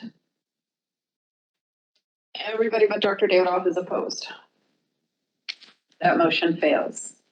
Recorded opposed? No. GIS motion, Director Davidoff, go ahead. Thank you, Chair. That the board directs staff to reduce consulting fees in geospatial information systems S102 by $10,000 and reduce the requisition by $10,000 in the 2024 financial plan. We have a second. Second discussion. Go ahead. Same question as my colleague Graham. What is the reserve in this in GIS? And is it a healthy position for its obligations? Yeah, through the chair, the GIS reserve is healthy. Right now it's at about $115,000, which is definitely enough to cover the equipment needs that service has. Yeah. Great. And through the chair, the consulting fees, because this isn't a reserve contribution, this is the consulting expense. Yeah. I just want to make sure that, so the budget for the consulting fees right now is towards the review of GIS from an organizational perspective. So taking the 10 grand off would basically just mean we've got a smaller scope to work with on that. I don't know what that means. We haven't laid out that scope of work or gone to RFP yet, so I don't know what that looks like. But that would be the impact of. I'm sorry, I misread that. It's always good to ask what the reserves are, but yes, it's the consulting fees. Graham, did you have a question on this one? Just supplemental would just be like so this is just a project we haven't heard about, but it's been budgeted for? We have heard about it. Yeah. It was a part of the GIS presentation, I believe in January, regarding what the 2024 outlook for work plan was. And an evaluation of GIS service, also looking at, it is a fee for service for some aspects, and another aspect, it's the mapping system that we have available to all the residents. So evaluating all of that and the best way to not only fund it, but the value of the service itself. Back to Paige. So my apologies, everyone, I just misread that in a sense. I would speak in opposition to this. We've already spoken to Vincent before this. The changes that are happening in the city of Nelson, this work itself is particularly important, particularly in this time, in order to ensure that we are providing the best level of service to keep all the partners serviced in the way that they need to be, or at least to shore that up. Not skip here now portion. Thank you. Weatherhead, was that a hand? Oh, yeah, I just was not in favor because I just contacted staff after my budget meeting and they gave me a full scope of all the amazing things this GIS service does for us, including our 911 services. So I was just blown away by all that this does. So I think we really need consulting fees to be stable. Thank you. Further discussion on the motion? Lockwood? Through the chair, just with what the last director had said, I see that Sangeeta has put her name in the chat of wanting to speak. Can Sangeeta give us two things that, because this is what I hear, is the difference between our GIS system and I'm gonna call it IMAP, so we know the two GIS systems that we're talking about. What is it that we produce for our residents that is not produced through a provincial? Sangeeta, go ahead. So through the chair, we maintain the cadastre and property and addressing information. The province does not do that. Without an address, you cannot have economic development, you can't get mail, you can't get anything done. We create these addresses to inform how service boundaries are established. We do utility billing through it, in addition to providing a service to the public who can then, on our online web map, see what zoning or OCP is applicable to their land and details like that. Hazard areas are also in there. We have water line delineated in there, or intakes for hydrants, fire service, etc. So it's there to support information, being transparent to the public on what it is that we provide as services. And what I would like to offer, and IMAP does not do that. IMAP, if you go to it, I was actually working at the province when IMAP was developed. And it is basically a website for provincial staff on habitat, ecosystems, wildlife, fisheries, all things we can manage. Yeah, thank you.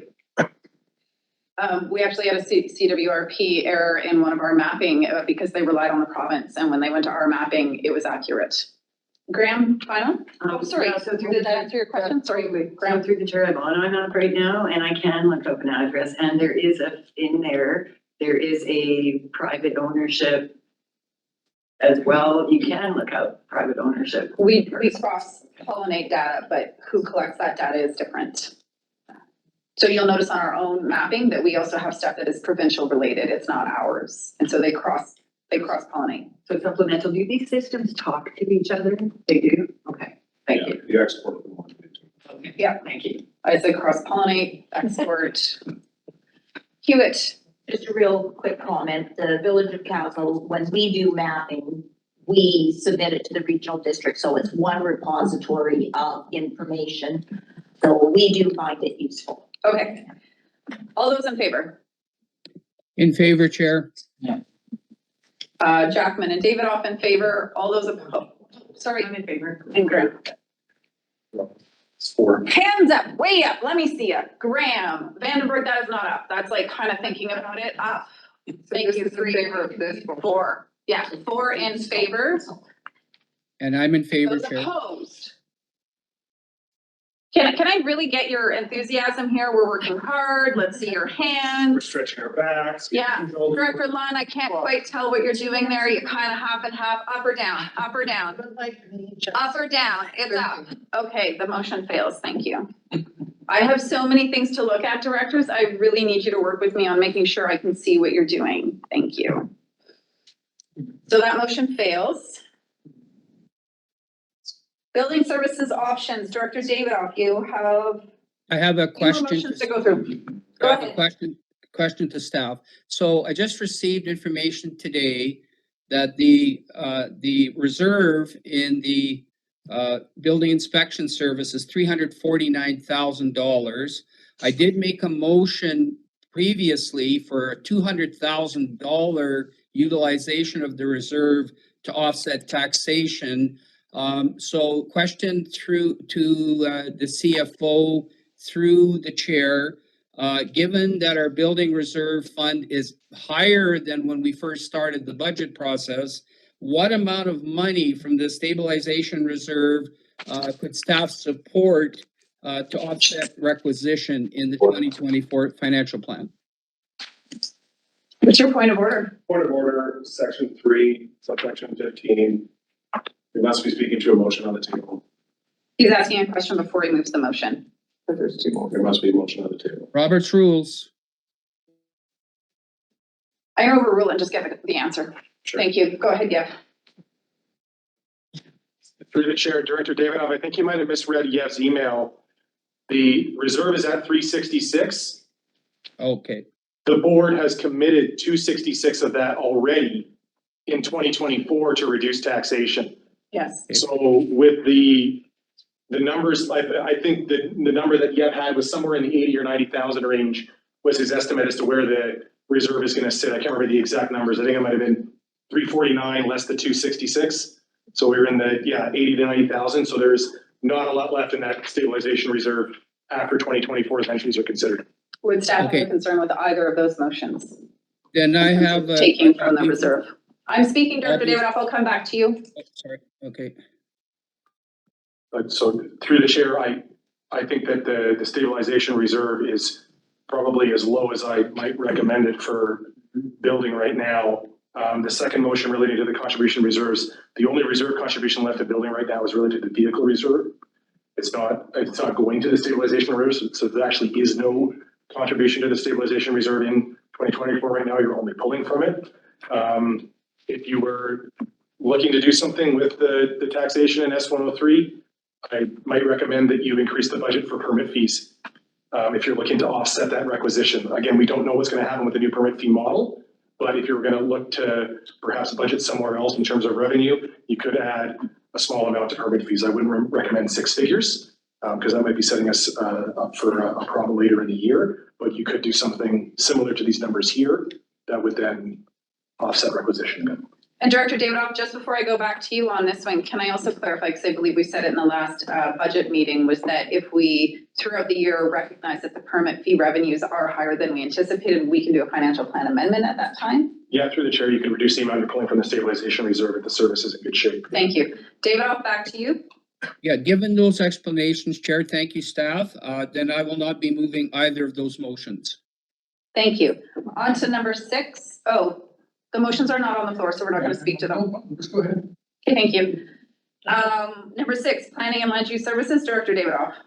Yes, thank you. So here, the motion is that the board directs staff to reduce legal expense in planning and land use service S104 by $10,000 and decrease the requisition by $10,000 in the 2024 financial plan. And as per usual, we will check in with staff regarding the efficacy of doing so or the safety of doing so. Through the chair, our legal expense in planning is usually used around legal review of bylaws. We do have consistent OCP reviews and some bylaws being reviewed this year. So we did feel that the original budget for legal expense was appropriate. Thank you. Sorry, he moved it and I didn't ask a second. Was there a second? Sorry, there's no second for your motion, Director Davidoff. So that one doesn't go. Number 7, this is community sustainability. Go ahead. Yes, that the board directs staff to reduce contracted services and community sustainability services S105 by $12,030 and decrease the requisition by $12,030 in the 2024 financial plan. There's a seconder, I'll open. Is there a second? Director Tierney seconds. Go ahead. Yes, thank you. Basically, this reduction would leave $140,000 there, so I'm going to stop there. Is that correct? Sangeeta, go ahead. I believe this is the grant funding. Yes, through the chair, thank you. Yeah, all of that contracted funding is aligned with the grants that we receive. So if we reduce it, we're not doing anything good, really. The grants are being offset by the total amount that's identified for contracts. Or the grants are offsetting the total amount that's identified for contracts. Sorry. Director Davidoff will come back to you. Sangeeta, what you're indicating is that the contracted services is actually a grant coming in. Yeah. So if we reduce that, we're not receiving the grant. We've already received those grants. We've received, and we just received another 10,000 just last week. All of those grants have been received. Okay, so this doesn't actually affect requisition. No. Okay. Director Davidoff, back to you. Yeah. Would staff, Yev, would you recommend any other potential savings in community sustainability? Through the chair, no, that I can see. Okay, Thank you. Thank you, Chair. Jackman. So to pursue the grants lines versus the contract, of course, the two incoming grants for 2024 total just shy of $125,000. But the budget for contracted services is 152. So through the chair to whoever, is the difference our funding of Quick Lake Partnership, some other contribution? Is there a difference? Obviously, contracted services don't match the grant money coming in by something. That's why I raised it, Chair. Director Davidoff, please do not interrupt other directors. Let Director Jackman finish and staff answer. Sorry, Jackman, go ahead. So basically, where's the difference? Is it our support of the Quick Lake Partnership in general or something else? Sangeeta, go ahead. So there's 25,000 in grant funding in the service as well that was allocated towards projects that the Sustainability Committee would approve. In addition, there's 10,000 for Kootenai Lake I'm actually gonna ask Stuart to answer that question. Sorry, Sangeeta, that's not what the question was. Go ahead. Through the chair, Director Jackman, it's actually in the surplus. It's funds we've received already to undertake work that hadn't been contracted out yet. So the $62,000 that's in surplus includes some grant funding that's already been received. So if I might ask, Chair, Yes. I've asked this before and everybody has said there's issues, but if we identify a surplus that is money that we can use or not use versus a surplus that's actually committed funds, it's not a surplus in the sense of, from our perspective, it's not a surplus, it's committed. Yep. So it's prior year surplus committed versus prior year surplus uncommitted. And it'd be nice to see that would solve some of the discussion as we move forward. And if it's not possible to add the line item, but maybe we could be armed with that information before we get into these conversations, because it has come up a number of times before. Surplus implies to the community that the money's available to do something at our discretion, and it's not. Yeah, through the chair, we do that. It's just on the layer down from that, right? So we've got projects within sustainability. When we get a grant, we'll set up a project line item. And when we roll surplus over, we'll actually split that surplus. So there'll be a general portion, and then there'll be a portion related to whatever grant project we were working on. And then those expenses get coded to that same work order. And at the end of the day, when A equal B, we know we spent the grant funding or we use it for the reporting. So it's there, but yes, short of having a budget that instead of being 230 pages is 430 pages, sort of those things are, okay, if you do it for surplus, what else do you do it for? Contracted services, equipment, all the things that we're using the grant on. So we can definitely talk about how we might be able to provide that information, but it is available. It's just on that lower layer. Yeah, so we do it for transparency, some reason to, because it's not surplus in terms of available to. Yeah. Thanks. So I just need to clarify, because the motion is to decrease requisition by 12,000, but that is not what this would do. Through the chair, the motion is to do that, but It's not taxation. in the end, I don't know how it would shake out, but it's not something that's being funded by requisition, so. Yeah. Further discussion? All those in favor? I'm in favor because I'm really confused now. And thank you, Director Jackman, for pointing out the issues that cause me concern as well. Thank you, Chair. Opposition? Thank you, the motion fails. Yeah, thank you. Thank you. It also helps us stay awake.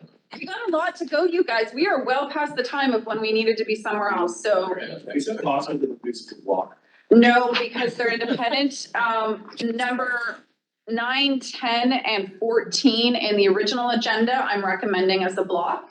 But the others involve other people, so we cannot move them as a block. I gotta go back to eScribe. So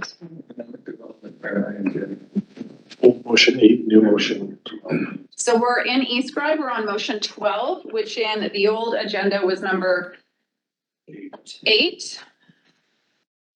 And so I do know that the shared participants on the service are not in agreement and they were not consulted, so this could be an interesting conversation.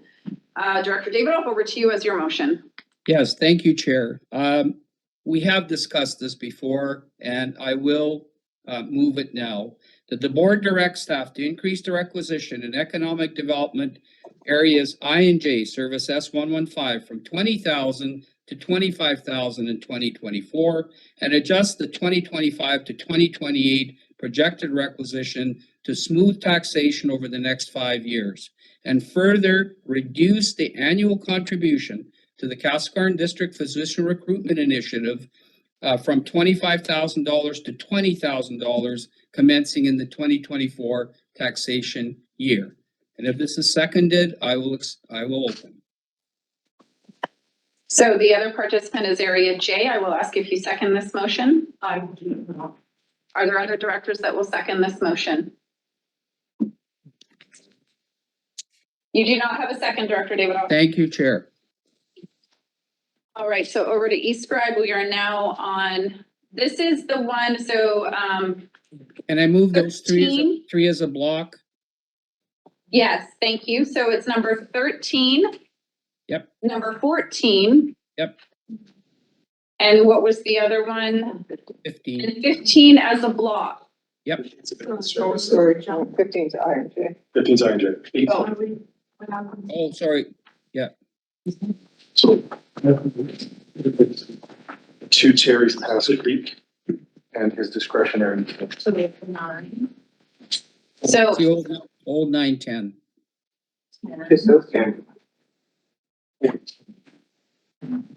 the original agenda, it's number 9, 10, and 14 as a block. In East Scribe, it's 13, 14, and 18.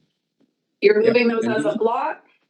Yeah, and they only impact area I. Yeah, thank you. Is there a second? Thank you. Question? All those in favor? Opposed? Carried. So, oh my God, this agenda's getting nasty. So 13, 14, and 18 in East Scribe as a block. Okay. Bless you, Ange. Okay, so I'm crossing these out now. Back to this. Thank you. So are we on number 15? Number 15, which is Jaws of Life Areas I and J. Director Davidoff, go ahead.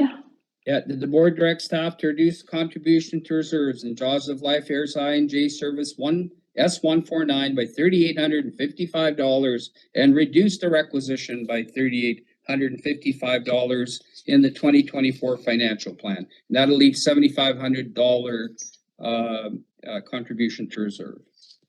Thank you. As the other participant, do you second this motion? No. Are there others that would like to second the motion?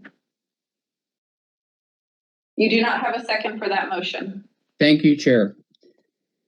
And now number 16, refuse disposal, West Subregion. Yes, that the board directs staff to reduce the contribution to reserve in refuse disposal West Subregion S188 by $39,520 and reduce the requisition by $39,520 in the 2024 financial plan. Is there a second for that motion? You have no second for that motion. Thank you, Chair. And your number 18 was done in the block. Number 19. Yes, second. Oh, sorry, 17 Castlegar Complex. Okay, that the board directs staff to reduce the requisition in Arena, Castlegar Complex, Castlegar, and areas I and J Service S222 by $55,000 and increase grant income by funding the following projects of area I and J by way of areas I and J Community Works Funds and City of Castlegar Recreation Reserve Funds in the amount of $55,000 to be apportioned on the basis of land and improvements for service participants. $20,000 for the Pass Creek water system upgrades requiring to be brought into compliance, $15,000 skate park repairs, $20,000 Waterloo Eddy development and Robson Wharf repairs, and this is as recommended by staff. Jay or Castlegar, do you second that motion? No. Anyone else want to second that motion? You do not have a second for that motion. Thank you, Chair. Okay, so then we did 18 and now we're on 19, which is not in order given this does not affect the financial plan. So I would not deem that appropriate at this time. Challenge the chair. All those in favor of challenging the chair, which means we would entertain, Shall the chair be sustained? shall the chair be sustained? I'll move the chair be sustained. Discussion? No, chair, I get, Oh, sorry. I get to state my. No challenge. discussion. He gets to speak to why he challenged. Go ahead, Director Davidoff. Yes, thank you, Chair. So this service is established under our rules to strictly tax residents of Castlegar for the City of Castlegar Economic Development Service. And all we do is the regional district taxes this, the residents, ratepayers in the City of Castlegar. The amount is over $100,000, and then RDCK cuts a check to the city. And the key thing is we keep talking about the work plan and the impact on staff that impacts our budget. And yet we continue to do things like this, which are strictly a shell game. And the key thing is that this does impact our work plan and our budget. So that's why I'm challenging the chair. And sorry, when the chair is challenged, it goes to the vice chair. So I'm handing it over to Director Lockwood to run a vote. So I'm calling the question. I'm not understanding what we're doing here. This is over challenging the chair. So Let's do it, explain it. So through the chair, Chair Watson ruled that the motion was out of order because it wasn't related to budget.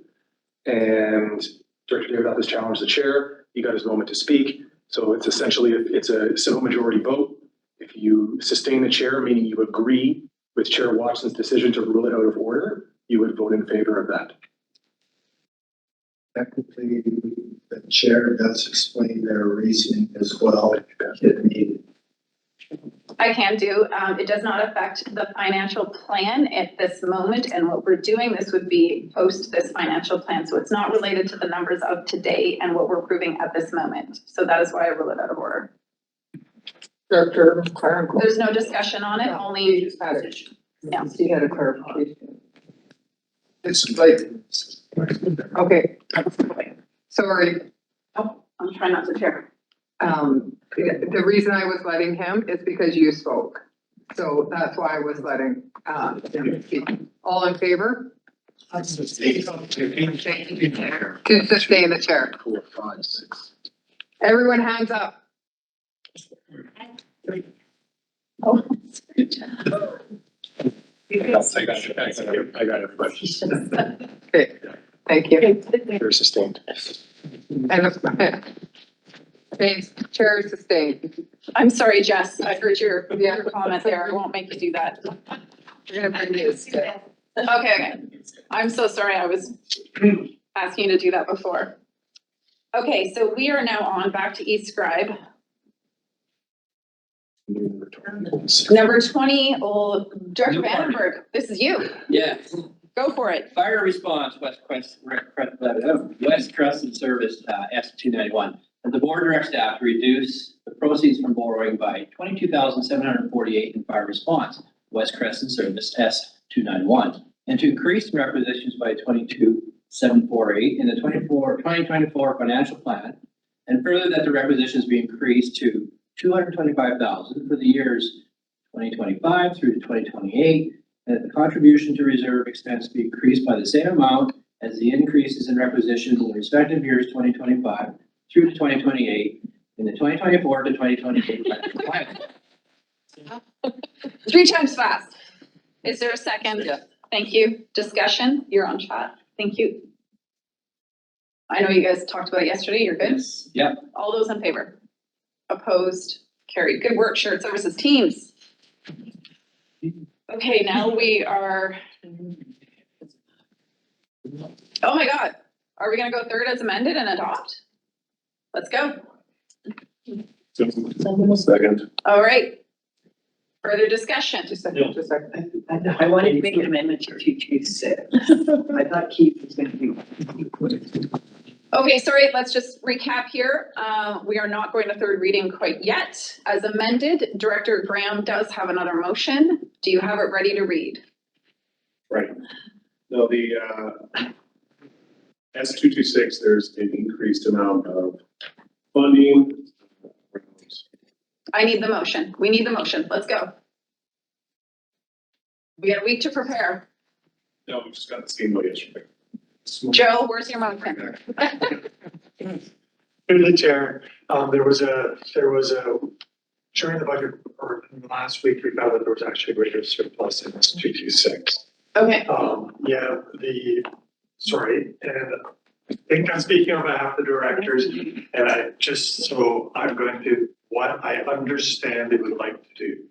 They would like, 2/3 of the increase in surplus to be increase the, contribution to reserve, and 1/3 of that to decrease the requisition for the changes that we made. So I actually don't know what that calculation is with the changes we made. So we would be. We're doing motions from the floor here, folks. This is not what we want to be doing. Sorry, I got this morning. Okay, It's okay, sorry, I'm just go. So in S226, it was actually 3/4. So the surplus is an additional $113 and $600. And so. Okay, you know what? We're gonna take a break. You guys are gonna figure out your motion. Okay, 10 minutes. Yeah.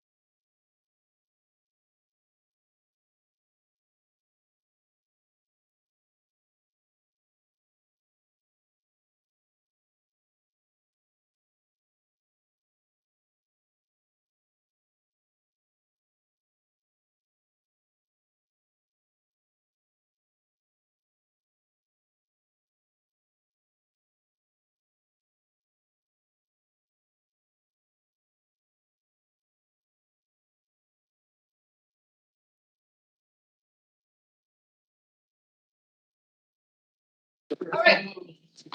Back to our seats, folks. We're gonna reconvene. Wait, where's Stuart? Okay. Yeah, you know the motion? I'm just making sure we can go ahead without Stuart here.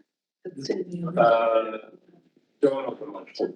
Oh, it's in chat. It's in chat. Okay. It's not that I need you guys to move it. Staff doesn't move it. I just want to make sure if there's questions, we have staff to answer that. So Paige or Graham, would you like to move a motion? That staff be directed to set the requisition of S226 recreation facility Nelson area F and defined area E at $3,512,982 and set the contribution to reserves at $185,200,000 and in the 2024 financial plan. Seconded by Dr. Graham. And sorry, Angela, can you tell me what number this motion might be? This one will be called S226, because we don't have a number for it. Okay.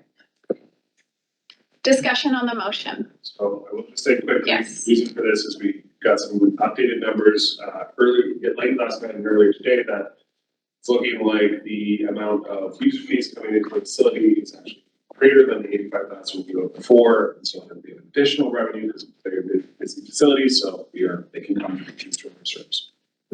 Good stuff. Discussion? All those in favor? Opposed? Carried. All right. Are we ready? McLaren Co. So moved, but I have a question. No. So can you say what you're moving, please? We will move that the bylaw, financial plan bylaw be read as a third time. Third time as amended. Thank you. Is that seconded? Thank you, Hewitt. Your question, McLaren Co. Just a question maybe as a flag for the executive, can we, I know we're reviewing our procedures bylaw, can we flag filibustering in there? Yep. Somehow? Thank you, noted. It's noted. We'll send it. We'll explain to Ange what you meant because you told me over there. I know what you mean. Okay, third time as amended. Feel like I'm on a roller coaster that's going off the rail. Need a second, get a second. It's seconded, it's on the floor. We've asked a question, further discussion. All those in favor? Opposed? Carried? Opposed, Chair, recorded. Opposed to third reading? Yep. Recorded opposed, Director Davidoff. And for adoption. Thank you. Moved and seconded. All those in favor? Opposed. Opposed, Chair. Davidoff recorded opposed. Recorded, please. Yes, got it. Thank you. Yes. I just want to give a big thanks to Yev. Yes. That was a long process. He did extremely well, regardless of it being his second run through on this thing. It takes a while to get your head around this stuff, and he's done an awesome job with some great suggestions, not the least of which was that interest stuff. There's constantly great ideas coming from him, and I want to thank him very much. Star. Good job, everybody. Point of privilege, No. and the managers and staff. Yes, yeah. Everyone, just the detail, Joe working, getting us something last night. I'm telling you, very impressive. Thank you. Still working on And I think it's really important to note that, and again, there are different ways of doing things. Some are better procedures than others, but to all of the directors who have spent the last 6 months with a fine-tuned comb going through your budgets, I want to thank Director Hewitt for being an amazing shared partner who we discuss quite frequently at our meetings and really make sure that we're both on the same page. I know Crescent Valley Services does the same thing, so really great teamwork. Yes, in most areas. And that all of you have worked so hard to bring it to a point where you're still delivering quality services, but at the rate that we can accept. All right, I'm losing my words. I'm gonna stop talking. So. Grants. Grants. Thank you. Discretionary grants. See, it was chairing the chair. Discretionary. 8.4. 8.4, discretionary grants. Would anyone like to move that motion? So, thank you. Do we have a second? Thank you. Discussion. All those in favor? Opposed? Carried. Community development. Thank you. Discussion? All those in favor? Opposed? Carried.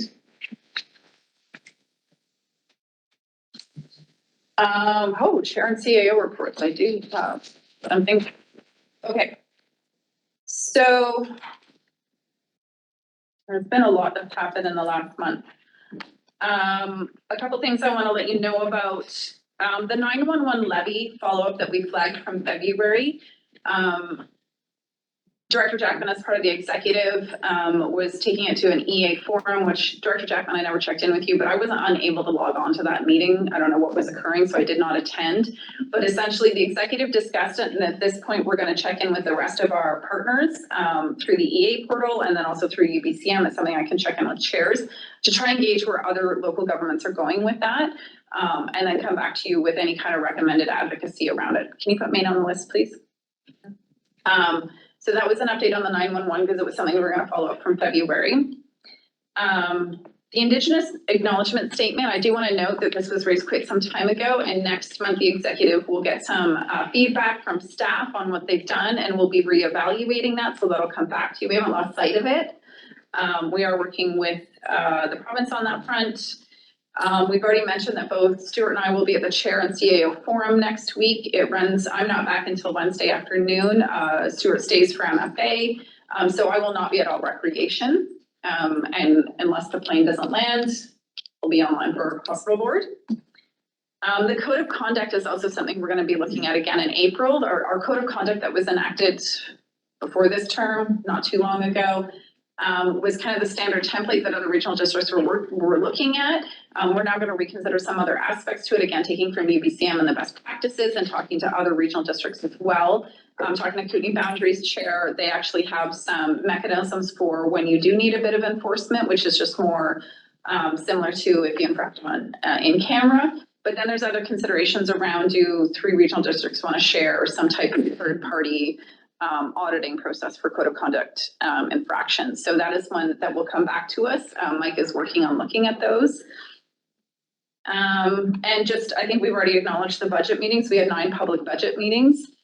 Thank you so much. Yeah, we have indicated that. I attended those that either staff or directors asked me to attend, and they were interesting and very enlightening. I actually learned quite a bit. I think I know quite a bit, and I'm always learning. So I learned a lot more about Area H and a lot more about Creston and what services are over there. So that was really good. One of the things that I wanted to let the board know about is that I then went and kind of did a bit of research into East Kootenai and Kootenai Boundary, just as our neighboring regional districts around what they do. And surprisingly, in the East Kootenays, it's an online portal to provide feedback, and they don't give you the budget numbers. They give you kind of a general synopsis of what increases will be. There may have been more info there, but I couldn't find the budget until after adoption. And same with Kootenai Boundary, it's not available until after adoption in terms of the rate per thousand and the specifics. And so when I learned all that, I went back to staff and just said, wow, we really provide a lot. Not that I don't think we should, but it's quite a scale when it comes to what the other regional districts are doing. So I just found that interesting. And I think we really did a lot of work to be in front of the public, to present the numbers, to let them know this is what the rates are, this is what we're looking at, these are the things we're doing. And so I really think we did a good job on that front. And so I think that was it in terms of my chair report that I could recall at this moment. I have been working with a couple of directors one-on-one with some issues they're facing, and I continue to stay in contact with them. I never really give you full details on those so that directors feel comfortable to contact me, but I'll just say that you guys are all dealing with some things that I don't think I ever anticipated a local government elected official facing. And it's very intense, and I just want to acknowledge all of you for being at this table because you work for the people that are in your communities and because you care for your communities. I see that, we all see that. It doesn't always translate to the ground, but I really want to acknowledge you for that. I do have a call with Municipal Affairs tomorrow regarding a few of those issues just to get clarity on not just a chair's role, but also what kind of supports are there for elected officials these days. So I'll report back to you on those fronts. Maine, you had a question for me? Yes, I had you were talking about the 911 service, and that issue was discussed at FCM British Columbia Caucus 2 weeks ago in Prince George. And FCM staff picked up on it, and I actually have a phone call with FCM staff tomorrow to talk about how our 911 services are funded and to get a scan on how it's rolled out across Canada. And I will report back to this body for sure. But if any of the discussions that you've been having, if you could provide feedback for me, that would be helpful. Thank you. I think the main thing I'll let you know is if you can just check in with staff on the numbers we've seen in terms of what we're getting from the levies versus what we're not getting. Those would be good numbers to provide, but don't ask that right now. Just reach out to staff on that. Any other questions for me at this time? All right. You had nothing? Okay, Real Affairs, Director Jackman, go ahead. Sure, thank you. So there's two of these could be combined, but sometimes easier to blow through them one at a time, so I'm going to. So Rural Affairs Committee, we of course have delegated authority to receive applicants and applications. A little more about their application, respond to questions, and then after they withdraw, we go through the recommendations. So we had several delegations last time. And arising out of the meeting, we have the first item, 7.1, agenda was cancellation of the building bylaw intervention in area J. So I move, this is all moved, I move to the court officer. Okay. I move the corporate officer be authorized to remove the notice on title relating to 851 Lower in the Lilpilin Road, electoral area K, currently owned by Martin Nolan Jansen, property legally described as in the agenda. So. Director Weatherhead, do you want to second that? I will second that. Further discussion? All those in favor? Opposed? That was in favor, just really enthusiastic. Yeah. Okay. Yeah. Thank you. That passes. Second item on list arising from agenda item 7.5, development variance permit for that vote in electoral area J. I move that all votes, well, move the board approve the issuance of development variance permit as described, and it will increase maximum height of an accessory building from 6 meters to 7.54 meters and increase the maximum gross floor area from 100 square meters to 101.1 square meters. Navarre will second it. All right, it's on the floor for the discussion. All those in favor? Opposed? Carried. Next one arises from agenda item 7.6. It's a site-specific exemption for floodplain management bylaw, Drysdale electoral area A. All voted as well. I move the board approve a site-specific floodplain exemption for construction of a deck within the floodplain setback 10 meters in accordance with the engineering report prepared by S&T for the property as described, and the registered in the covenant under section 2.9 of land. Second that one too. Thank you. Discussion? All those in favor? Opposed? Carried. Next one from item 7.7 on the agenda, all as well, another site-specific floodplain exemption, FILA and PROTI, and electoral area E. Approve the site-specific floodplain exemption to reduce the required setback from 15 meters from the natural boundary to 11.4 meters. On the, in accordance with the engineering report prepared by Crossness Engineering, the property is described, and then subject to the two clauses that registering the covenant and registering the covenants. Thank you. It's been seconded. Discussion? All those in favor? Opposed? Carried. Fifth item comes out of the rural agenda 7.8. It's all vote, official community plan, and zoning. And do these as a block because of bylaws, I guess. Yeah, individual. That's correct. Okay, official community plan and zoning bylaw amendments for the self-development limited. Electoral area I. Move the Columbia River official community plan amendment bylaw 2932/2024 being bylaw to amend Columbia River's official. Oh, there is a line missing that jumped out of it. Yeah.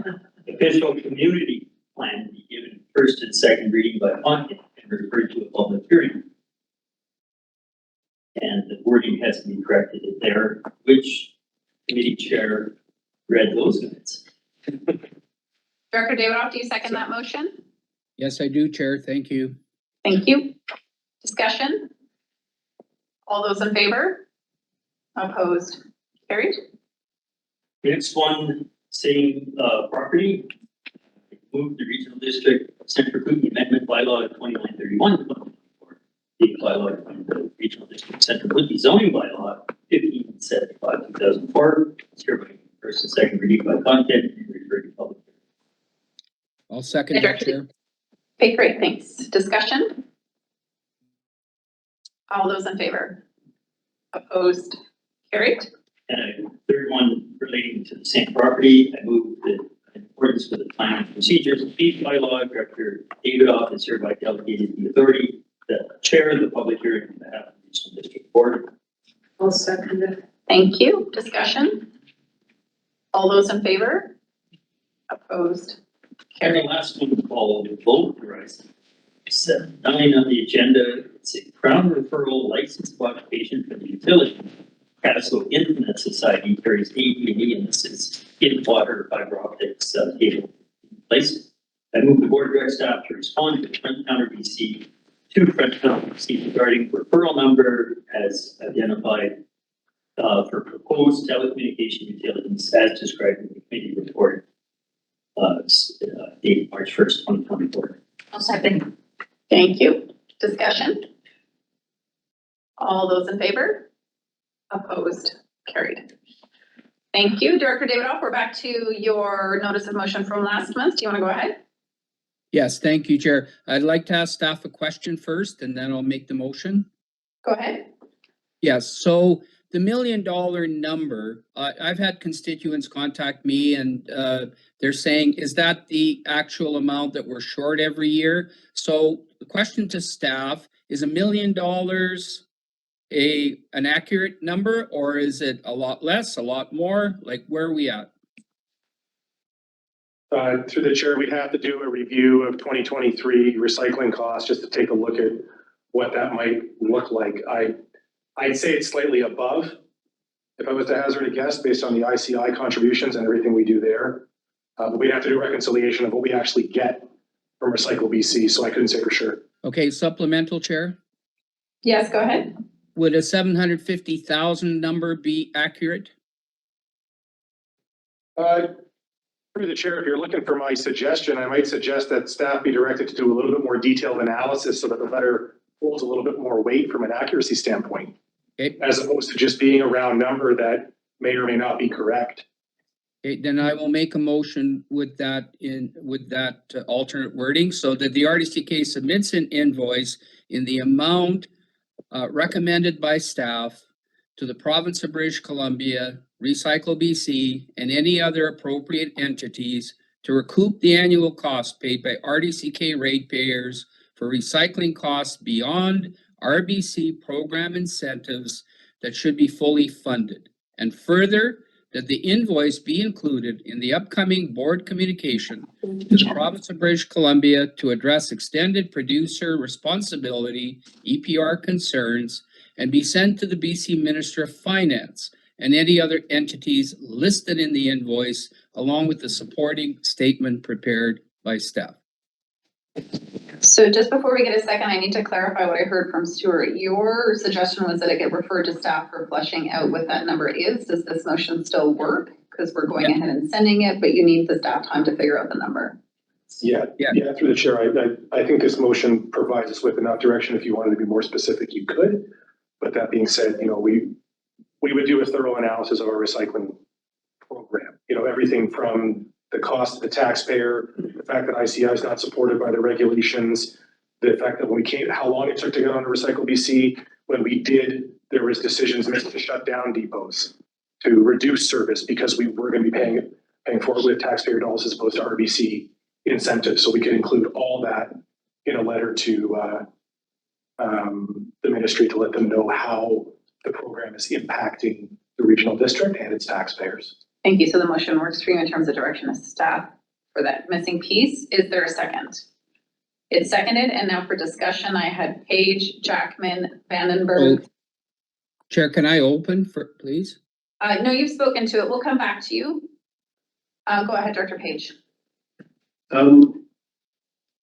In conversations at UBCM about this particular issue, it was raised to me that the contracts we have with Recycle BC were a process whereby local governments negotiated, and some have achieved fuller cost recovery than we have specifically, which gets me thinking, and I would propose that we have staff review renegotiation of cost recovery options. As we keep framing it as a program, but it is a contract that is not across the board. It is a contract on some level that we negotiate with Recycle BC at some time. I think maybe we need to look at it from that perspective. The staff commented maybe where I don't have that right, but that was the comment I got from Isaac. Yeah, through the chair, it was a negotiated contract. I think the biggest thing that's impacting the regional district is the number of core depots that RBC allows us to have, because anything related to the satellite depots is on us to pay for. So I think that, I think we went from 7 to 11 or 12 depots at the time, 5. So we negotiated up a fair bit on that contract to begin with, but we could definitely take that direction and see if we can open up the agreement and start talking to RDC about what else to be done there. Yep. Good. Jackman? Yeah, thank you, Chair. And I had more than a little bit of time to think this through. And I have to admit that I was the one saying, let's send an invoice for the full $1 million prior to us entering into any agreements with Recycle BC. And my position, our position at the time was, it was an unfair negotiation because we were given what's seemingly a local offering, and incrementally went 5 to 7, eventually 12. Took a few years and cost us substantial money in the process. So I don't want to rely on the invoice approach right now, but I do respect Director Davidoff's initiative to be a little more firm than we have in the past. I would like to just maybe change one word. That the RDCK submit an accounting of 2 words, an accounting of the amount, etc. to all. And to me, if we change those 2 words, it's a little more cooperative, and I felt we've had cooperation from both Minister Heyman and from Deputy Minister, wasn't Anne for Marsh. Sorry to the chair. We've had good positive signals, and they've asked for those numbers. So rather than in the form of an invoice, if it's an accounting of, as the opening of the conversation that they've invited, and that would lead to renegotiation, hopefully. And along with that, I'd also like us to indicate to them all of the efforts we're making to expand curbside garbage and blue box for rural areas. And we've made substantive progress, I think. It's only a few areas now, but the other areas around rural Creston may come along. So I see this I'd rather it be a more positive statement and an accounting rather than a demand. So I'm gonna ask Director Davidoff, would you take that as a friendly amendment to change invoice to an account of? Yes, I would, even though I like what Director Jackman has been saying for years, and Director or Chair Kettle used to say, we got to send somebody a bill. But I can live with that as a friendly amendment, Chair. Thank you. So it'd be an Second. accounting of. An accounting of. I was checking. Kelly was the second. Director Vandenberg, you're good with that? As a friendly amendment? Yes. Thank you. Ange, did you get it? Yeah. Okay. Vandenberg. Yes, and through the chair, but I think Director Jackman has shone a lot of light onto what my questions were, because I was taking the motion as a failure for BC to live up to the contract. But in fact, that's not the case. So with the addition of an accounting versus the word invoice, it's made a lot more sense to me, and it's resolved the the gray area there. So Thank you. I was next on the list. I did want to give a bit of the history, which Jacqueline and Stuart might correct me on, but we initially said no when it was multi-material BC because of the constraints it was going to put on our current recycling service. We said that's impossible. We're going to lose a ton of servicing if we do that. And we maintained the servicing in-house for several years. And then we proceeded to begin to negotiate. At the time, it was still what was called MMBC. And we were able to increase the amount of core depots, but definitely still not near the level of servicing that our areas had and what we would deem acceptable. So then between that contract agreement and our own negotiations, we saw some closures in the east, we saw some closures in the west, in central, I believe we stayed with what we had. And so it's been a very, like many years of negotiating in terms of how do we mix what RBC is willing to pay for and what we feel is adequate servicing. And that's the gap, is that if we just did what RBC was going to cover, we would see, I would wage a guess of like a third, maybe half of what we currently have in terms of servicing. And so that's the gap, is that to provide the servicing we currently have, we have to fill in, we have to subsidize it compared to what RBC is willing to offer. And so that's the difference between the two. And where we're going now, where it's not that we're failing on it or that they're failing on a contract, is that we are still unsatisfied with the service level and we fill in the blanks. And I will, Jackman, correct me if I'm wrong, or. you're not incorrect. There's one piece I think that the board could benefit from hearing. When we initially said no, we weren't required to staff a or have these other restrictions on the sites. And that permitted us to have multiple sites, which were very convenient for electric. And we looked against that and said, well, we started taking all of these sites, staffing them all, at cost X dollars. Meanwhile, we were receiving some reasonable incentive or payback when we were directly marketing what we were collecting. But as the world turned and changed, China started to reject receiving plastics and whatever they deemed it to be garbage. And the Philippines stopped receiving Canadian or North American products. That tipped the balance. So we said, wow, we're not getting any money back for what we do collect. We don't have the horsepower, we don't have the ability to market any of this recyclable material other than maybe going somewhere to be incinerated. When we tipped the balance and said, could we cut back our level of service and at the cost of needing different bins and staff, but see some return from the incentives being offered, that's what tipped us from saying no to saying, well, let's negotiate. And that negotiation was protracted over 2-3 years until we got to what we thought was a satisfactory minimum number of core units. Thank you for that, Gab. And just before Newell, I'll just note that I believe it's been 6 years at least. We have gone to the minister every UBCM to bring this forward to them. So the advocacy has been consistent. Newell? Thanks, East Chair. I'll just add that, pretty sure we don't even break even on the core depots. We lose money on the core depots. So we add all these satellite depots, but looking for the exact number, but I'm pretty sure we don't even break even on the core depot, whereas a municipality will probably break even on their blue bag project, maybe, make a bit of money here or there, but anyway, so we lose money even on that, which they are providing. So lose them. I think it's fair to say that the program was designed to meet the urban residents, and I believe Vancouver and Kelowna alone meet about 90% of their criteria. So this is like many of our issues, we fall into that rural category where the design doesn't fit our geography. Director Davidoff, back to you. Yeah, Chair, I think we've heard everything. Thank you, Director Jackman, for the history lesson.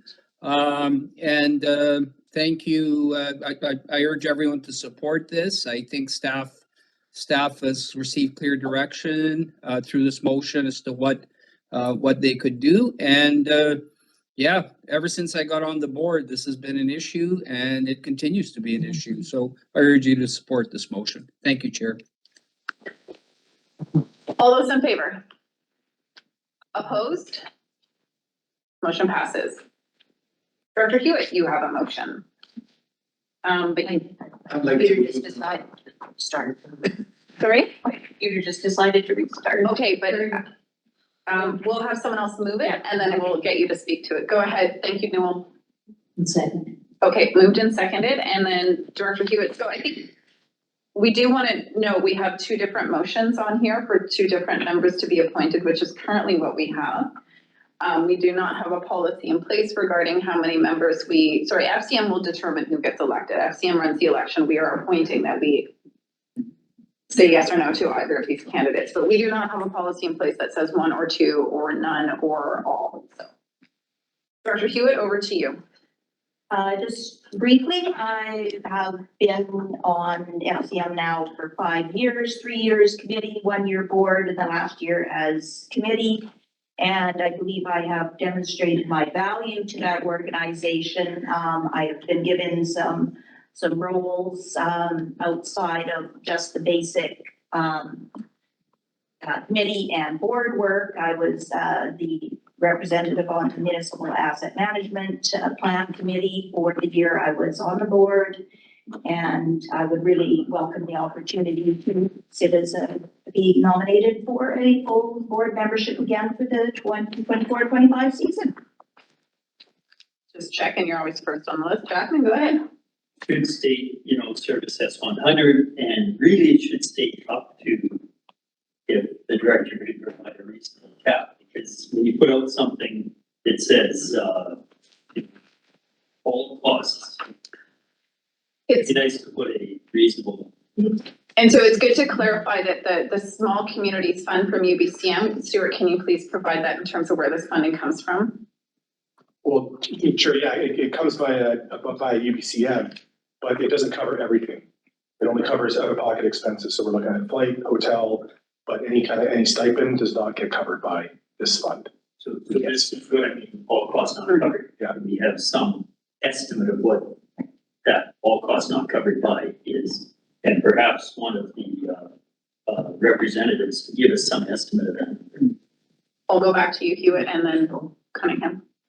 Okay, so for work FCM outside of the annual conference, because that's covered separately, we have the basic is 3 board meetings, and that would be stipend for generally it's 4 days worth. Well, actually, because they've gone for a virtual week now to split up the load. So there could be up to 7 days per FCM board week. So 21 days of stipend. What's the stipend number?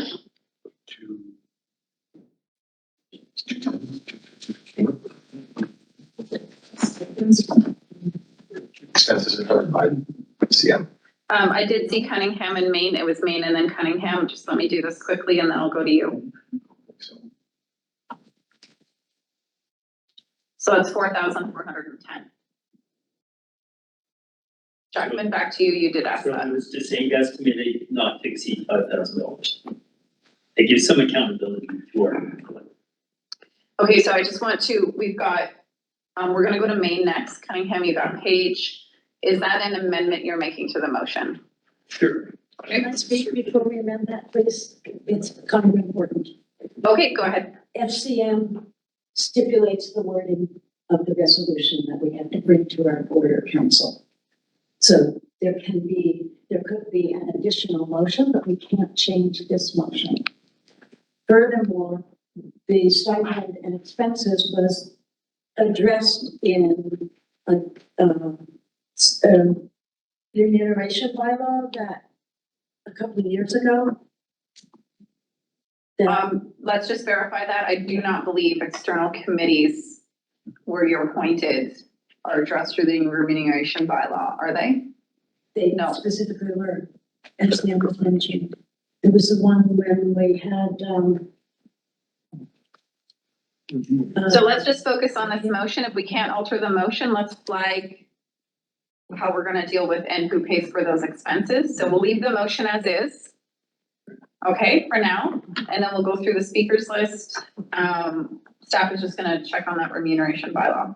So next was Cunningham. Yes, thank you. And also, I think to me, we have also paid for election expenses such as flyers and buttons and stuff like that. And that is included, I thought.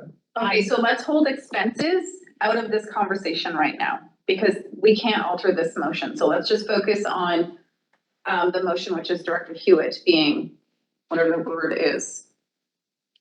And then we'll come back to expenses. Can you have Vandenberg? Page. If we're just voting on the motion. Okay. Lockwood.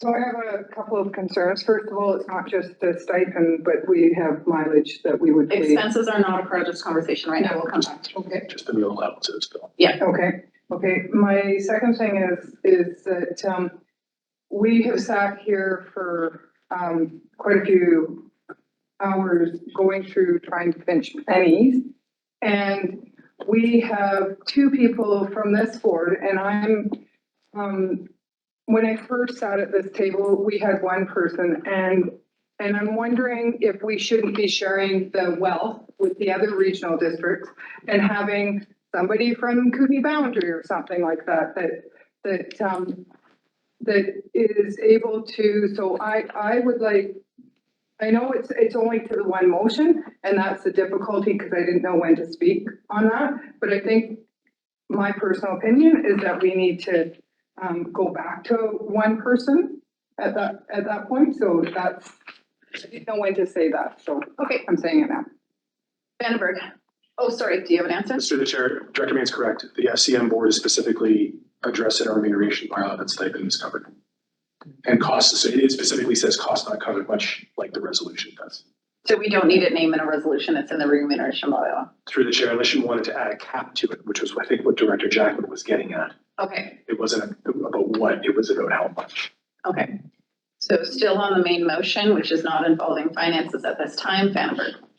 Right, thank you through the chair. So my question is around, we're gonna have this conversation again. We have two members who are interested in serving. So in terms of process, I guess I'm a little bit confused. Aside from process, I don't see the value of having two representatives and having to pay for that cost. So, but yet we're going to talk about this twice. So I'm not quite sure how to condense and decide as a group, are we in fact interested in serving or having two representatives serve us? Or should we be having another conversation? Or does that come up in the second conversation? So I'm, in terms of process, I'm a little bit confused, but I'm a little bit concerned.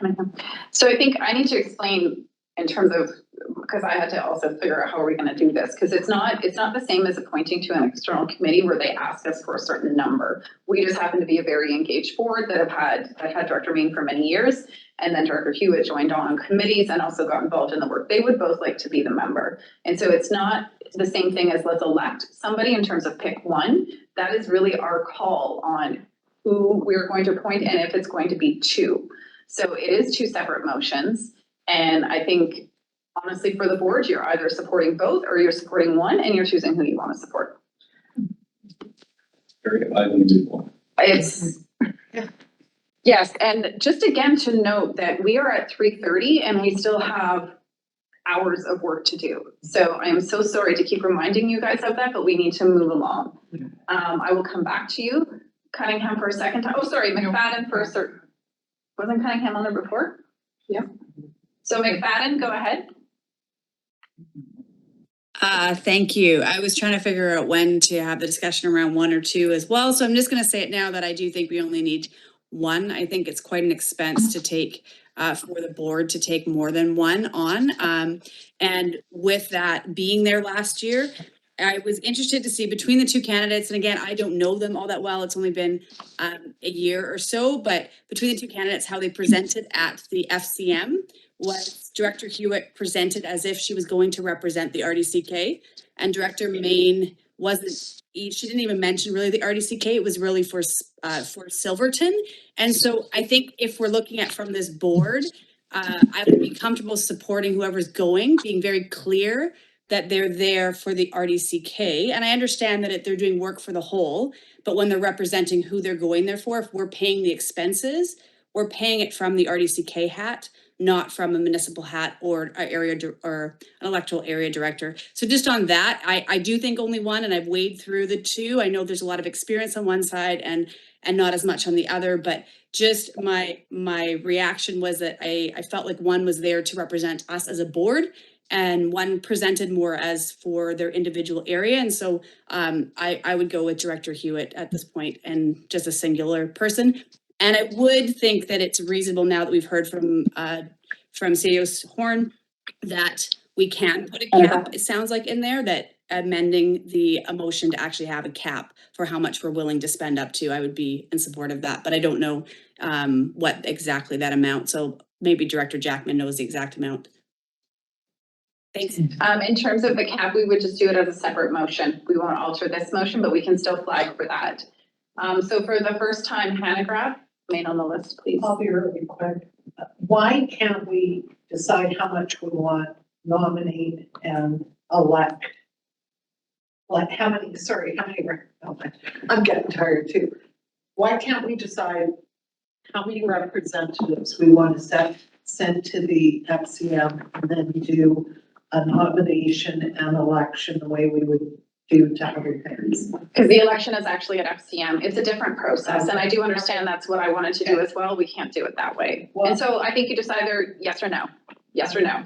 One person. Okay. And so Weatherhead for the first time? Yeah, just real quick, I just wondered, is it like UCM where they are APBLG where they send municipalities send it to them? Yeah, they can. Yeah. Oh, they can. Cunningham for a second time? Yes, thank you. It should be pointed out that even though we send representatives, they may not get elected because they're elected by the BC caucus. Thank you. And in the case of its chair, it's elected by the whole entire membership of the FCM, if you're going for the top seat.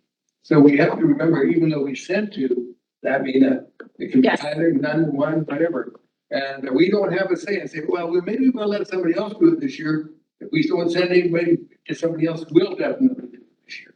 Okay. Maine for a second time? Yeah, in response to me having represented Silverton last year, I represented the regional district. The reason I was identified as a conflict from Silverton was because I was not sitting on the RDCK board last year. But I was there representing RDCK, and it was very well understood at the FCM board level and in the BC caucus that I was representing the regional district. Thank you. So I think directors, really what we're going to do here is it's just going to be by your votes on both of these motions. If you want to go, it just has to land that way because that's how the process is designed right now. Into the future, we can look at a different policy that better does this, but we've not encountered this before, so bear with us. And time-wise, I have no one else on the speakers list. So all those in favor of nominating Director Hewitt? Sorry, hands up. Oh, I was on hand. Okay, 1, 2, 3, 4, 5, 6, 7, 8, 9, 10, 11, 12, 13, 14, 15. Thank you. Got two online? 2 online. 3 online. How do I not see them? Because Andy doesn't have his. No, but you've got kids. Paisley. Okay, motion passes. Thank you. Okay, and now my notice of motion was in the middle. It's just a notice of motion. You'll see it next month.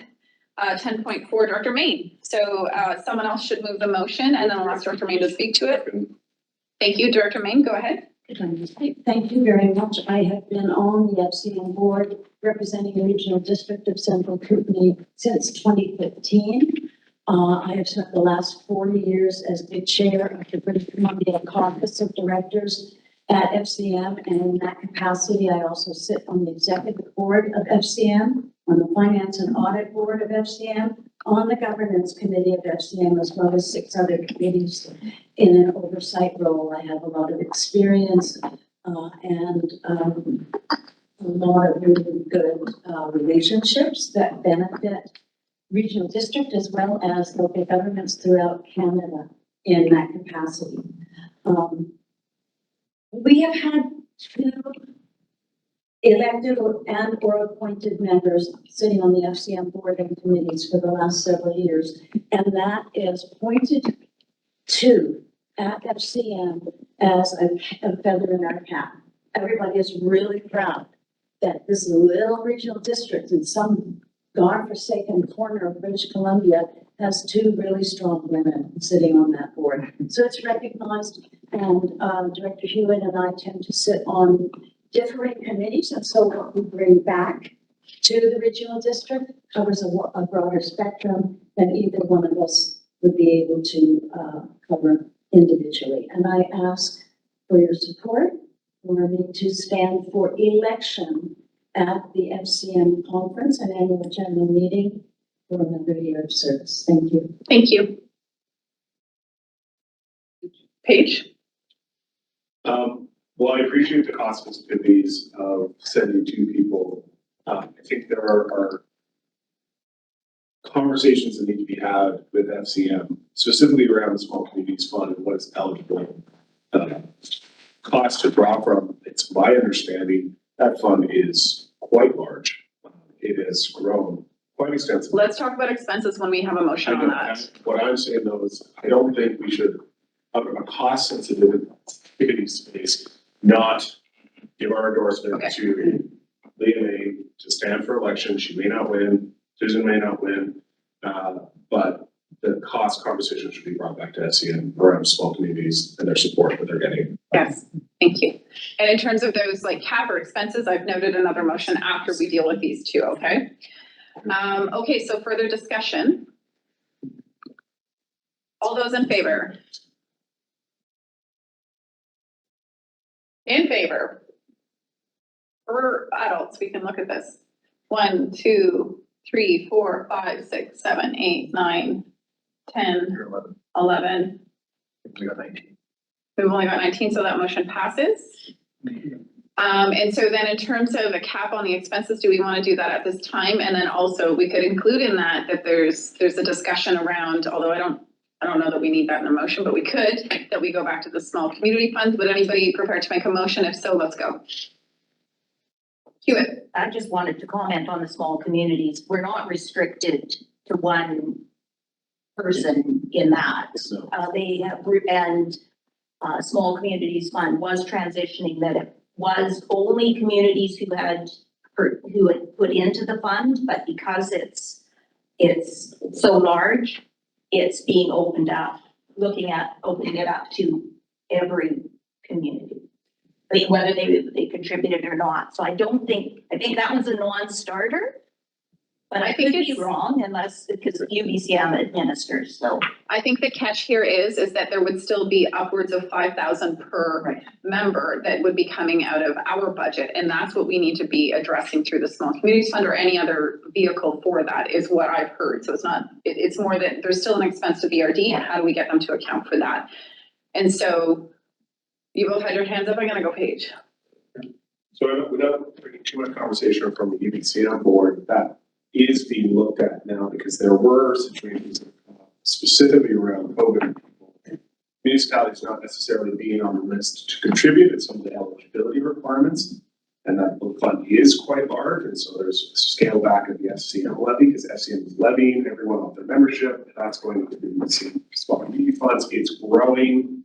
It's not being expensed out enough. So I do think this is the time to press and ask and say, communities, whether it's Silverton, whether one of the municipal councilors from New Denver who's not on this board wanted to run, would we want to support.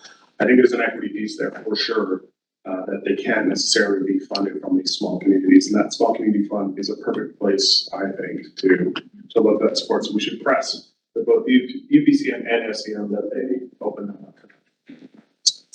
Okay, so Jacqueline's next on the list. Given the time we have, do we need to be doing this right now? We don't have anything to refer right now.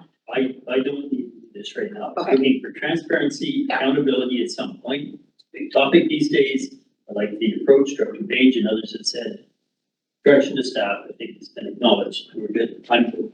Okay, I think what I would do is take out of this, if Director Main and Hewitt can work with those that are interested in establishing a more accountable and equitable way to fund these roles, can you please do that work and then bring it back to us if we need a motion? Work with Keith, Director Page, started using first names. Okay. We're good. I went ahead to on camera, so we done public time? All right, time to close the meeting to the public. Oh, So Jackman, yes. No, so move. So move? I move we close the meeting. Yeah. Yes, thank you. Thank you, Deb. Thank you, Kareen. Take care. Thank you.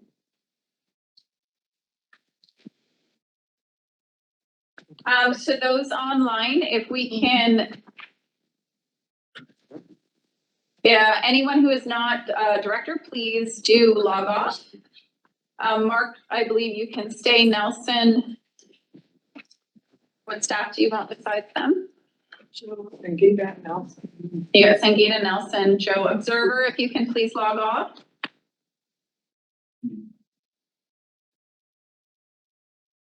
You need Matt?